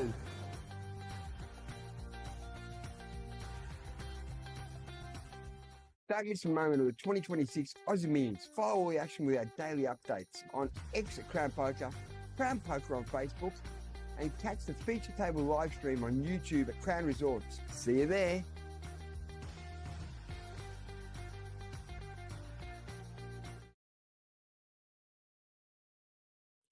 Today on Anzac Day, remember those who served and those who gave their lives. We honour their courage, sacrifice and spirit, lest we forget. Aussie Millions 2026 officially underway, and what a start! Hello, welcome back to Aussie Millions 2026. Welcome back, Aussie Millions. Aussie Millions is back, baby. Opening event Day 1A pulled in a massive 406 entries, with 56 players bagging chips after a full day of fireworks. Leading the charge is Zin Lee, sitting pretty with a monster 810k stack, with James Marcus hot on the heels on 671k, followed by John Chu 604k and Jason Wang on 563. All putting themselves in prime position heading into day 2. Frankie B here in the Players Lounge, sponsored by Pepperstone Trading with David Gore, 2011 main event winner. David, what are your chances this year? I think they're good. As good as anyone else. Good luck, Dave. Hope you do well, mate. Yeah, I'm looking forward to it. Thank you. It's great. It's great that Aussie Millions is back. Finally get to deal the horse again, which is just incredible. It's a great challenge, and good luck to all the players. The action keeps rolling today with event 2, Horse, kicking off at 2:10 p.m, including a main event rebuy satellite tonight at 9:10 p.m. Every day during Aussie Millions, Royal Stacks available. Order online. See Zach.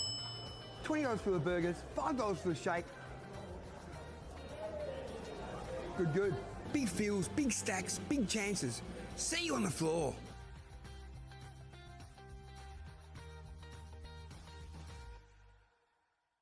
Don't miss a moment of the 2026 Aussie Millions. Follow all the action with our daily updates on X at Crown Poker, Crown Poker on Facebook, and catch the feature table live stream on YouTube at Crown Resorts. See you there.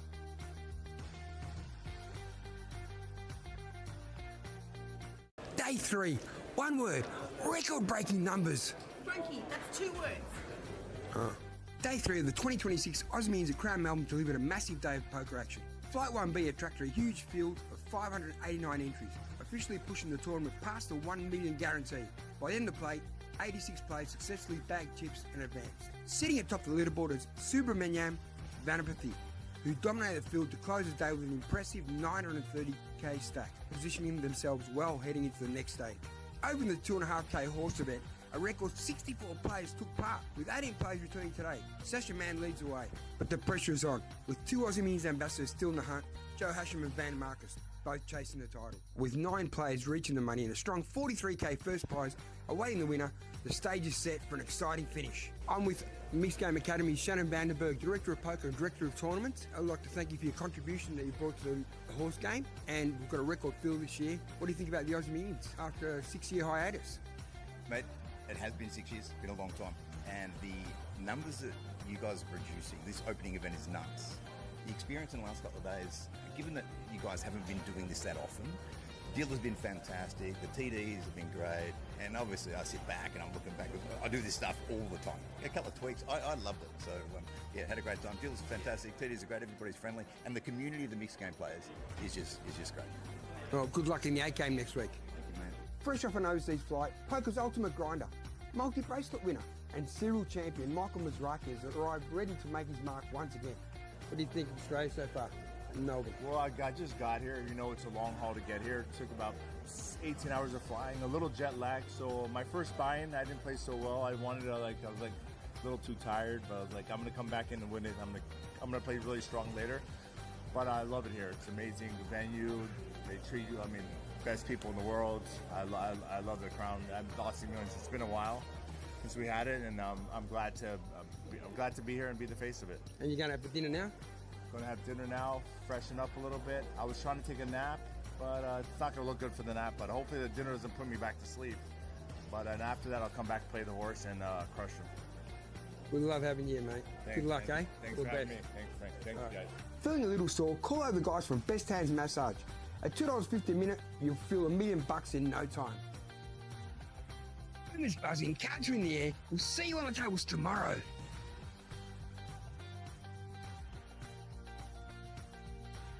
Don't miss a moment of the 2026 Aussie Millions. Follow all the action with our daily updates on X at Crown Poker, Crown Poker on Facebook, and catch the feature table live stream on YouTube at Crown Resorts. See you there.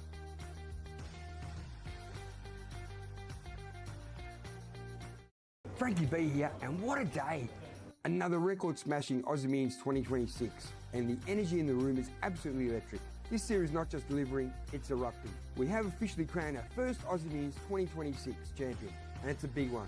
Sasha Mann stands tall after going the distance at Event 2 horse, logging up the title at $43,200 in prize money. Second place, the ever dangerous Gary Benson. Third place, none other than our own 2026 Aussie Millions ambassador Van Marcus. Pure class, pure experience.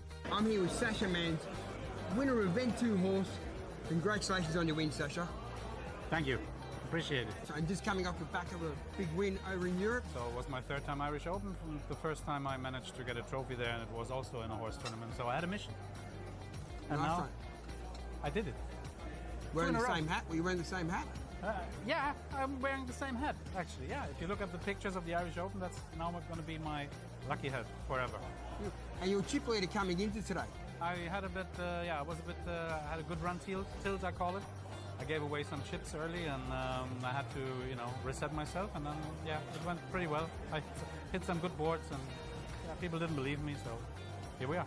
Excellent. So we've had a German take out first event, Event 2 in a horse. Congratulations again, Sasha. Thank you very much, Frank.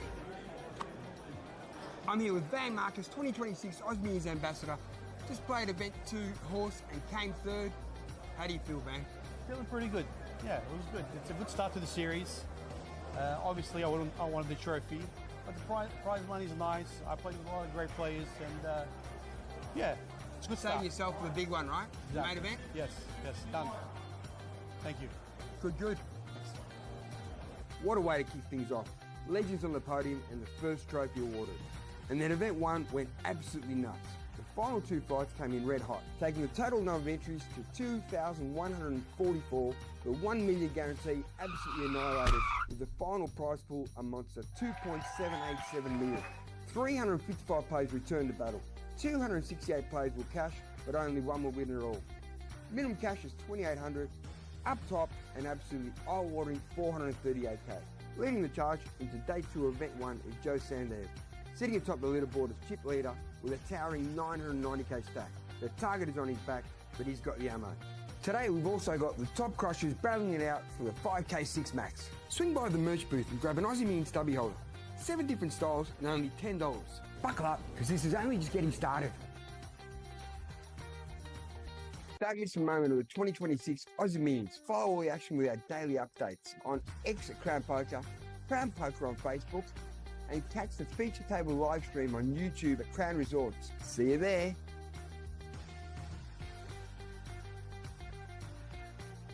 Don't miss a moment of the 2026 Aussie Millions. Follow all the action with our daily updates on X at Crown Poker, Crown Poker on Facebook, and catch the feature table live stream on YouTube at Crown Resorts. See you there.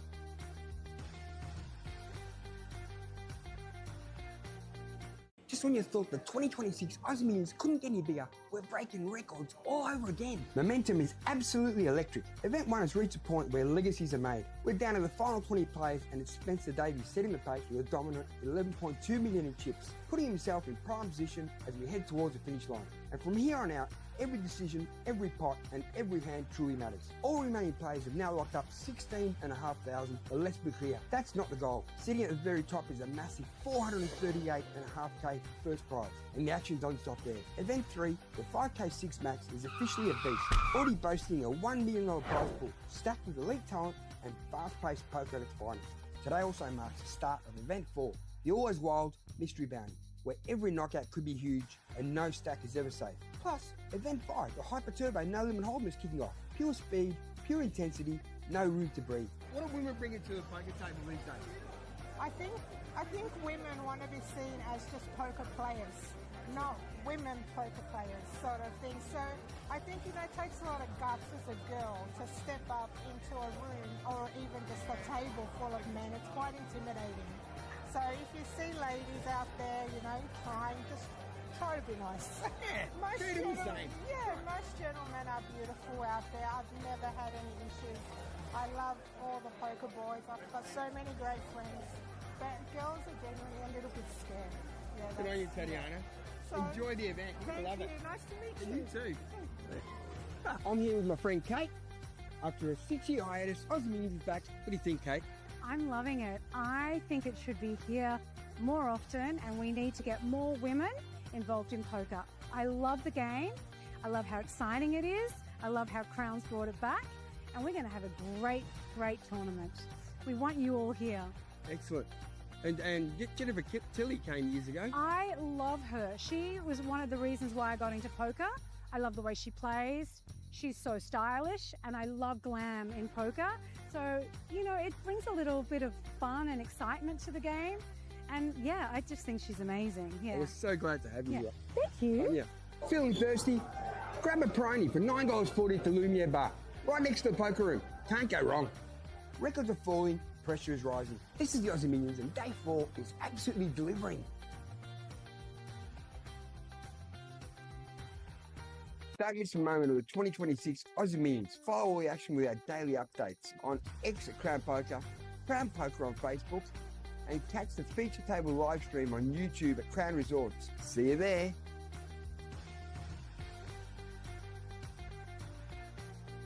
Frankie B here. It's a Day 5 wrap from the 2026 Aussie Millions. Let's go! And we've got champions, chip leaders, and a whole lot still to play for. Event 1, the $1,500 No Limit Hold'em, done and dusted. It's Josh Deuce standing tall, taking down the title and a massive 438k payday. Huge result, huge moment. I'm here with Josh Deuce, winner of Event 1, $1 million guaranteed, $1,500 No Limit Hold'em. Josh, how do you feel? Mate, incredible. It was, big 3 days, like one of the biggest fields I've ever played live. And it's just awesome. Like first tournament in the Aussie Millions this year, and it's awesome that it's back. It's just incredible run. Got really lucky, but it was amazing. 6-year hiatus, And you're our first event winner. Yeah. Great. Yeah, it's insane. So I'm definitely excited for the rest of the series, but it's awesome to get a win in the first tournament. Is this your first? Is this your biggest win? Yeah, by far. Previous live biggest cash was like 40,000 Australian. So yeah, biggest win by far. That's fantastic. And you're from the Gold Coast, yeah? Gold Coast, yeah. But yeah, love coming to Melbourne. Like we come all the time for Formula One, the tennis and stuff like that. So it's awesome that the Aussie Millions is back, and yeah, look forward to it. Now you played in 2018 in this same event. Yeah.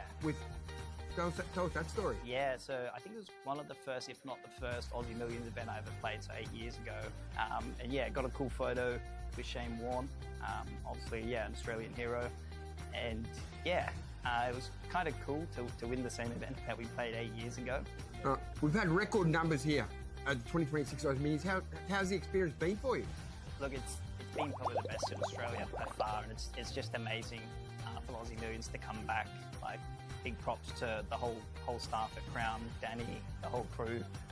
The dealers are amazing as well, even just chatting to them, talking about watches and stuff. So the dealers have been fantastic, and I think as a player, like, everyone really respects that, and the numbers don't lie. Like, you know, over 2,000 players just for the opening event. I think this is going to set the testament for, you know, what's to come for the Aussie Millions and Crown for the future. So I'm really excited to see what happens. You beat 2,143 players for this title. Yeah. That's just awesome. Thanks, man. Appreciate it. Good on you. Event 5, the hyper...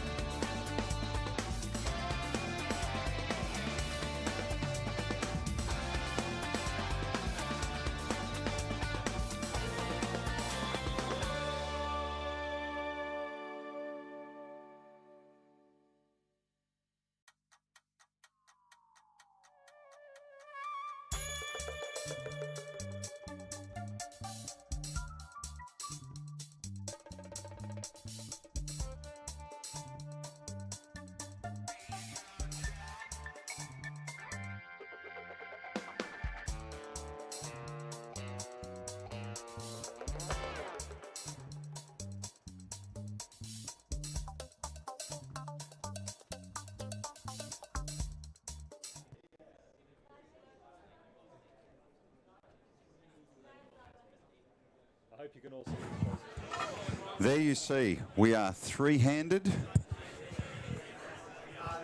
And the gallery is building and building and building, the tension building, the money now. We are in the big end of this deal. We have played from 770 runners. And I'm sitting with Jackson Young. Jackson, just to say a few words in your mic, I want to test it. Can we hear you? Yeah, we good. Beautiful, beautiful. So now we're three-handed, right? You've got Malcolm Trainer, who's been the standout at the final table. You have Dejan Boskovic, real gentleman. Dean Blatt fought back from the short stack. And now we know there's this subplot that Dean and Dejan have been colleagues and friends for a long time, and that he went into the a bit of the, I don't know what you call it. What do you call it? Yeah. When you're leveraging friendship. It's a little bit of an ego battle, I think, as well. Like, it's definitely some speech play, and I feel like we don't see enough of that these days. So it goes back to a little bit of old school, which I kind of like that touch. It's rare we get something along those lines these days. It really is. Like, we just simply don't see it. Here we have a raise from Malcolm Trainer from three-handed ace-8 of hearts. Dejan calling for $500,000. We're yet to see what he's got. And flop comes 10-6-6. Talk us through it.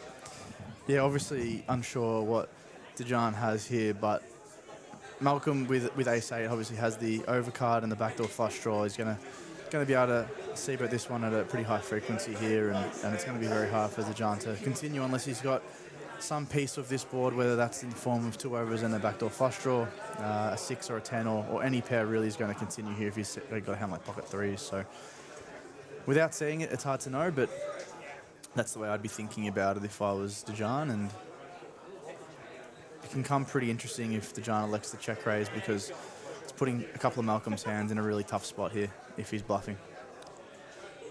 We go to the turn, a 4 of clubs. Does that really change anything?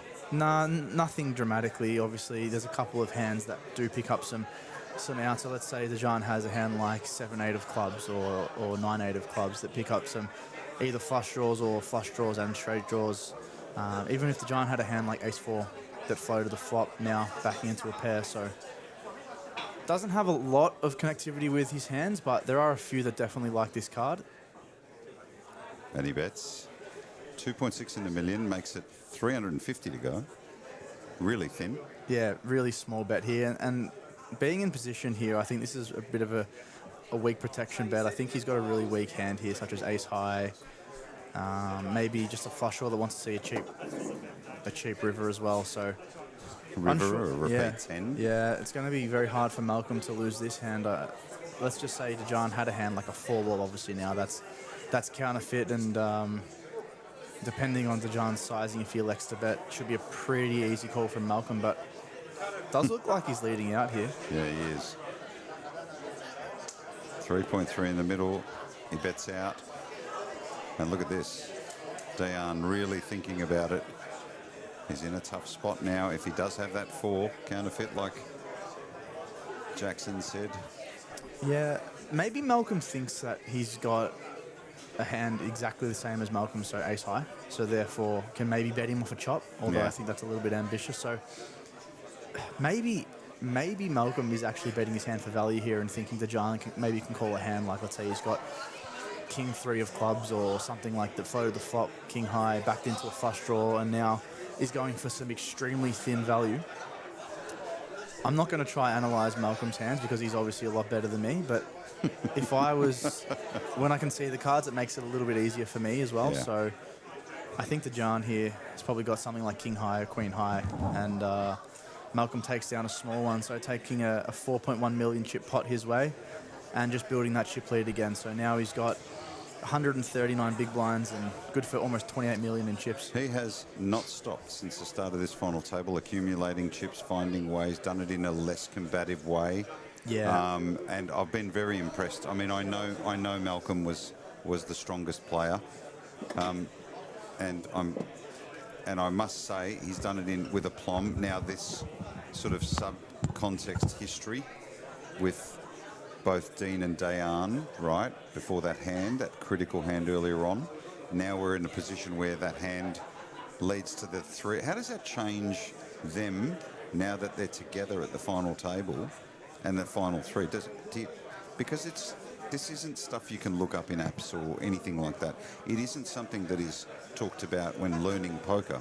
This is historical context, mates, personal. Yeah, it really depends on the player. I think if I'm Dejan, you can take it a couple of ways, and you could really get steamed up and I guess angry or upset, but you really need to let those thoughts go and realize that, okay, like I did get speech play out of a potential pot I could have won. It is a friend, but I now got to just lock in, and I'm playing for so much money right now. I'm playing for 1.67 million, so I really got to lock in and just take advantage of the spot I'm in. It's very rare that anyone's going to be in this spot again, so I'm just very need to block it out. And this is a real point of contention. It will polarize our viewers in many ways. I'll give you the context again. At the end of this hand, we see Dean and Malcolm going at it.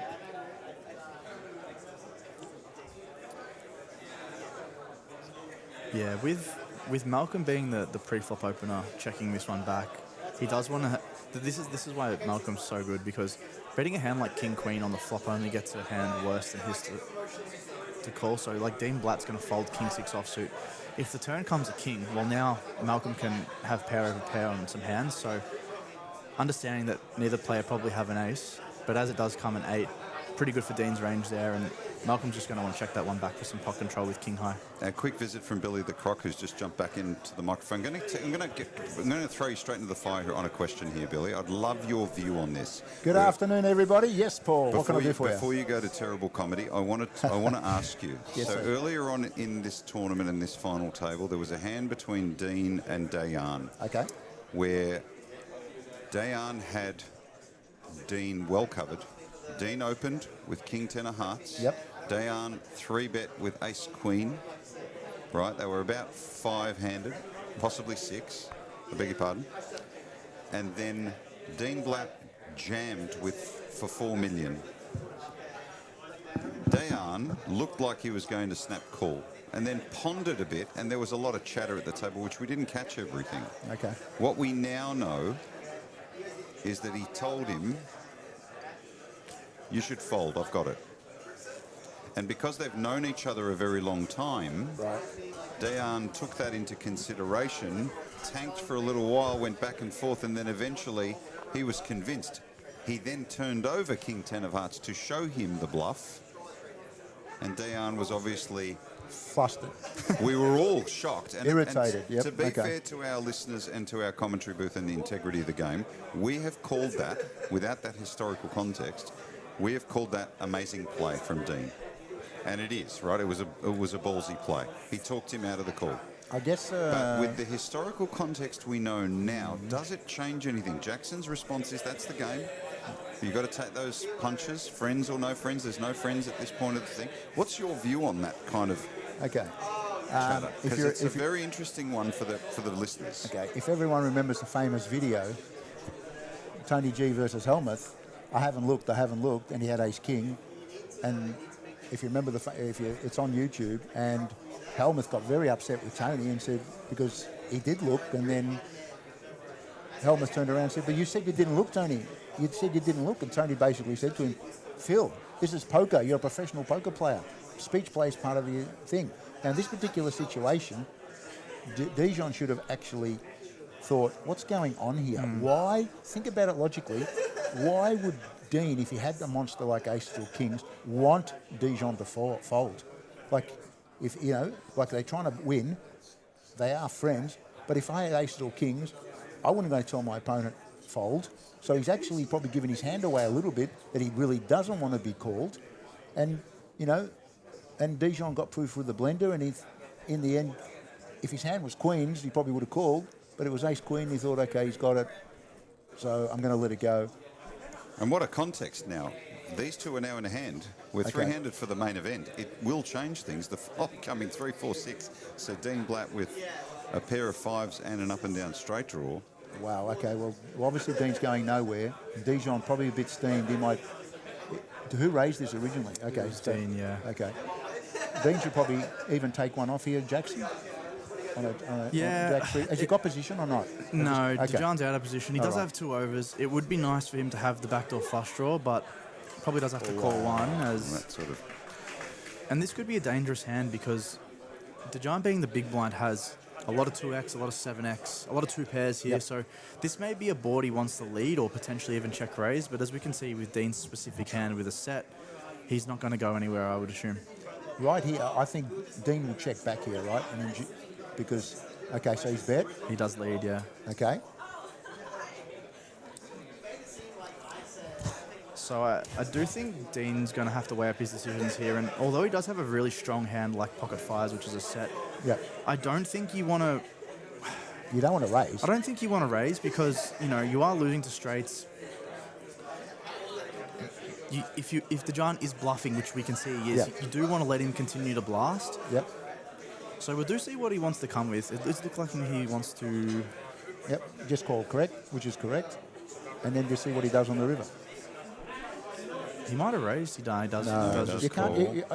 To me, I can't see how you can raise. Look at the river. Oh, wow. So, Jack of diamonds. Now, Dejan does actually river a jack here, but I think this is why he wants to check as he does, because now you can give up the bluff a little bit. Oh, my God, Dean should have. I think he Dean, now, checked. I hate the check back by Dean here because he's got a set. There's no way that Dejan is going to check a 7 on the river. Okay. Well, that is an interesting hand. Now, again, I don't want to let go of this historical context because Okay. it's important. This polarises the community. There are players out there that would go, hang on a sec, he leveraged. He told me not to call with that hand. And I folded because they've known each other a long time. I'm doing you a favour. Fold your hand. Okay, there's no friends in poker. Okay. When you're on the poker Simple field, as that. To me, there's no friends in poker. Jackson. And then after, they should be able to have a drink at the bar. They probably won't. He might get hit. Instead, he might get hit by a bar.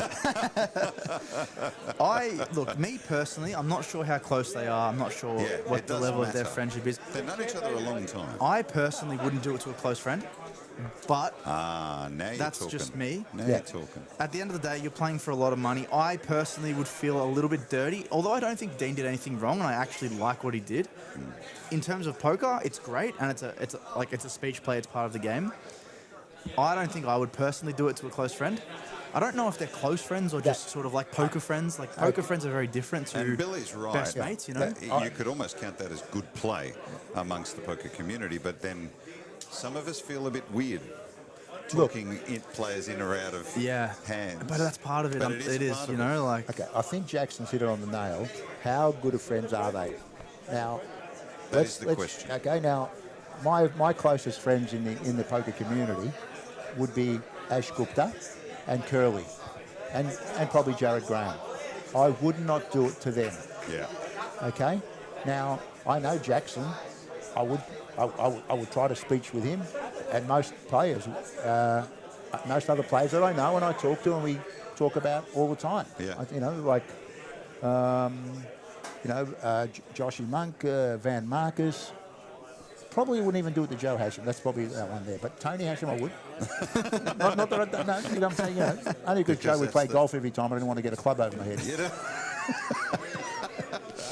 I love how we're defining friendships based around the potential risk. My goodness. So let's just remind everybody at home that we are live and we are at Crown Aussie Millions main event, $10,500 entry, 770 players began, 3 players remain. The payouts, next eliminated player will receive $635,250. The second place finisher will receive $1,001,000 and first prize $1.667 million. Wow. So you're talking about now 2.6, what are we talking about? 3.3 million dollars right there. Besides Malcolm Trainer, I think for Dean and Dijon, it's probably their biggest payouts in their no doubt. in their poker history. No doubt. Absolutely. We know Malcolm's done it. Absolutely. Last night when I was speaking. Yeah. Oh, last night when I was speaking with Josh Monk Jackson, he asked me who do I think would win, and I basically said to him, Malcolm Trainer's my first pick, followed by Dean, but don't rule out Dijon. But So I you said, picked the top 3. I picked the top Yeah. 2, and the top. Yeah, I said Malcolm from Dean, and I was tossing up between Dean and Dijon, but I stuck with Dean. Again, I think it's very important later when this will obviously get a bit more coverage, an interview, and it is the question that Paul said exactly, and you mentioned, how close friends are they? Yeah. There's no way I would do this to Curly, and there's no way I would do this to Ash or Joe Hasham. You know, we would play our cards, and I don't say a word. Okay? Now, you know, as I said, I know a lot of people in the poker community, you know. But again, I don't think I'd say anything. Maybe I'd give a tell. But to be fair, Dean actually gave his hand away. Because if he's got ace or king, He did feign weakness, right? like he doesn't want to get called. And maybe he should have taken a little bit of time. Anyway, let's get back to the action here. We've got Jack 10, and we've got a Jack 9 by Dean. It's just so good, Malcolm. I'm sorry to glaze him, but just understanding that his hand is just wanting to perform as a check raise here. Like, I'm not saying that's the greatest player in the world. Obviously, a lot of solid players would find that, but just really understanding the moment, playing for $1.6 million and just being able to pull off these hands just in such a calm manner. It truly is impressive, and not many players would be able to do it. And to get him to fold a hand like second pair just instantly on the flop like that, he's just running over this table. And as we can see the chip stacks now, both of these players, Dean and Dejana, are going to be wanting the other player to bust. Yeah. So Malcolm just has the green light to just apply so much pressure, understanding that they can't really battle him, because do they want to be the one to slip up, make a mistake for $380,000? And that's, you've hit it right on, you hit the nail right on the head there, Jackson. $365,000 is like first prize in many other tournaments, and so it's huge ICM in this particular situation. So Dean's hoping that Dijon gets knocked out, Dijon's hoping Dean gets knocked out, and Malcolm's just sitting there being the hammer, and the boys are the anvil. This is what happens in poker at times. Yeah. Well, Malcolm Trainer now with over 31 million in chips, and the two other players combined are around about nearly 15 million. So that tells you he's been doing this the whole time. To be fair, he's been progressing and building and progressing and building, and he doesn't seem to have broken his stride at all. Dean Blatt, I am told, has the most or second most cashes of any Australian player. So Dean Blatt, and he'd won 7 seats in qualifying leading up to this Aussie Millions, which we talked about in the coverage earlier on about his form coming into the Aussie Millions, and he was in really good form. So Dean Blatt showing that. Dejan has, in my opinion, since there were 36 players, has really been commanding in the way he plays his game. Slightly old school meets new school, if you like, and I really love where that sits as a player. But Malcolm is, I think we can confidently say, a cut above the rest. Yes. And this is a real masterclass, what we're seeing. I would love, basically I'd love to go home later on and watch this final table and watch what Malcolm has been doing and try to pick up some notes, and it's probably good for the budding poker players. As I said, I play with Dean a fair bit, and he's very, very solid, and he's done extremely well. And you mentioned about the amount of cashes. Well, Dean and I were level before this Aussie Million series. Now, I had 3 cashes. I think Dean might have got one ahead of me. If he's had 4, he's ahead of me. We both had 19 cashes each before. Now, let's get back to the action. In a hand here, so Dean checks the turn, and he will take it down. Malcolm, another pot, taking it away from his opponents, growing that stack, now nearing 32 million in chips. It just makes it hard. Like, you are David and Goliath here, but the Goliath here is also a cut above the rest in terms of skill level. Yeah. So what do you need? If you're in Dejan or Dean's position here, what are you thinking? How do I get back into the game against this guy? Well, the difficult thing is they're not really trying to play against Malcolm at the moment. They're just trying to dodge each other and hope they're actually trying to stay a little bit ahead of the other, but Malcolm's just wearing them each down. At the moment, Dean's got, I think, close to 1.3 million more than Dijon. And if he can just keep staying ahead, he knows there's 365,000, he's better off. Yeah. So unless they find a monster, Malcolm's just going to keep running over this game. There's 2 ways to go about it. There's obviously, firstly, the more standard way, which is exactly what you said, Crocky, is trying to get the other person to bust before, you, because then that's such a big pay jump. But the second one, and it's definitely non-standard, but some people want to do it and go for the win and the kill, is you just take it to Malcolm, and every time he raises, you know that he's got a lot of junk. He's bluffing a lot, so you got to put the pressure on him, re-bluff him, not be afraid to jam for value quite thinly and stuff like that. So I definitely don't think I'd be able to do it in the moment, not playing for this much money. But if like all of these guys are really solid, we do say that Malcolm is a little bit of a cut above the rest, but all these guys in their right mind are excellent players, and any one of them is a deserved winner. Obviously, Malcolm's just the favourite right now due to his chip stack, and he has previous results in a tournament that was, just as big. I'm not sure if anybody knows this, but and we've kept a lid on it because we didn't want to imply anything, but confidence is a really big thing in poker, right? 100%. Momentum. Now, at the start of this coverage, there was a video shot of myself introducing and wishing the players luck. Okay. As I did that, I looked around and said, join us as we wish the players luck. Now, if you take a close look at that video, as I said, one of these players, Malcolm pointed at himself. Oh, really? Okay. And it was very subtle, but the confidence he had. He knows. He knew at that point that he was really, it was a mindset. Of He's course. obviously not tempting fate too much, but I love that about him. He understands if the cards fall in his favour, he doesn't get unlucky. He's a genuine, really hot favourite to win. And as it's poker, anything can happen, obviously. Okay. But he understands his position in this tournament for sure. And when he makes a final table with his chip stack, it's going to be hard to beat. So blinds are 1 in 200,000. Malcolm Trainer with a commanding chip lead of nearly 32 million. Dean Blatt, one-time short stack, worked his way right back up and into the action, 7.6. And of course, Dejan Boskovic, 6.8. Okay. So Dean and Dejan in the same neighbourhood. You can also see on the table the trophy, the ring, the implied money now, and the jumps. The jump between third and second is nearly $370,000. Over $1 million first and second. Crazy. It is so absurd. It's unbelievable, and it's probably, as I said, the probably biggest money for Dijon and Dean in their lives, in their history of poker lives. Now, I'm going to ask you both a question. Jackson, you're more experienced, but Paul, hopefully you understand. I've actually asked Danny McDonough, and I've gone to the poker room manager here. Can we change? We're playing big blind ante. When we get to 4 or 5 players, I've always been the advocate, and it should be put a rule change in, that we go to small blind ante. And you're going to say, what are you talking about, Croc? Half an ante, yeah. The reason the big blind ante was brought in was that as we got a lot of tables, it got confused. Famous Jeff Lissandro Pralead, who put the ante in. So we're only doing it to make it easier for the dealer in collecting all the antes. So we're trying to make it fair and equitable. So why, when we get to 4 players, are we putting in a big blind ante as if there's 8 or 9 players on the table?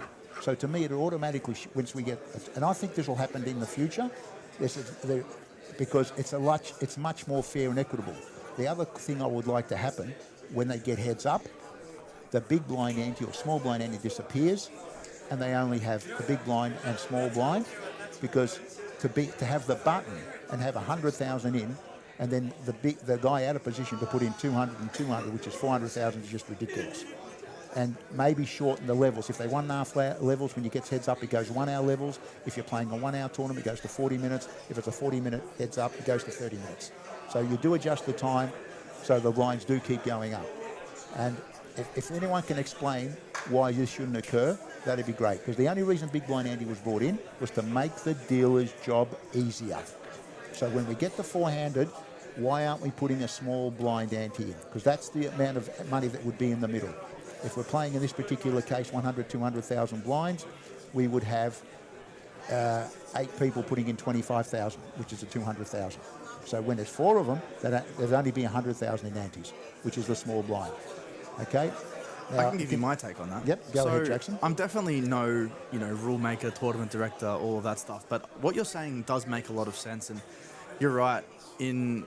Like online, for example, it is what you're saying. They do not do like the full big blind ante and stuff like that. So I think what you're saying is true. It just does make it easier for everyone involved, the tournament runners, the dealers, even the players, because they don't want to change the the antes mid tournament and stuff like that. But just from a strategy perspective, with the big blind ante, you want to go crazy because what you're saying is true. There's so much extra money involved in the pot that realistically, like an online or what you're saying, the adjacent times wouldn't have had, that now you can just go absurdly crazy and start raising a lot more hands and being a lot more aggressive. So I think in the World Series of Poker, they keep the ante, I believe, and then in a couple of other tournaments, they take away the big blind ante for heads up. Yep. So it actually adjusts your strategy quite significantly, and I think as long as it's stated clearly in the rules and stuff, I don't think it actually... Well, you're trying to make tournaments fair and equitable. If you remember when we used to have the chip race, in the old days, whoever had the highest card won all the chips. Then they said, hold on, that's unfair. Let's just make sure the maximum you get is one chip. There's a comment in the chat here on your proposition, Crocky. So it says, Croc, I like the idea, but I would still like to get the big blind to pay the amount of a small blind ante to avoid one person copying back-to-back antes. Yeah. It's a good comment. Yeah, it's an interesting discussion. I mean, it's really dependent on the tournament, and there's like a lot of different rules, such as shot clocks and use of phones and all of that stuff. And every tournament is different. I do think what you're saying is true. I do think in the future, tournaments around the world will realise that it might be a little bit better when you get to 3, 4, 5 hand to do half of a big blind ante. Half the big blind ante when we get to 4-handed. Because it does sort of make it a bit fairer and equitable. And the exchanges are a bit brutal, but basically we're not talking about the hands at the moment because not much action's been going on, and Malcolm... Okay, so Malcolm's charging again.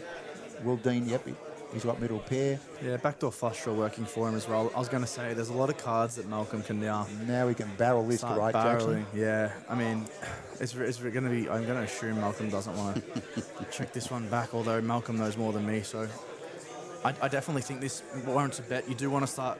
As we alluded to, the two stacks are quite close bet now. 700, 800, what would he bet here? Yeah, I think it looks like he's bet over bet, which is something that only Malcolm does. He's bet 1.6 million to 1.2 million, so whack. Okay. He's really trying to target a hand exactly like Dean's, being second pair. We're never expecting Dean to fold a queen, but Malcolm potentially thinks that some of Dean's queens would check raise on the flop. Okay. So he may be eliminating a few more of the queen X in range. Right. And Dean's just whacked it. Oh my goodness. Wow, that's absurd. And literally what I was saying before, you can either be passive or you can take it to... Wow, what a move. So Dean Blatt, that was not what we expected. No. That's absurd. And what a baller. That is some re-raise into the big stack. No fear again. That's the second time Dean's done that now. One each, actually. He's done it to Dejan, and we know the context behind that, but now he's done it to Malcolm. So showing some real, Dean's shown great temperament, as I said. He's an excellent player. He's always at Crown. As I said, I think he won 6 or 7 seats of the Aussie Million, so he's very consistent. Yeah, I'm really surprised on that play. Not because I think it was bad, just because of the dynamics. I thought that he might just like to let that one go, but... okay, he's woken up with the hooks here. Yeah.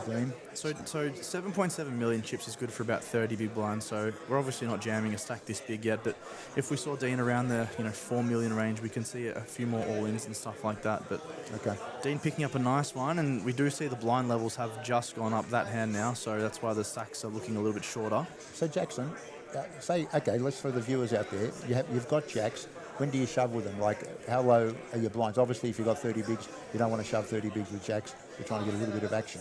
So where is the shoving? Is it 7 bigs? Is it 8 bigs, 9 bigs? It's a good question, and it is player dependent. So if you think Malcolm's going to be over 3-betting you, that will apply pressure, you can definitely start opening more off, like, say, 12 or 13 big blinds and then calling off a jam, obviously never folding jacks for that. Yeah. But I think if you think your opponents are under 3-bet bluffing and stuff like that, you can probably just start whacking, going all in for around 15 big blinds, I think, and then anything over that, roughly, you just want to open to 2 big blinds, I would say. But it depends on what Dean's strategies are and what he thinks his opponent's capable of. I would assume he probably denotes that Malcolm is a highly aggressive opponent, and he's capable of 3-bet bluffing quite wide. Look at this. So we've got a real hand brewing here. Dejan calling for 125. Dean Blatt now raising to 850. Dejan's got ace-king, and Dean is the aggressor. Back over to Dejan, who... He's going to go all in here. Definitely 4-bet. Release There's no way he's going to just call here with ace king. Yeah, out of position specifically. You got some noise in the gallery now, so that you're hearing lots of sound in the background. We will bring you all the updates as they happen. But right now, so what's he done in Jackson? Is he 4-bet or has he just moved in? He has 3-bet to 2.3 million, and it is a fold from Dean Blatt. So which is correct. There you go. The VPIP stats are right in front of you, and Malcolm Trainer, the most aggressive player at the table. That is not a surprise, Not a at all. surprise. That is not a surprise at all. So there you got to cheers in the gallery. We will be updating you shortly as to what that is. Yeah, we don't want to give anyone any spoilers. Give you away. No. And we're three-handed at the Aussie Millions. 770 players began. 3 players remain at the Aussie Millions. And a first prize of 1.667 million. The noise you're hearing in the gallery is the reaction as the action feeds to us immediately after. Yeah, I think this is a nice candidate to potentially 3-bet here, non-all-in, obviously. Don't want to be whacking this much, I think, but this hand performs kind of well as a call and a raise, but let's see which path that Dean elects to go. Obviously, we can see the cards. He's dominating the 7-6 of diamonds, but if you can get him to fold a hand like, you know, ace-5 or even like ace-9 offsuit, that's really good. So he does elect a 3-bet, which I think is the preferred option here, and looks like Malcolm has a decision in the big blind. Wow. Whoa, This would just be such Malcolm-esque, just finding a 4-bet here to like, and I think he's going to do it. Just understanding that 3-handed, we're just so wide. The button's opening wide, the small blind's 3-betting wide, and has he done it? Yeah. Wow, he has. He's done it. Jackson, good you are read, Jackson. Good read, man. Good read. Look at that. He's just applying that pressure. Made it 4 million, and they quickly folded. So again, Malcolm Trainer identifying the opportunity and imposing as much pressure as he could. Jackson, where did you finish? Because I know you were the bubble buster. I was the bubble buster, yes. And, okay, you were definitely the bubble buster against Mr. McSweeney. Where did you finish in the tournament? I ended up 32nd, so definitely happy, but yeah, not on the final table. Okay, obviously, but did you cop a bad beat, or you just got trapped? Or was it cooler? No, what happened? I got actually Dejan, who's sitting there still, ran a nice bluff against me, and I made a bit of a hero fold and was wrong, which that one didn't sleep last night too great. But you can't bluff a donkey, Jackson, right? That's it. It is true, right? You can only do that against a top player. I'm not patting you on the butt here. I'm telling you, you can't do that to any player. Yeah, if I'm sticky, then obviously I'm calling the hand I had, but didn't work out in my favour, and it is what it is. And then had a pretty standard hand after that, and did bust not too far off. So I had 2.1 million chips with about 33 left, and then was out quite shortly after that. So unfortunate, but it is what it is. And I mean, I get to be in the booth, so I guess it worked out. You know, rather than we are the better for it, my friend. We are the better for it. Okay, viewers, I'm going to head off to the 5K PLO, and I'm going to swing. Is this because you're no longer because Dean Blatt is further ahead of you at caching that you need to run back and vindicate yourself? Billy, it has been fantastic catching up with you. Thank you for making time coming to join us. This is also a huge hand. We'll just keep you to the end of this hand. This looks massive. Dean with trips and a flush draw to boot. And Dayan's got a pair of 8s with an ace kicker. Yeah, in position here, I think he's checked back the flop for some illusion here. I definitely just think we want to call this street for sure. Yeah. We have too strong of a hand, I think, to... and that is not a good card for Dean. Obviously, we're not folding, but now we're not probably just putting in a raise on the river. And Dejan's going to work out. Does he think his 8 is good? Me, personally, probably just checking this one, hoping it goes check, check. But it does look like Dejan is going to be turning his hand into a bluff by the looks of it. I thought he might just bet a blocker bet, okay, so he doesn't get raised. Does he put a blocker bet in? Yeah. That's what he doesn't want to face it. Yeah. So he's just put a blocker bet. And Dean reached for a raise, and it was quickly folded. That's actually quite well played from Dejan, understanding that he's just going to go for one big blind there and hoping to get called by a crying ace high or a 7 or something like that. And if he gets raised, he's just snap folding that one. So well Okay, played. Jackson and Paul, I'm out of here. Billy the I'm going to Croc. put back Mr. Van Marcus. You complete me. Thank you. Really appreciate it. Good, and great good. to see you, pal. See you later, viewers. And absolutely Just had look a, out for had a Billy wonderful at the time at the table. Aussie Millions. If he Wonderful. starts joke, just, be very wary that HR aren't listening. Three-handed. 3 players remain. Yeah, the stacks are now even again with Dejan and Dean, so gonna be Malcolm applying a ton of pressure now, and we'll see how this one goes down. But the blinds, as I mentioned, did just go up now, so both players hovering around that 30 big blind range still. To those players in the chat, behave. We've loved having you dial in to the coverage, gotta say, as we conclude this wonderful series at the main event final table. 3 players remain. It's just fantastic to watch. I am Paul Curry, I've got Jackson Young, and the legendary Van Marcus has rejoined the commentary booth. Van, you're in this position, you're three-handed, you've been in these positions before. What are they thinking? I have. I think Malcolm has got a strong hold here, and he can put in max ICM pressure on the other 2 players. And down with Queen Jack offsuit on the button, raises to $500,000. Dean with Ace King, likely to come in for a 3-bet, and does. Malcolm gets out of the way for a change. Malcolm commands most of it to 1.175 million, and it was called. Yes, it was called, and we're going to see a flop. Ace King in Dean Blatt's hand, Dayan with Queen Jack offsuit. This could get spicy, this flop.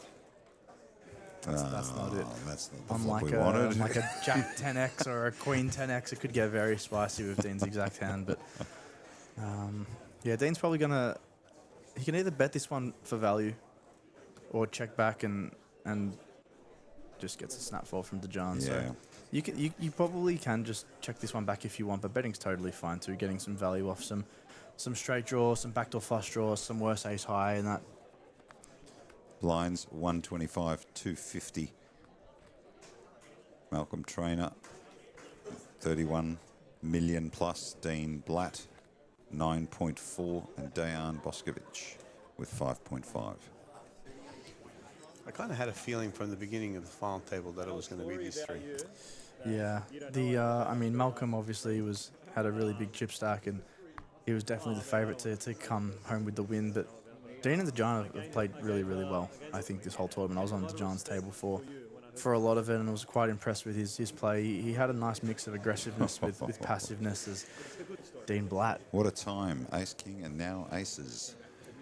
It's nice when you've been a bit aggressive for a couple of orbits, And then you get the hands. and then you actually wake up Don't with get the monster. credit for them, absolutely. See what Malcolm John folds. wakes up with. Yeah. No. Look at this. He's going to turn him over because he got. Look, even Malcolm was going. That's a bit harsh, 3-handed. Yeah. Unfortunately, neither player having much. I think if Malcolm had the King 4 suited, he's 3-betting that one for sure. But unluckily for Dean Blatt, it was off suit and he just finds that one in the muck. Yeah. Still lots of play left. Heaps, 20 big yeah. blinds as a small stack is still a lot. Yeah. Still a lot of chips in play. I think it's about 180 big blinds total with Malcolm having 31 million there. So he's in a prime position to take this one home. But as we know, anything can happen. Fantastic support from our chat community and our listeners. I see Josh Monk in the distance. Is he adding to the chat in the same room? Is that Yes. Josh doing some damage to us? I reckon. Josh Monk, you gaslighter, you. Oh, we got FaceTime here. We're saying hello to everybody. G'day, g'day. My daughters. Hello, hello.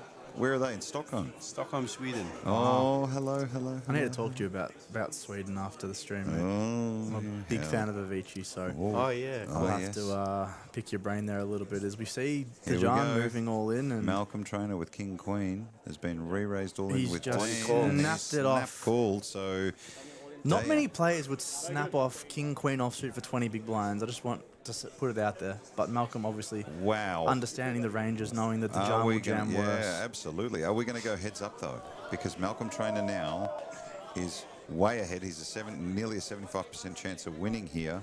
And if his hand holds up, we will be heads up for the Aussie Millions in 2026. The flop, 10-8-5. That is no help for Dayan. A few things working here for the Jan. Backdoors. Let's see what the turn does. 9 of spades. King.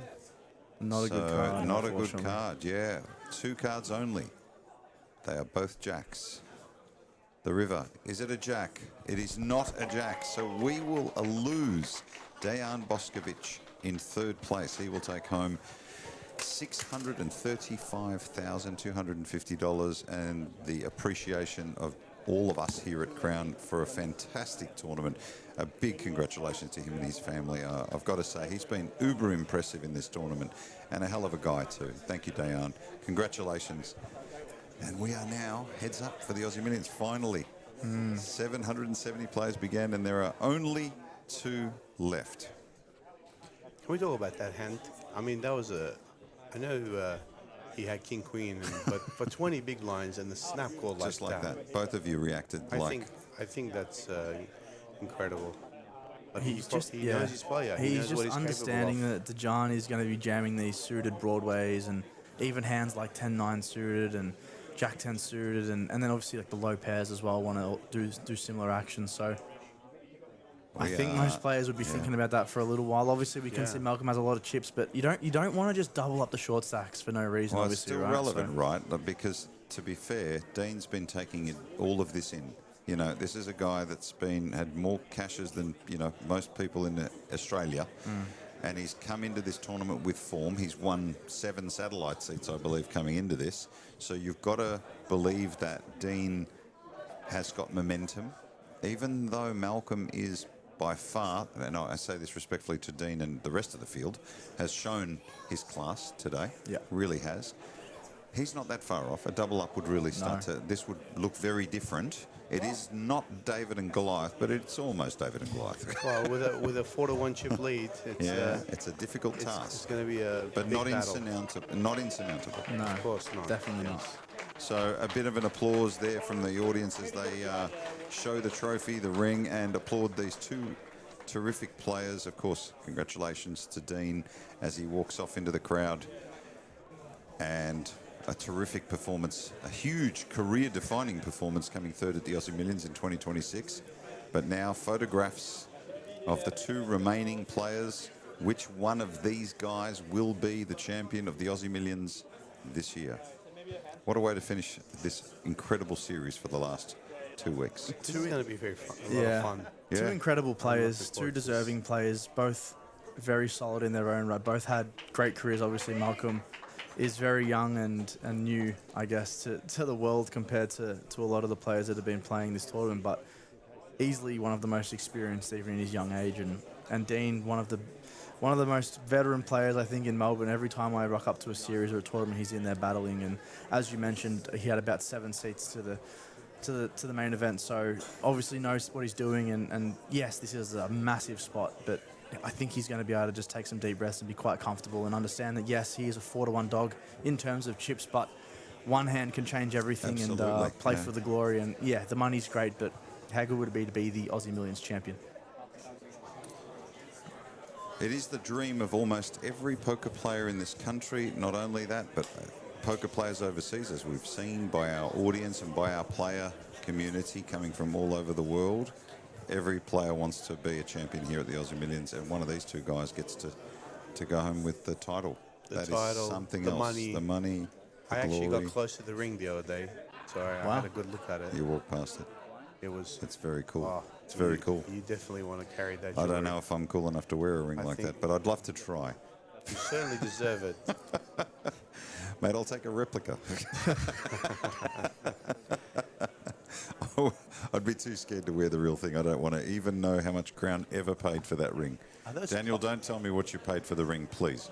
I don't want to know. Are those plaques there, Paul? I the think middle? we've got They're plaques. We've got plaques. I haven't we've got seen trophies. them in. We've got They haven't all been around in a sorts long of time. things. Wow. Yeah. 25, 100K. I mean, it'd be a lot of chips if it was 1.6 million in chips, right? That'd be a lot of chips I for actually sure. saw a photo of one of the guys who won the jackpot downstairs for, I think it was 1.9. And heard about they that. gave it to him in chips, and I was like, Yeah. wow. And it was such a sick photo. It's like 3, 4 racks or 5Ks. Yeah. What a bink. We are preparing the heads-up battle to crown a champion. It has been 6 long years since the Aussie Millions has graced us. Lots has happened in that time. We've had a pandemic, possibly 2, if you would argue, 3 wars going on. Some of them haven't resolved. True that. It's been a really good time for the sentimental to re-enter our lives in the last couple of weeks, and that's what the Aussie Millions has done. We've stopped talking about world news a little bit in the last couple of weeks, and we've talked about something we really love. So I must say it has been a real privilege to be here, and I think it's going to be the start of many, many battles. You can hear the audience groaning. There is something going on in the background. There is no avoiding telling you. I'm not going to tell you what's going on because you're going to hear about it very soon. But essentially, you may hear the crowd roar, and you won't be able to know what it is until our coverage concludes. That's my favourite noise, that ooh. Everybody here is standing up and watching. And the groans won't tell you anything because they come with every card. There is the trophy in shot. Who will be the champion, we wonder? There's nothing better than poker noises, is there? It's It's just this- a roller coaster the of emotions. excitement, The the sound disappointment. is like a roller coaster. All of us living vicariously, dreaming of being the player that has that problem one day. It'd be a nice problem to have. It would be. sure. It would be. We are about to commence our heads up for the championship. The main event of the Aussie Millions. We wish both our players the best of luck.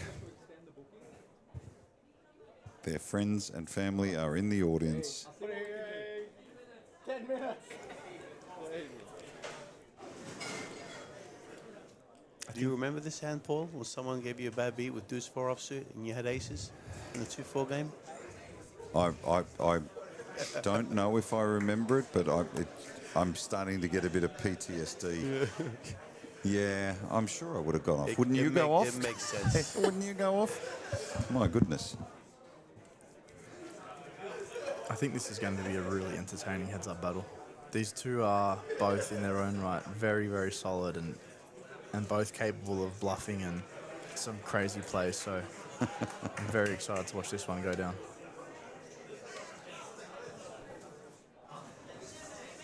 $36.6 million to Malcolm Trainer and Dean Blatt with 9.6, and he's got lots to do to make this happen.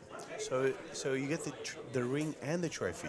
Yeah, you get a small trophy to take home. You get etched into the big one, and then you get to take this gorgeous ring home. Wow. So the crowd is still with us, not giving anything away. What a gallery, I have to say. And here we go, first hand of the heads up. Dean Blatt. So with as Crocky was mentioning before, they are, I believe, playing with a big blind ante still. So pretty much on the button, you can't fold any hands. You can just want to limp a lot here and that. And Malcolm just understanding that he wants to raise his range is going to be very, very polar here. So he's using the worst hands, such as Queen 2 offsuit, and then using some other strong hands in there. They are still quite deep. So Dean's got about 40, just under 40 big blinds. So can still have some, some linear stuff there, some King 10 suited and stuff like that, I assume. But also wanting to put in the junk there that's happy to just, raise fold and try to steal the pot down early. Yeah, and put yourself in the position, most people, you just organically put themselves in a position of the shorter stack and wonder how the hell they're going to do it. So both of you, some advice, some thoughts on, you're in Dean Blatt's position trying to climb the mountain. I mean, Dean, he does have less chips than Malcolm, but he's not necessarily short. 37 big blinds, still Yeah, a lot of lines to chips. play with. There's still a lot of post-flop play, and he can still go either way right here. Well, action is on Dean, so Malcolm's called. I'm interested to see what sizes he goes with, and Van, maybe you can allude to it, but when you play heads up, do you have different sizes, or do you just sort of have one isolate size when you're heads up? In position or out of position? Both. I think on the button I usually go 2.2x, 2.5x, but I change it up. It depends how the big blind's responding to your raises. So in that sense, you could maybe veer away from what the GTO is telling you and use exploitative sizings. I think both players are using a 5x sizing out of big position. blind. Yeah, which is quite big. Yeah, I would say. I think I would probably just use a 3.7 to 4x out of position sizing, but maybe they're doing this also because they're so deep. A lot of support for both players here and online. I have to say to all of our listeners who have been with us through the last 2 weeks, it's a huge warm thank you for joining us and giving us your feedback. Even the ones who throw the pointy feedback at us, we take that on. We have some fun with it. None of it's personal, and we do our very best. It gets bumpy during a live broadcast because it goes for so long, but the good news is the Aussie Millions is back. We sit right now, and you guys can't see them at home, but we've got all the Crown staff in front of us, and these guys they often come off as invisible, but they've done such a great job. We're in a hand here. Malcolm and Dean, talk us through it, boys. Yeah, I think this is another one of those junky hands that Malcolm's thrown into his isolating range, and not that he's betting range on that board, but you know, when he does have a lot of junk and polar, he has aces, kings, queens, jacks. He also has a lot of these, like, you know, 10-4 offsuit, queen 2 offsuit. So he actually does have a lot of pairs that connect with that board as well, and Dean's probably got more of that middling portion, so maybe just thinks he's got range advantage there and just wants to take down the pot. I see that Dean has been limping a lot of buttons. I don't mind him coming in for raises now. Just because he's a bit deeper? Yeah. Yeah, because I think he should... yes, he's going to have to play his whole range with a big blind ante, but I think coming in for a 2.2x open or even a little bigger, it takes away from Malcolm making plays like this. And on the flip side, if you're going to limp in with these kind of hands, he's going to have to limp in with these ace-kings and these big pairs as well. So. Yep. Specifically against Malcolm as well. Like, if you are going to play a limping strategy, you're going to want to pick up some heat because he's going to be applying pressure and raising and 3-betting, doing all kind of crazy stuff. So. Yeah. And to be fair, Dean started to get some pretty good hands when they were three-handed, ace-king, aces back-to-back, and now we're seeing ace-9 versus Malcolm's jack-8, although here we're in situations we're going to see a lot of flops, a lot of turns. Yeah, and even to this 5x sizing, you can see Malcolm, with the big blind ante specifically, is continuing with a hand as weak as jack-8 offsuit, obviously in position and heads up, makes it a little bit stronger, but I guess that's why Dean is using this sizing, because when he does have strong hands, he can get some hands that are a lot weaker than his to come along and call. So I do like both players' early strategies, and I think that they're both obviously quite strong players and understand this spot quite well. So bets $1 million. And over to Malcolm now, who's got jack-8 offsuit. It's a great flop for Dean. I'm thinking something spicy here. Yeah, because he's got that float this backdoor flush draw, backdoor straight draw. So he has come with raise. It looks like 3 million, 2.5 million. Well, the last time this happened, the door slammed back in his face. Yeah. Will that happen again? He's looked straight at his chips then, Dean Black. So do you think, Van, you want to just jam this one in, obviously understanding that we only have 7 million to start, roughly? Right. And it's a very wet board. I think he's just saying he's got no time banks left, and Malcolm has just given him all his time banks. I think I think they got. I think they were actually his from when he moved seats. That would have been a really cool That's move. That's quite funny. Yeah. That is quite funny.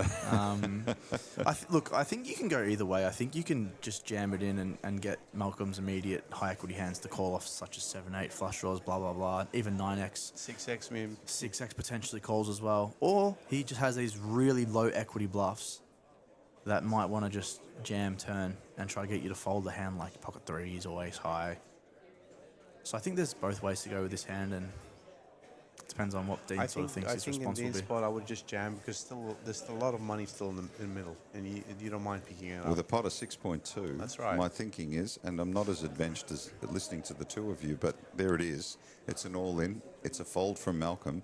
And now he takes a nice pot and he's already chipping away. So take what's there. This is modern game versus sort of meets the newer game, I would say. With a touch of old school, maybe. With a touch of old school, because he's just shut the door and said, I'm going to take it right now. I know I've got the best hand. Yeah, he shuts him down completely from having any equity now left. And he takes his stack up to 12.3 million now. So he, I guess, momentum really plays into the psychology too, right? So players here, poker players are notoriously superstitious.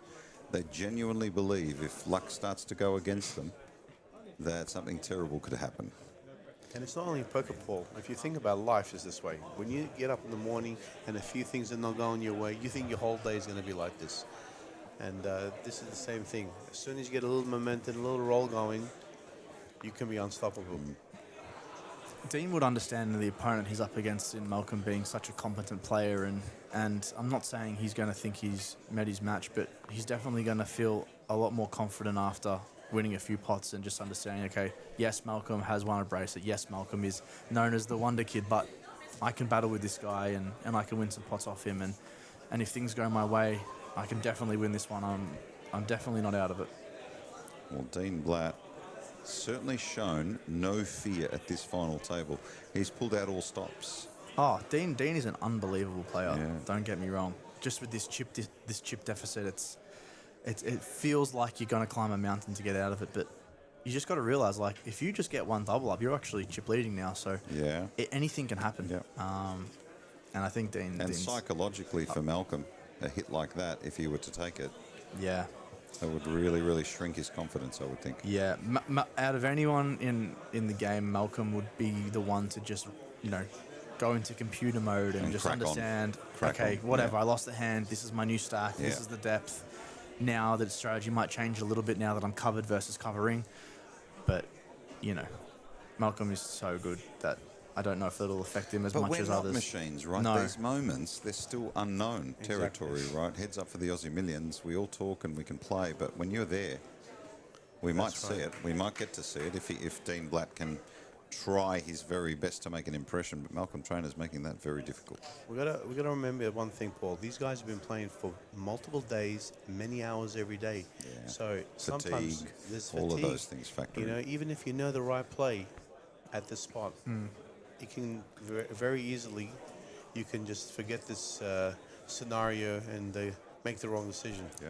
I highly doubt that they're both playing their A game right now, just because of what you're saying. They've been playing 5 days straight, very little sleep, very little breaks in comparison to the amount of poker being played. So, is your B game better than their B game? Yeah.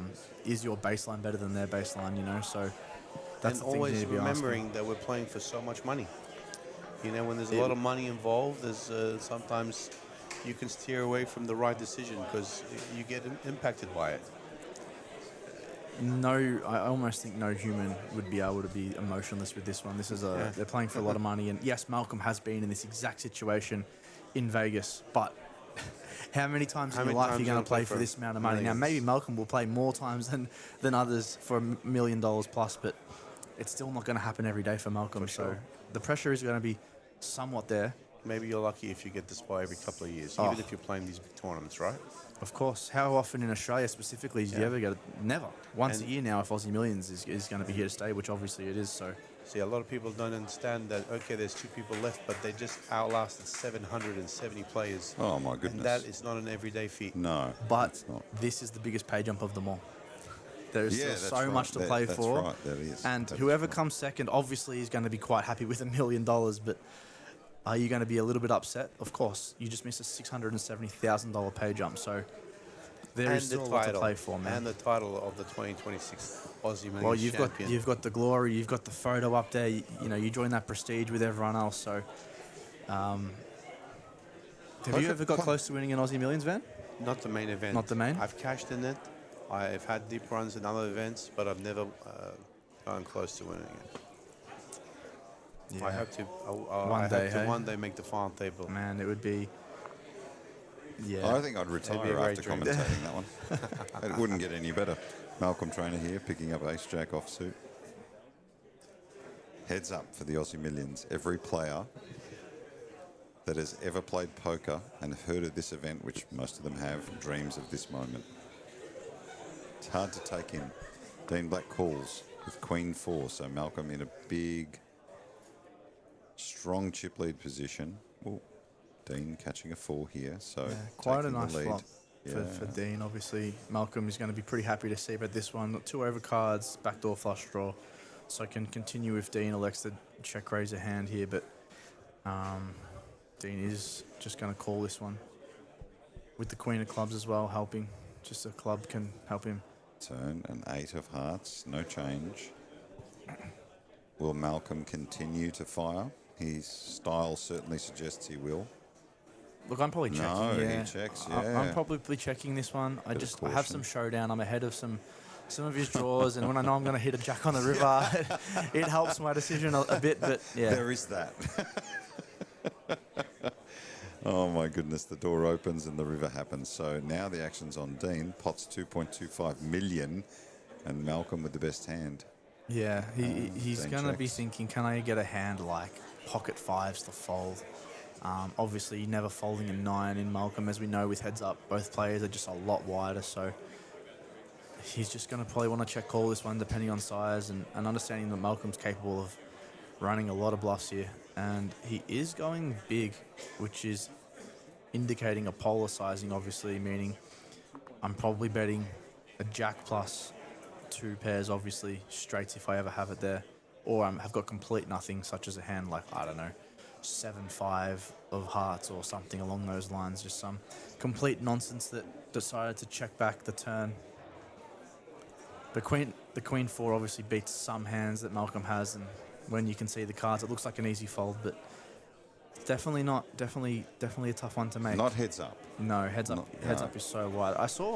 I remember the hand. I can't remember if I was commentating with you, Paul, or maybe it was Ben, but the hand that Jen Cassell busted in the 5K with, and it got clipped up on social media, and everyone in the comments like, such an easy fold, and this is where looking at the cards and being results-based in poker is so wrong. The call that she made was actually quite fine, and if she made the correct call, say her opponent was bluffing, everyone would say she's amazing, what a call. But because they see the cards and it turns out to be wrong. You're defined by it, right? You get defined by it. It's results-based, and the thing with poker is you can't. It's impossible to be right every single time. Even Malcolm, even Dean, they're gonna mess up a hand. They're gonna make a call where the guy's under bluffing, but he's still bluffing. So you just got to do what you can with the information that you have in front of you, and to expect to be right every time is just completely delusional. It's unreasonable. Dean Blatt has picked up a very big hand, heads up. Malcolm Trainer. I like the limp. Wow. I think he's going to isolate. I think he's going to isolate this hand. This is a hand that when you're 40 bigs deep, you can actually call a 3-bet, even though you're not loving it. Understanding that Dean does have some bluffs here, and Dean's obviously going to be 3-betting this one, I would say, at a very high frequency. Yeah, he limped the trap, I think. And he does limp. And in Malcolm's spot, I'm not sure why he's picking the Jack 9 of hearts as an isolation from the big line. I think like he wants to go before. I think he's deciding to go linear now versus polar potentially. Understanding that Dean now, like if Dean only had 8 million or say 6 million, you wouldn't want to pick these hands now because you have to fold to a jam. But understanding that Dean can have some 3-bet bluffs here and these perform actually quite nicely, you are out of position, which is not ideal. Well, this pot is bloated now at almost 5 million. Let's see the flop. Action flop, Dean Blatt ahead. The flop, Queen 5-3. Yeah, so Quick check. Malcolm's definitely going to continue on this flop. Obviously, doesn't look great on this board, but backdoor flush draw, backdoor straight draw is way too needy to fold unless Dean bets quite big. I do think Dean's going to come with a small size, maybe like 1.2 million to 1.5 million, I assume.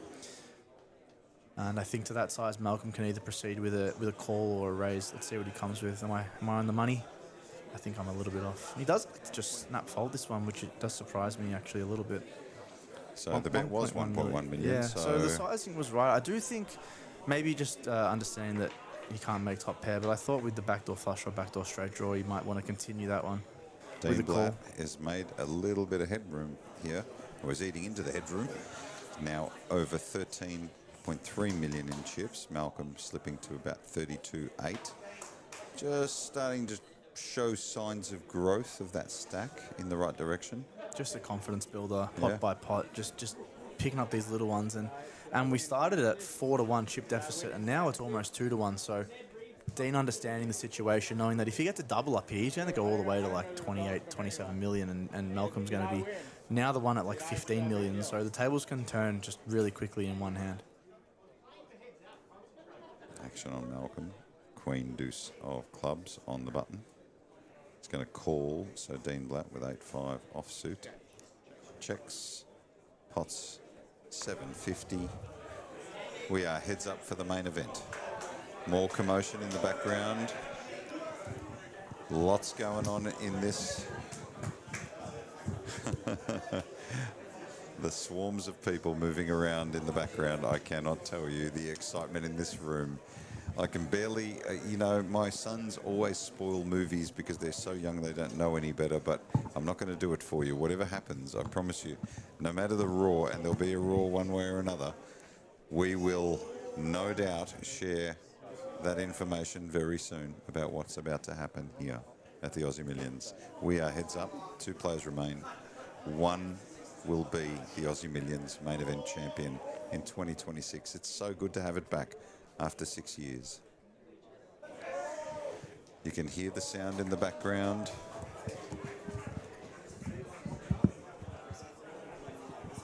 Oh, I'm not going to tell you. There's no spoilers here. We will update you soon. It's all happening in the background. We will continue to update you. Tony Hasham's in the room, walking around. Can't stay away from it, can you, Hash? He loves action. He gets excited. We all got to be near it. Well, heads up, Dean Blatt now climbing just a little bit. Ooh, wow, here we Dean go. with ace, 6 of clubs, and Malcolm Trainer with ace king. Heads up. This could get quite big. An ace high flop is going to be quite gruesome for Dean, obviously. Malcolm raising to 1.2 here. Is there going to be another raise here from Dean? Is this a position where he over commits, or is he just going to call? Looks like he's just going to call, taking the path of least I think this hand's probably too strong to 4-bet fold and probably too weak to jam. Yeah. Malcolm is going really wide, so it wouldn't be the worst thing in the world, but just keeping in some other hands here as we see that Dean has just flopped a flush draw and is now the favourite to win this hand. He is very so slightly starting to get the cards and the momentum at the same time. Malcolm with the action will bet 2.7 in the middle. Looks like he's bet about 1.4 is my guess. Just wait for the graphic to confirm. It is 900. I beg your pardon. Round to Dean now. How does he play this hand? 12 million, boys. Is it a raise? Is he going to go for it, or is he going to? I think I would just call on the spot. Yeah. My ace high has some showdown value already, but Dean has other plans.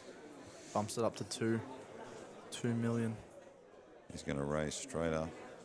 Very small raise. Very small, yes. Now Malcolm obviously never folding. Obviously beats hands here, beats bluffs.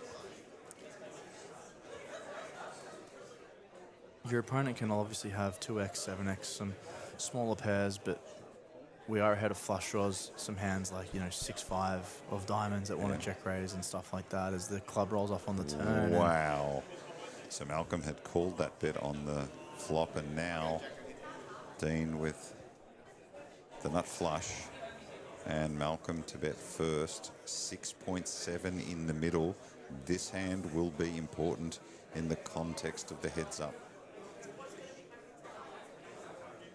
Stating the obvious, I know. Yeah, I'm not sure, obviously, Malcolm knowing a lot and stuff. I just think this one's going to be a check unless he has already checked and the graphics are So not updated there's a lot yet. of commotion going on in the main event area. We will keep you posted, don't worry, but no spoilers here, so stick with the coverage. Stick with the coverage. You can try and guess the sounds in the background, but we're not going to give it away. It's a very big hand on our screens right now. There's also a very big hand playing out in the background, and what a fold. Yeah, that is a really good fold. So now Dean Blatt moving up to 16.3 million, and Malcolm Trainer starting to slip down below 30 million for the first time. A little bit of momentum. And you hear the moans and groans. You hear the moans and groans. Things are going on, but we are still heads up here for the main event.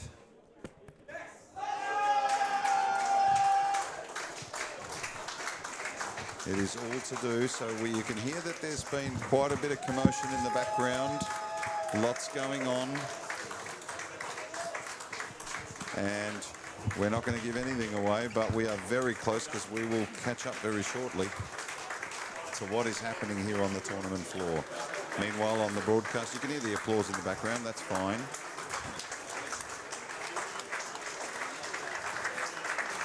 And Malcolm Trainer with 8-4 offsuit. Dean Blatt with Jack 10. We're going to see a flop.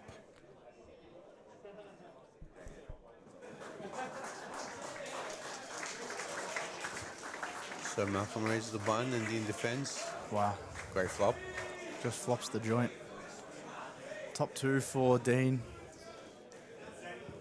And is Malcolm going to continue his story? No, just understanding that these middling high cards are really good for Dean as he turns the full house. But there's really nothing there for Malcolm unless he's bluffing at it, right?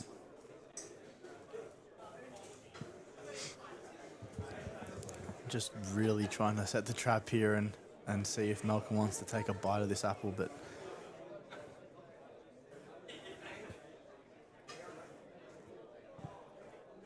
he does take the bait.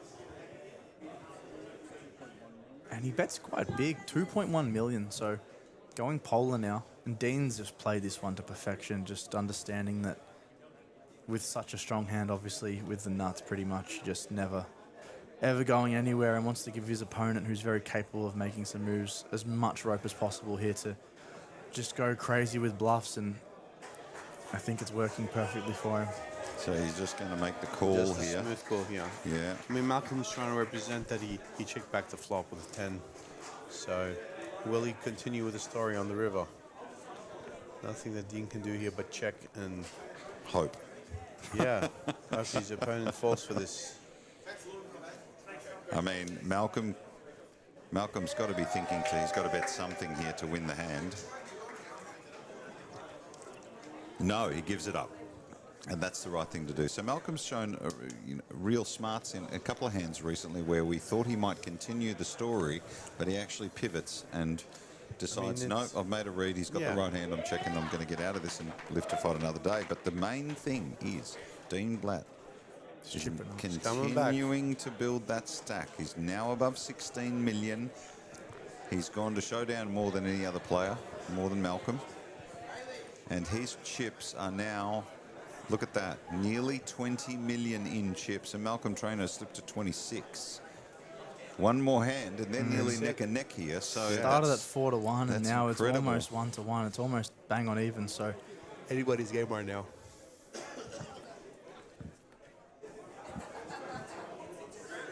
Look at that trophy. I feel like it's unfair being on Dean's side. It's like the fate's sort of pushing it towards him, but I guess the all the money is putting its place in the middle instead. Yes, it sure is. Dean Blatt again with a big hand, ace-10. Timing has been very good for Dean. To be fair to him, at the short stack at this final table, Dean was really needing to make something happen and did a good job of getting himself back in the game. Malcolm continued to build that stack the entire time. The only way was up for Malcolm. Oh yes, Malcolm now with ace-jack. My goodness. Is he going for the limp raise again? Now will Dean re-raise? Malcolm 1.5. You're right, Van. The sub context. Man, there's 60 big blinds deep, so they are extremely deep right now. Here we go. Looks like another raise. Yep, 3.8 million. Is Malcolm going to jam this? Or is that absurd? And will he get called if he jams? That's even a bigger question. He just, All in. just He whacks does. it. States it. And it is takes snap calls. Wow. So this is it, ladies and gentlemen at home. Malcolm Trainer is the chip leader. So the all-in player is Dean Blatt. 60 big blinds in this for each of them. Wow, That's a really, really incredibly played out hand in terms of aggression. And we are now moments away. Will Malcolm Trainer's hand hold up? Will he be the Aussie Millions champion? And will Dean Blatt be eliminated? The flop.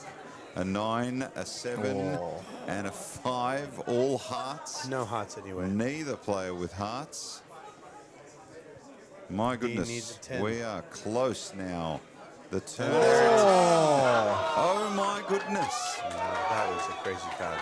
That is insane. The turn is a 10 of clubs. So now Dean Blatt is the favourite to win the hand. Only a jack or an 8. And it is neither. So, just when you thought The it was pendulum over. swings. My goodness. And now it is a 6-1 chip lead for a Dean Blatt. So What this is happening here? This is going to be an absolute mammoth of a mountain for Malcolm to climb back up. All right, let's reset the context as they set the chips up because they're trading off now. At the start of this, where were we? Remind me of the chip counts at the start of this heads up. It was Malcolm 39 million to 9 million to Dean 9 It is million. a complete reversal. That's right. So right now, the David and Goliath still stands in its context, but it is reversed. Even bigger lead now. Oh my goodness, Dean Blatt is a overwhelming chip leader and Malcolm Trainer has it all to do. The guy from the start of the final table till this very moment has commanded the final table, has climbed, has very rarely put a foot wrong and gotten out of things and done it with aplomb. But here, tell me about the Ace-Jack, Ace-10 bet. Both of you were a little bit surprised about the pre-flop aggression. I think personally, I think too many big blinds to get in with those kind of hands heads up. But they had more time. They have a lot of meta between them. There's been a lot of limp raising going on, so you can understand what they're both thinking as well. There you go. You're hearing the applause in the background. Dean would understand that Malcolm has a lot of bluffs in that spot. And that's why he snapped off the ace-10. And you are right, 60 big blinds each committing to that pot is quite a lot of bigs to commit with such middling hands. But both these players, I'm sure, have studied this spot and understand the dynamic. And they both went for it. And unfortunately for Malcolm, got it in as a pretty hot favourite. And the turn was just absolutely a gut punch to him. And now he's looking at the door, unfortunately. He's very, very close to walking out, but he's still got 20 bigs, and 20 bigs ain't nothing in this game. Well, what This a is the story! game we play, What a Paul. story! It hasn't stopped for 2 weeks. It's kind of a reminder, because the truth is, we're all so happy the Aussie Millions is back and back in a big way. We've broken records for the last 2 weeks, surpassed all expectations. But the story of the Aussie Millions, the quality of play, the subplots that come out, just incredible, really, in terms of its history and what it's now, where it's picked up in terms of history.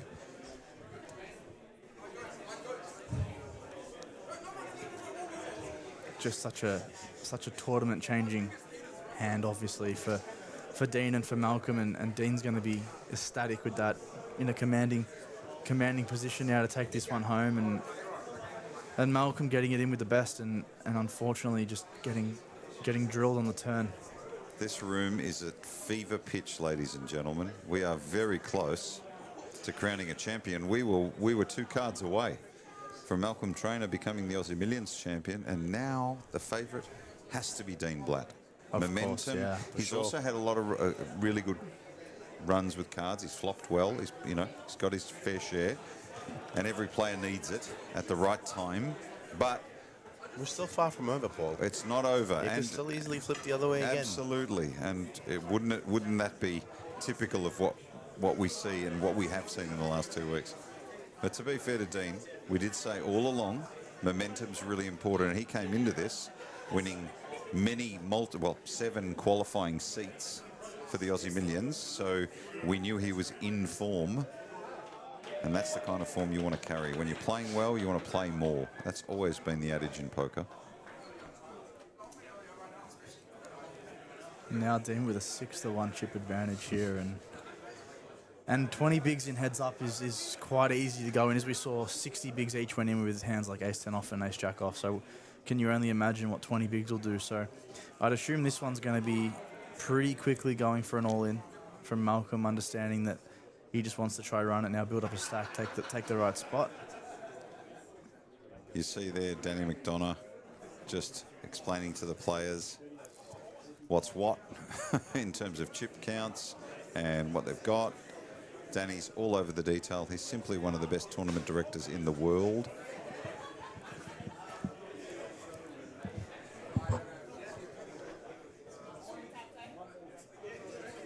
Players just hovering. You can see there they've got lots of people in the gallery supporting them.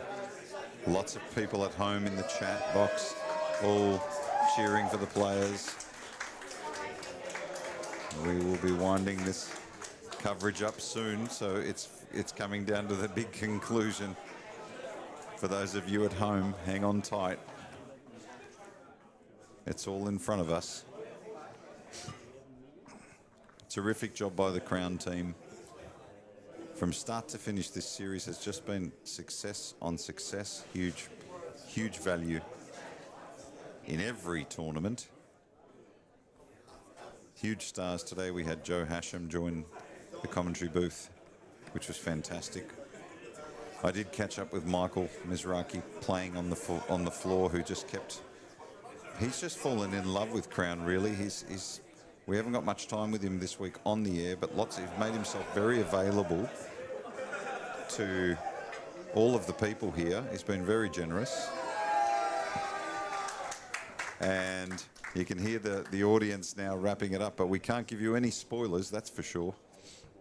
No, it's only $3 million in the top 3. And we're ready to go back to heads up, but this time it's a role reversal. So David and Goliath. Everyone's having a great time. Yeah. What a vibe here. What a way to end this wonderful tournament. Now let's see how Dean plays the chip lead heads up. So to reset the context, when heads up began, it was Malcolm Trainer that was in the most commanding chip lead, and Dean Blatt now has that commanding chip lead. We are very close to crowning a champion for the 2026 Aussie Millions main event. Malcolm Trainer on the button with 10-6 offsuit. And he's just locked straight back in, obviously. Obviously the tournament has shifted against him, but straight back into it, doesn't do anything silly. Just understands his chip position in this tournament, that he's now the short stack and has to adjust with the new effective stacks. And I'm definitely not counting out Malcolm. 20 big blinds, as we know in poker, feels like not a lot, but it is plenty. So still a lot of playability in this one, and I'm sure that there's going to be a few all-ins here, and Malcolm hoping to catch the best of it to stay alive. No doubt. What are you thinking if you're Malcolm now? Does he really... We talked about the scenario just before it happened. Jackson, you said if he loses his chips, he'll go to sort of machine-like robotics. I think not only do you have to change the way you're playing, but mentally you have to still stay focused. Yeah. If it hits you mentally here, you're gone. You need to still stay on your game and just adjust and adapt to your stack size. It's just that's all you can do. And that's what the best of the best will do now. Obviously, you don't just concede that you've come second. You still have 23 bigs, so still in a position to win. I'm definitely not counting him out. But Dean just needs to win one more hand. One big all-in, and it's all over. So we'll see who can get the best of it in terms of distribution in the next few hands, because Malcolm's going to be wanting to play for all of it, I assume, quite shortly. You can't just blind out with being heads up. You lose 2.5 bigs every 2 hands. So do have to go for it eventually. Well, I won't lie, Malcolm has been a world-class player at this final table, Oh. so if anyone could do it, I would think he could. He's unbelievable. Yeah. He's so advanced and studied in this spot and understanding exactly what he needs to do. Confidence, but not arrogance, and I love that. Of course, he's I not an love that. arrogant Yeah, guy. he He's is. He's really quite humble. grounded, actually. Yeah. Wow. Was going to go for the call, and the last second decided to put them in the muck. So both these guys are well-deserving winners. Unfortunately, there can only be one. It's the worst cliche in sport, but it's true. And this is a game, not a sport. I know those of you that have been arguing all their lives to call this a sport. It's a game. Daniel Negreanu and I debated that for about 5 minutes and agreed that it was a game. You can hear the buzz in the room. the good thing about poker is if you do come second and lose, you still walk away with a lot of money. Where in AFL or NBA, sure, you're getting paid to play, but you don't walk away with that glory. So that is the kind of sweet spot about poker, is that, yeah, second isn't obviously what you wanted, but you take away a lot of money to come with it. Yeah, absolutely. So a king on the flop here would be quite interesting, I think. Malcolm checking back his king 8 offsuit's quite nice here, and understanding it's not good enough to isolate. As Malcolm does flop a pair here, and not a super happy board here for Malcolm, but you know, understanding that Dean's going to be quite wide betting here, as we can see a hand such as king 3 off with no equities just betting here. So see if he wants to call or deny some equity with a raise, and does just select a call. So as the Queen of Clubs does roll off on the turn, and making it a little bit harder now for Malcolm to bluff catch, although blind v blind, an 8 is quite a nice hand. And on this river, if Dean shows any action, I assume that Malcolm's just going to snap him off, but Malcolm might try to get some value here from worse 8x, 7x, any pair, any ace high. So I think he is probably going to look to bet this one. And he is reaching for chips now. Looks like a small bet, I believe. About 2/3 there, so nicely played there from Malcolm, and just get a fold from Dean. So chipping away a little bit. I've just been told that we have a total prize pool approximately for the Aussie Millions of over $22 million. Wow, so it's more than that, I suspect. But I just asked Daniel. No one would have expected these numbers. And we were talking about even less than half of that before the tournament. And we weren't managing expectations. I promised I wouldn't use the words, but cautiously optimistic. I see Tony Hasham is still in the room. He just can't get away from it, can you? He's loving the action. Tony with his Adelaide series for APT is coming up, the schedule, if you want to go onto APT and catch out the tournament schedule. Van, you're going to go along? Yeah, I'm going. I'm leaving on the 17th, and I'll be seeing Tony there, and all these other great players will be My competing. problem is when I see Tony, it's not conducive to good poker conditions for me. I tend to live a different lifestyle when I'm with Tony Hasham. It's more of an entertainment lifestyle. Entertainment is good. It's hard to take. It's hard to focus. Although we did play together in Adelaide, Tony, you and I, and we had a great time at that table in middle play. Of course, it might have been the only time I lasted longer than Tony. Van Marcus, I remember when I cashed for I think about $8,000 and came 13th in that tournament. Yes. Over 3 days. You kept a $20 bill and said, "This is for luck." This is because for I know luck. you're going I to be a remember great that. player. Yes. It'll happen one day. You're there now, man. Well, this is every player's dream. Every single player. Doesn't matter. Dean's an incredible position. Doesn't matter how long you've played the game for either. This is the summit. Ace-9 versus Queen-9 here. So Dean Black calls. Malcolm raises to 1.2. Just with how quickly Malcolm's acting, he just knows exactly how he's playing. He knows his strategy. He knows the hands he's going to be raising before he even gets them. So it's quite impressive playing for this amount of glory and just being so sure on his decisions. Sure is. Flop comes 6-5-3, rainbow. Malcolm ahead with ace-9. And the action is on Malcolm. He's going to fire.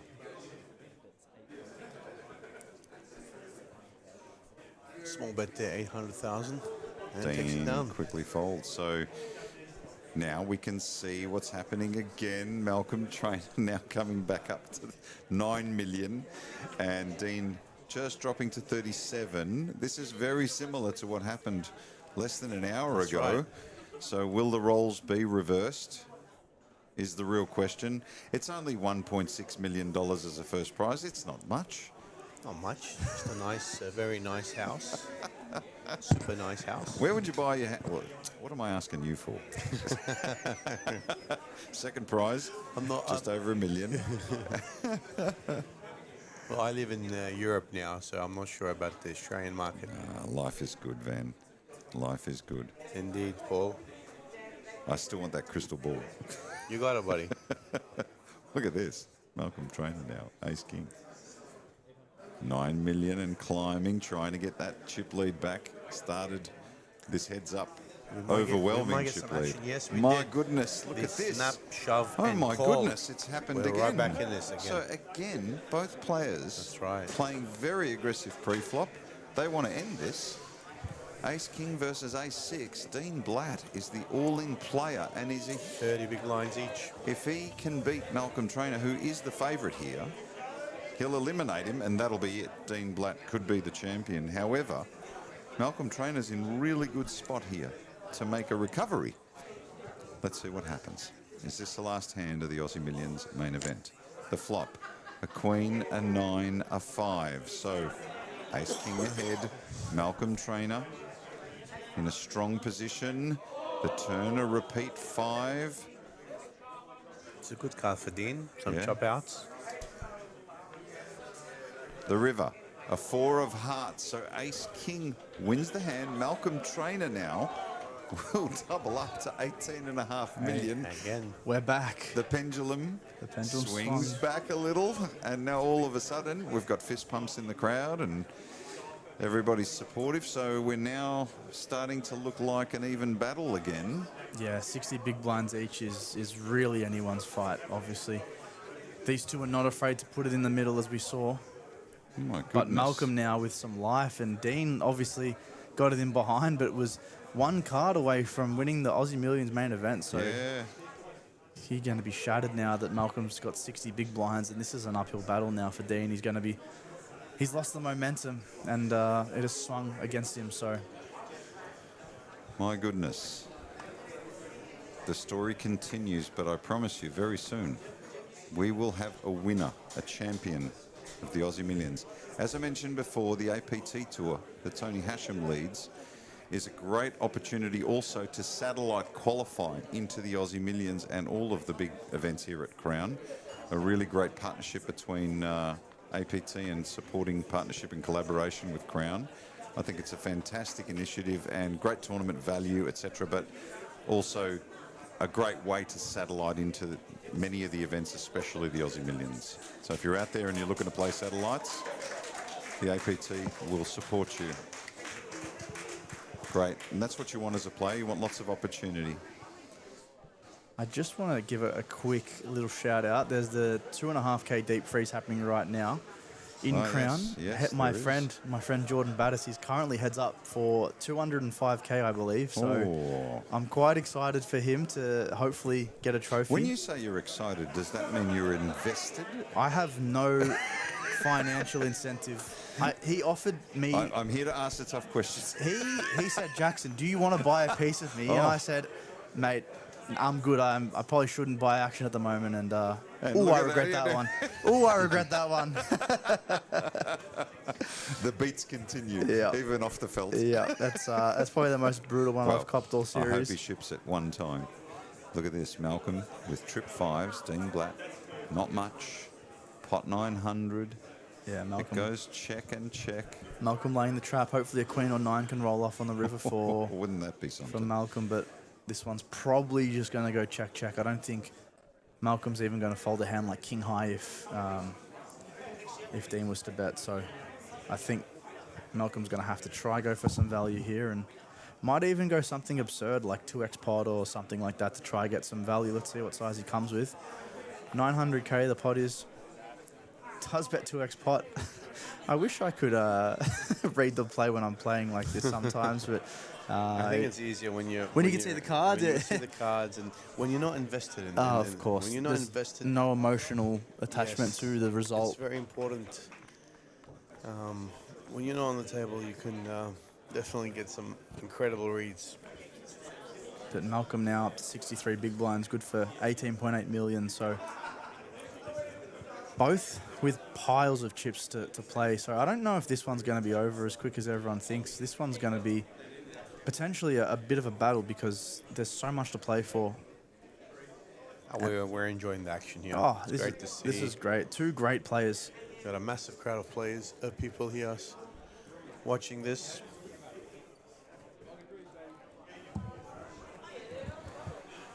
Yes, it is a confirm over 22 million. I think it's 22.8 million in the total prize pool for Aussie Millions 2026. What a way to come back. Malcolm Trainer is now clawing back the deficit. He once had an enormous lead. That has changed hands. Dean Blatt at 1.39 million in chips. Malcolm Trainer climbing it back up to almost 19 million. Geez, these two guys have really played their best. This one, I was going to say, I don't mind a 3-bet here from Dean, but it's probably too strong of a hand to 3-bet bluff, so... Maybe King 4 offsuit would have been better than a Yeah, you're suited. probably right, Van. And then, I mean, Malcolm limped the button as well with the ace-5, so... Yeah, definitely right there. Check bet, and I think Dean is probably just going to call. He might raise. Yeah, potentially could raise just this deep, but I don't mind calling. I think either option is quite fun. Does have a backdoor flush draw as well as the turn is the 10 of clubs. And does Malcolm keep firing this with the intention of going ballistic on a club river, or does he want to check here? And Well, if he fires this right now, what is he trying to say that he has really that doesn't raise pre-flop? I mean, does it really connect with the 9, King 10 and limping range? So I think checking backs makes more sense. What do you do here in Dean's spot? Do you go for some value in this spot?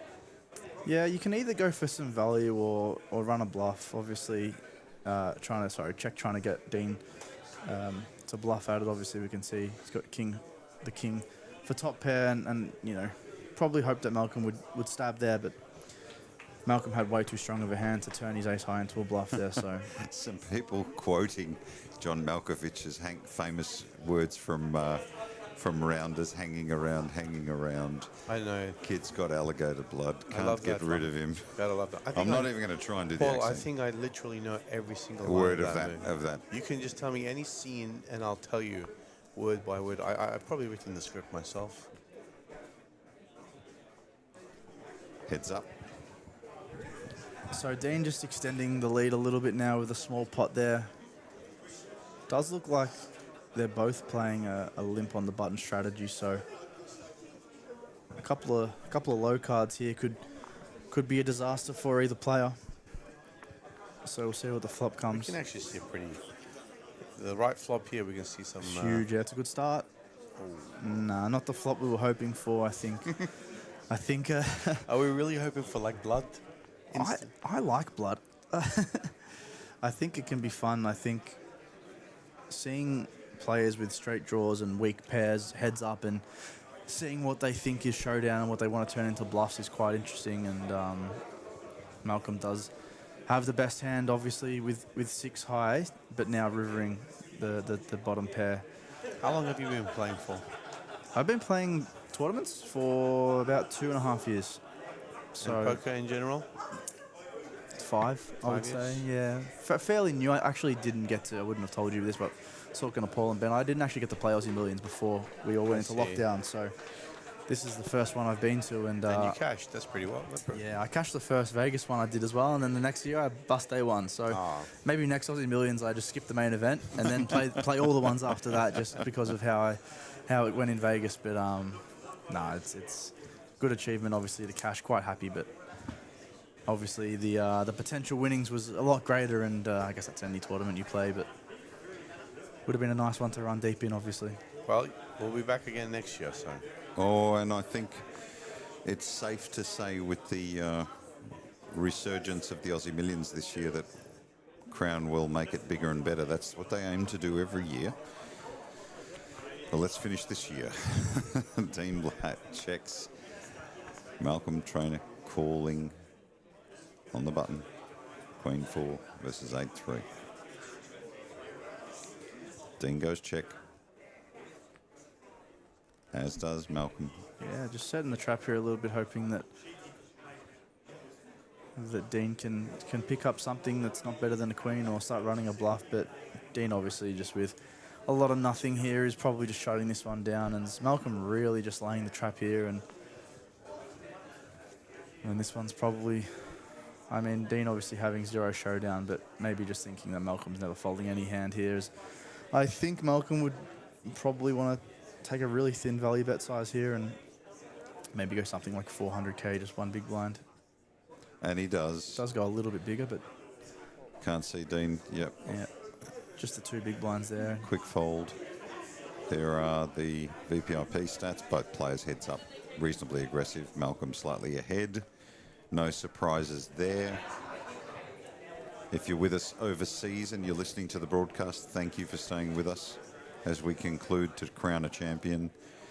The pendulum, to use Jackson's words, has swung several times. 27 million now in Dean's hand. But Malcolm now clawed his way back up to 19 million after that huge hand that rolled, where the roles reversed. Safe to say that Dean has played an outstanding tournament. Malcolm has played an outstanding final table as well in tournament. Hard to split them. Here's an interesting hand eventuating. 9s versus Jack 10. Malcolm with Jack 10. The flop comes. Ace 8 deuce. 2 diamonds. A quick check. Unfortunate for Dean pre-flop. Was probably hoping that Malcolm raised it up there just with such a nice hand with pocket 9s, but didn't go his way, and now he's going to lose his pot majority of the time here. Hasn't lost it yet. There is always a 9. Wow. Now he's lost it. And it's probably a terrible river for Dean because he might have, might have to call now, yeah. He might have to pay this off. And I think Malcolm can go quite big here. I think he can probably understand that Dean doesn't have a great hand, and he just goes small and gets snapped off It's really very quickly quickly. called. Yeah. So Dean probably be a bit disappointed there that he didn't take the opportunity to raise pre-flop, although it probably would have got called. Yeah, definitely. And may have folded on the flop, Malcolm, to be honest, but with the way the hand played out, I think he could have lost more. I think Malcolm was probably targeting a hand like King High that probably thought he, just checked back on most streets there. So, And the gap is closing, gentlemen, again, for the second time. Quite remarkable. Love this game. Love the way it's played. Love the stories that come out of it. Love the life-changing stuff. Not so big on the disappointment and heartbreak, but you can't have victory like this without it. Yeah. Can't. The highs don't come unless the lows are there. Malcolm Trainer, the standout player at this feature table until that moment where Dean turned the table on him. Pardon the pun. We are nearly neck and neck again, so it's really anybody's tournament. There can only be one. I think Malcolm accidentally misclicked there. I think he was trying to raise, but I think he put the incorrect chip out, and that's what they were having a little debacle about. Flop comes ace, ace, deuce, Dean, king 5, Malcolm with jack 3. Malcolm puts out a bet here. I think Dean is going to call this. Oh, I'm surprised you followed the king there. Which one of these two players will be champion? Both with plenty of chips and plenty of time, really. You can see in the background the gallery. Lots of support from the staff, from the community, our team at Crown. This is a huge machine that has been going to bring this all together, and everybody's here to celebrate these two players. And of course, everybody who made the final table today. We started with 7. And every one of them thought they might have come away with the championship. Of course, everyone has a chance. Everyone has a chance. Now we have Dean limping in on the bottom of the 9 deuce. And Malcolm raising, taking it down. 6-4 suited. A little bit of cat and mouse here, so the gap closes a little bit more, nearly even. The next all-in Yeah. flip is going to potentially decide the tournament. Even if Malcolm wins it, Dean's only going to have like 9 big blinds left, so it would be that would be a very tall order to ask for. So the next all-in is, Well, it's either a Yeah. champion for Dean or it's a recovery and cripples. very crippled for Dean. Yeah, so let's see. Dean's momentum has been fantastic both before the tournament and during. Malcolm as well. They've had to encounter very formidable players like yourself, Jackson. Call on the bottom. Wish I was a little bit more formidable. That's okay. We'll spend plenty of time talking about that. Here we go. Dean now raising to 1.6 million. Over to Malcolm. Yeah, I don't think you can fold this one yet. It just has a little bit of connectivity, has some board coverage, all those middling type cards that come on flops. Looks like he wants to get spicy with it. And interesting hand selection. Definitely, I'm definitely sure that he knows what he's doing. But I wouldn't have expected this with this hand. I think a 3-bet to 4.2. Theoretically, this is not the hand that he should do it with. But like these guys are playing exploitative. Of course, he's gone on the field right now. He's feeling his opponent. And Dean went only 4x pre, where usually he's going 5x. So maybe he's reading into that as well. And there Oh you go. my goodness, Dean.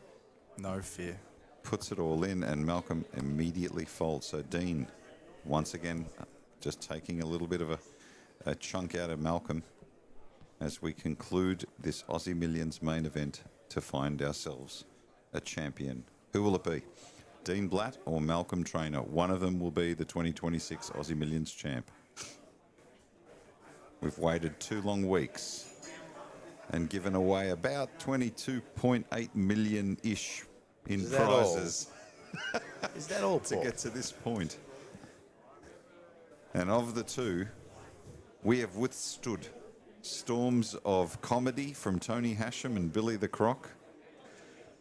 I'm going to need a week off after this. We've been privileged, what can I say? This one might be good enough to 3-bet in terms of a bluffing candidate. Unfortunately for him, his 10 is dominated, but does just like to fold.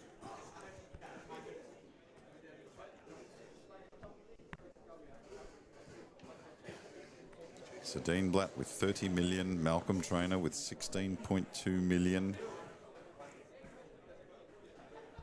The gallery watching on, all invested.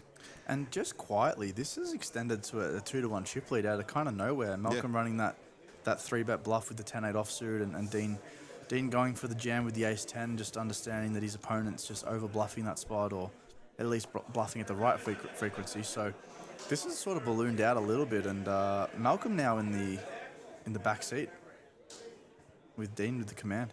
Picked up a suited connector here, and looks like he's coming in for a raise. So I'm unsure. I think that there's a ruling. I think when he throws the 2 red chips in or something like that, it's not classified as a It's raise. a raise, Because yeah. this is the It's a second call. time it's happened now, and you Yeah. could see Malcolm visibly shaking his head. So Yeah, I agree. And look at this. Dean Blatt has called with the suited connector as well.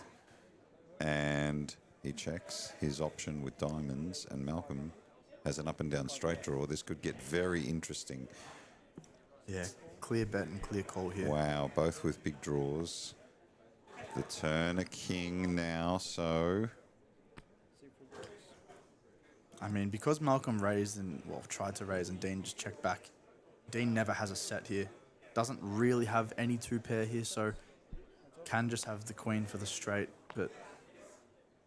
Well, the river is a jack, so neither draw getting there, neither diamond. So who's going to bluff at this? That's the question, right? Neither draw getting there, so they now have a choice. And I think it's going to have to be Dean because he's out of position with 5 high. He has no showdown value.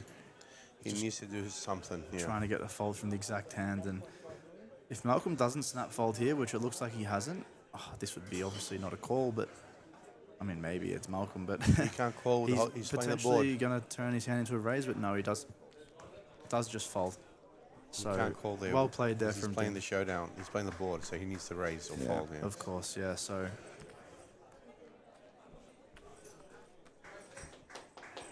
Well, Dean Blatt with over 30 million chips. Malcolm Trainer with 15.3. So a huge chip lead.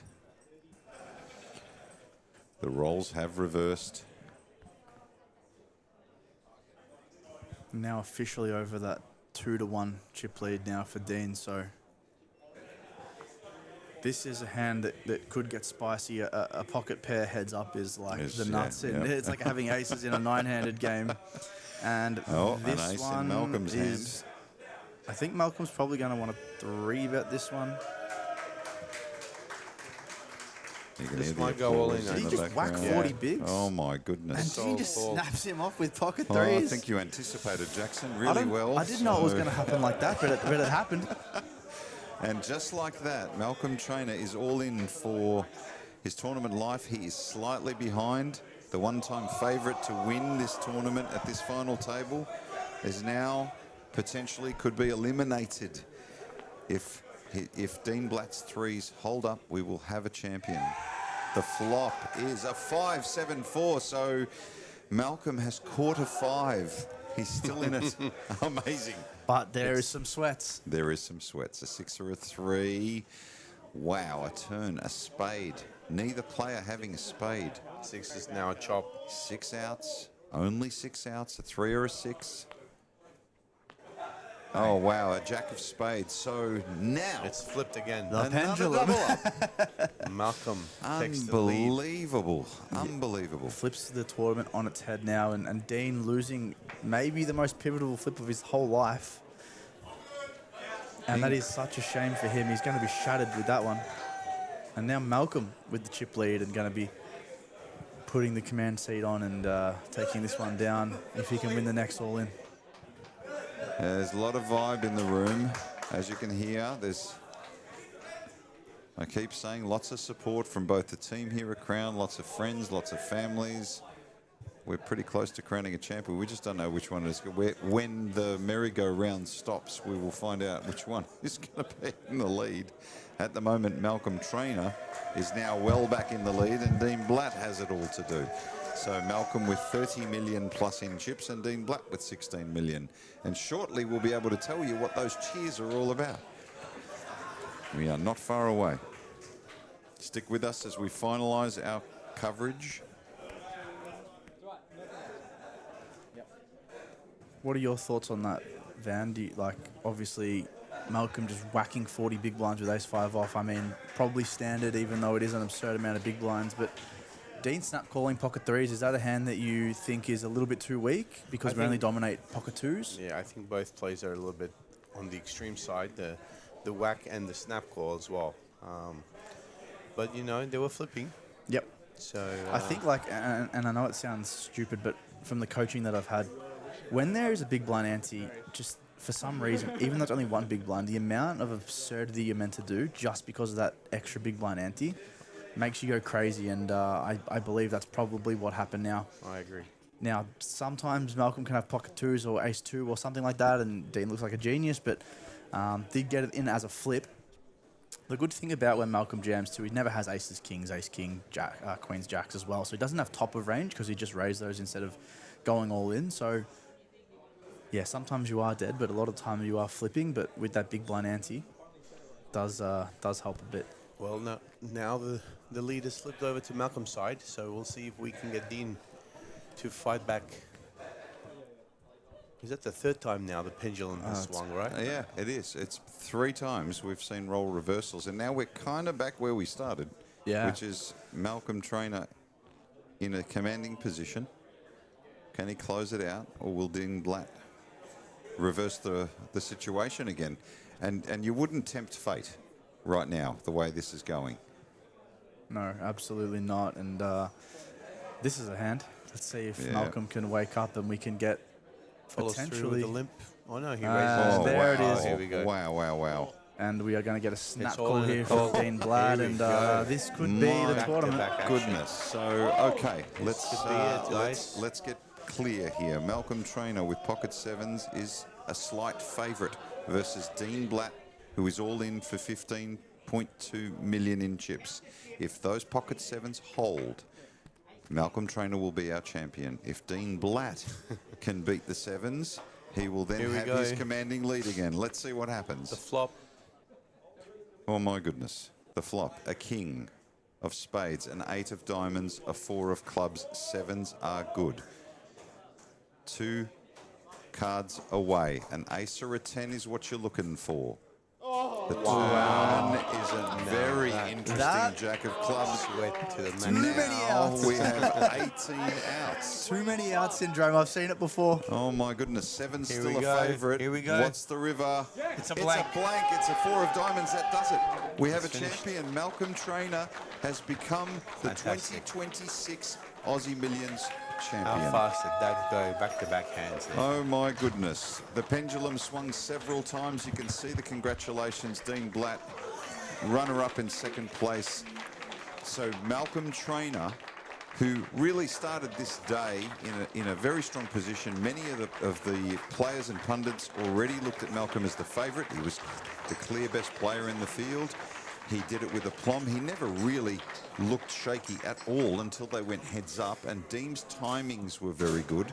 He played well, ran well, and he really took a chunk out of him. Swang back both ways, like you said. Multiple times. Right. We thought Malcolm had lost momentum. That's right. He got it back.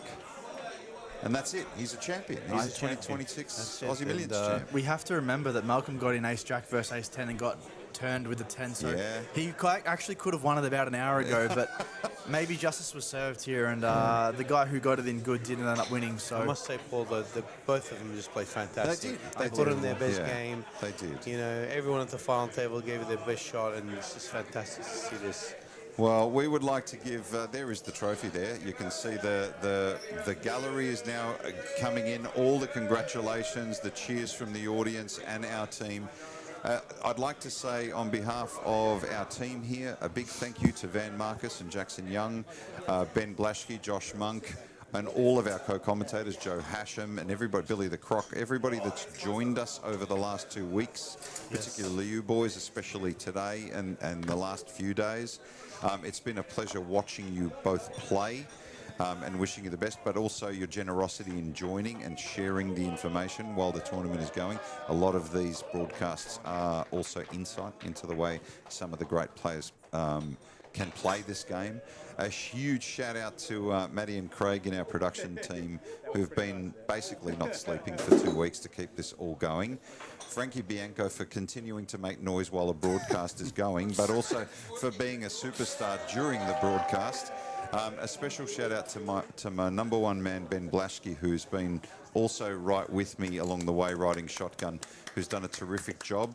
Our team from Crown, Meg and all of the, much love. You guys have done a superb job all the way through. Daniel, Harold, all the team, all the way up in Crown, all the executive team have done such a supporting job. Yeah, we can debate that a little bit later, but the truth is, after 6 long years, we've waited to bring the Aussie Million back, and it has surpassed all expectations. And now we have a really deserving winner. And a big congratulations to Dean Blatt. A huge congratulations to Malcolm Trainer, who is our 2026 Aussie Millions champion. And one more word, Paul. Please. Thank you to you. Thanks to you and for everything you've done as well. And my man, Nick. A big shout out to Nick, actually. Big shout out to Nick. Yeah, thank you, Nick, for all of your everything you've done, support. for the players, for the staff. Absolutely, for your taking support. care of everybody This here. Aussie Millions wouldn't be the same without you guys.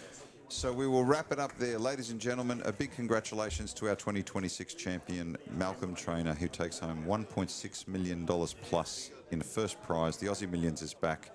The best thing I'm going to say before we say goodbye is we look forward to the 2027 Aussie Millions next year, where we try and do it bigger and better. A big congratulations to all. A big congratulations to Malcolm. And we will see you next year. Thanks, everybody. Done. cheers, guys. Thank you, guys.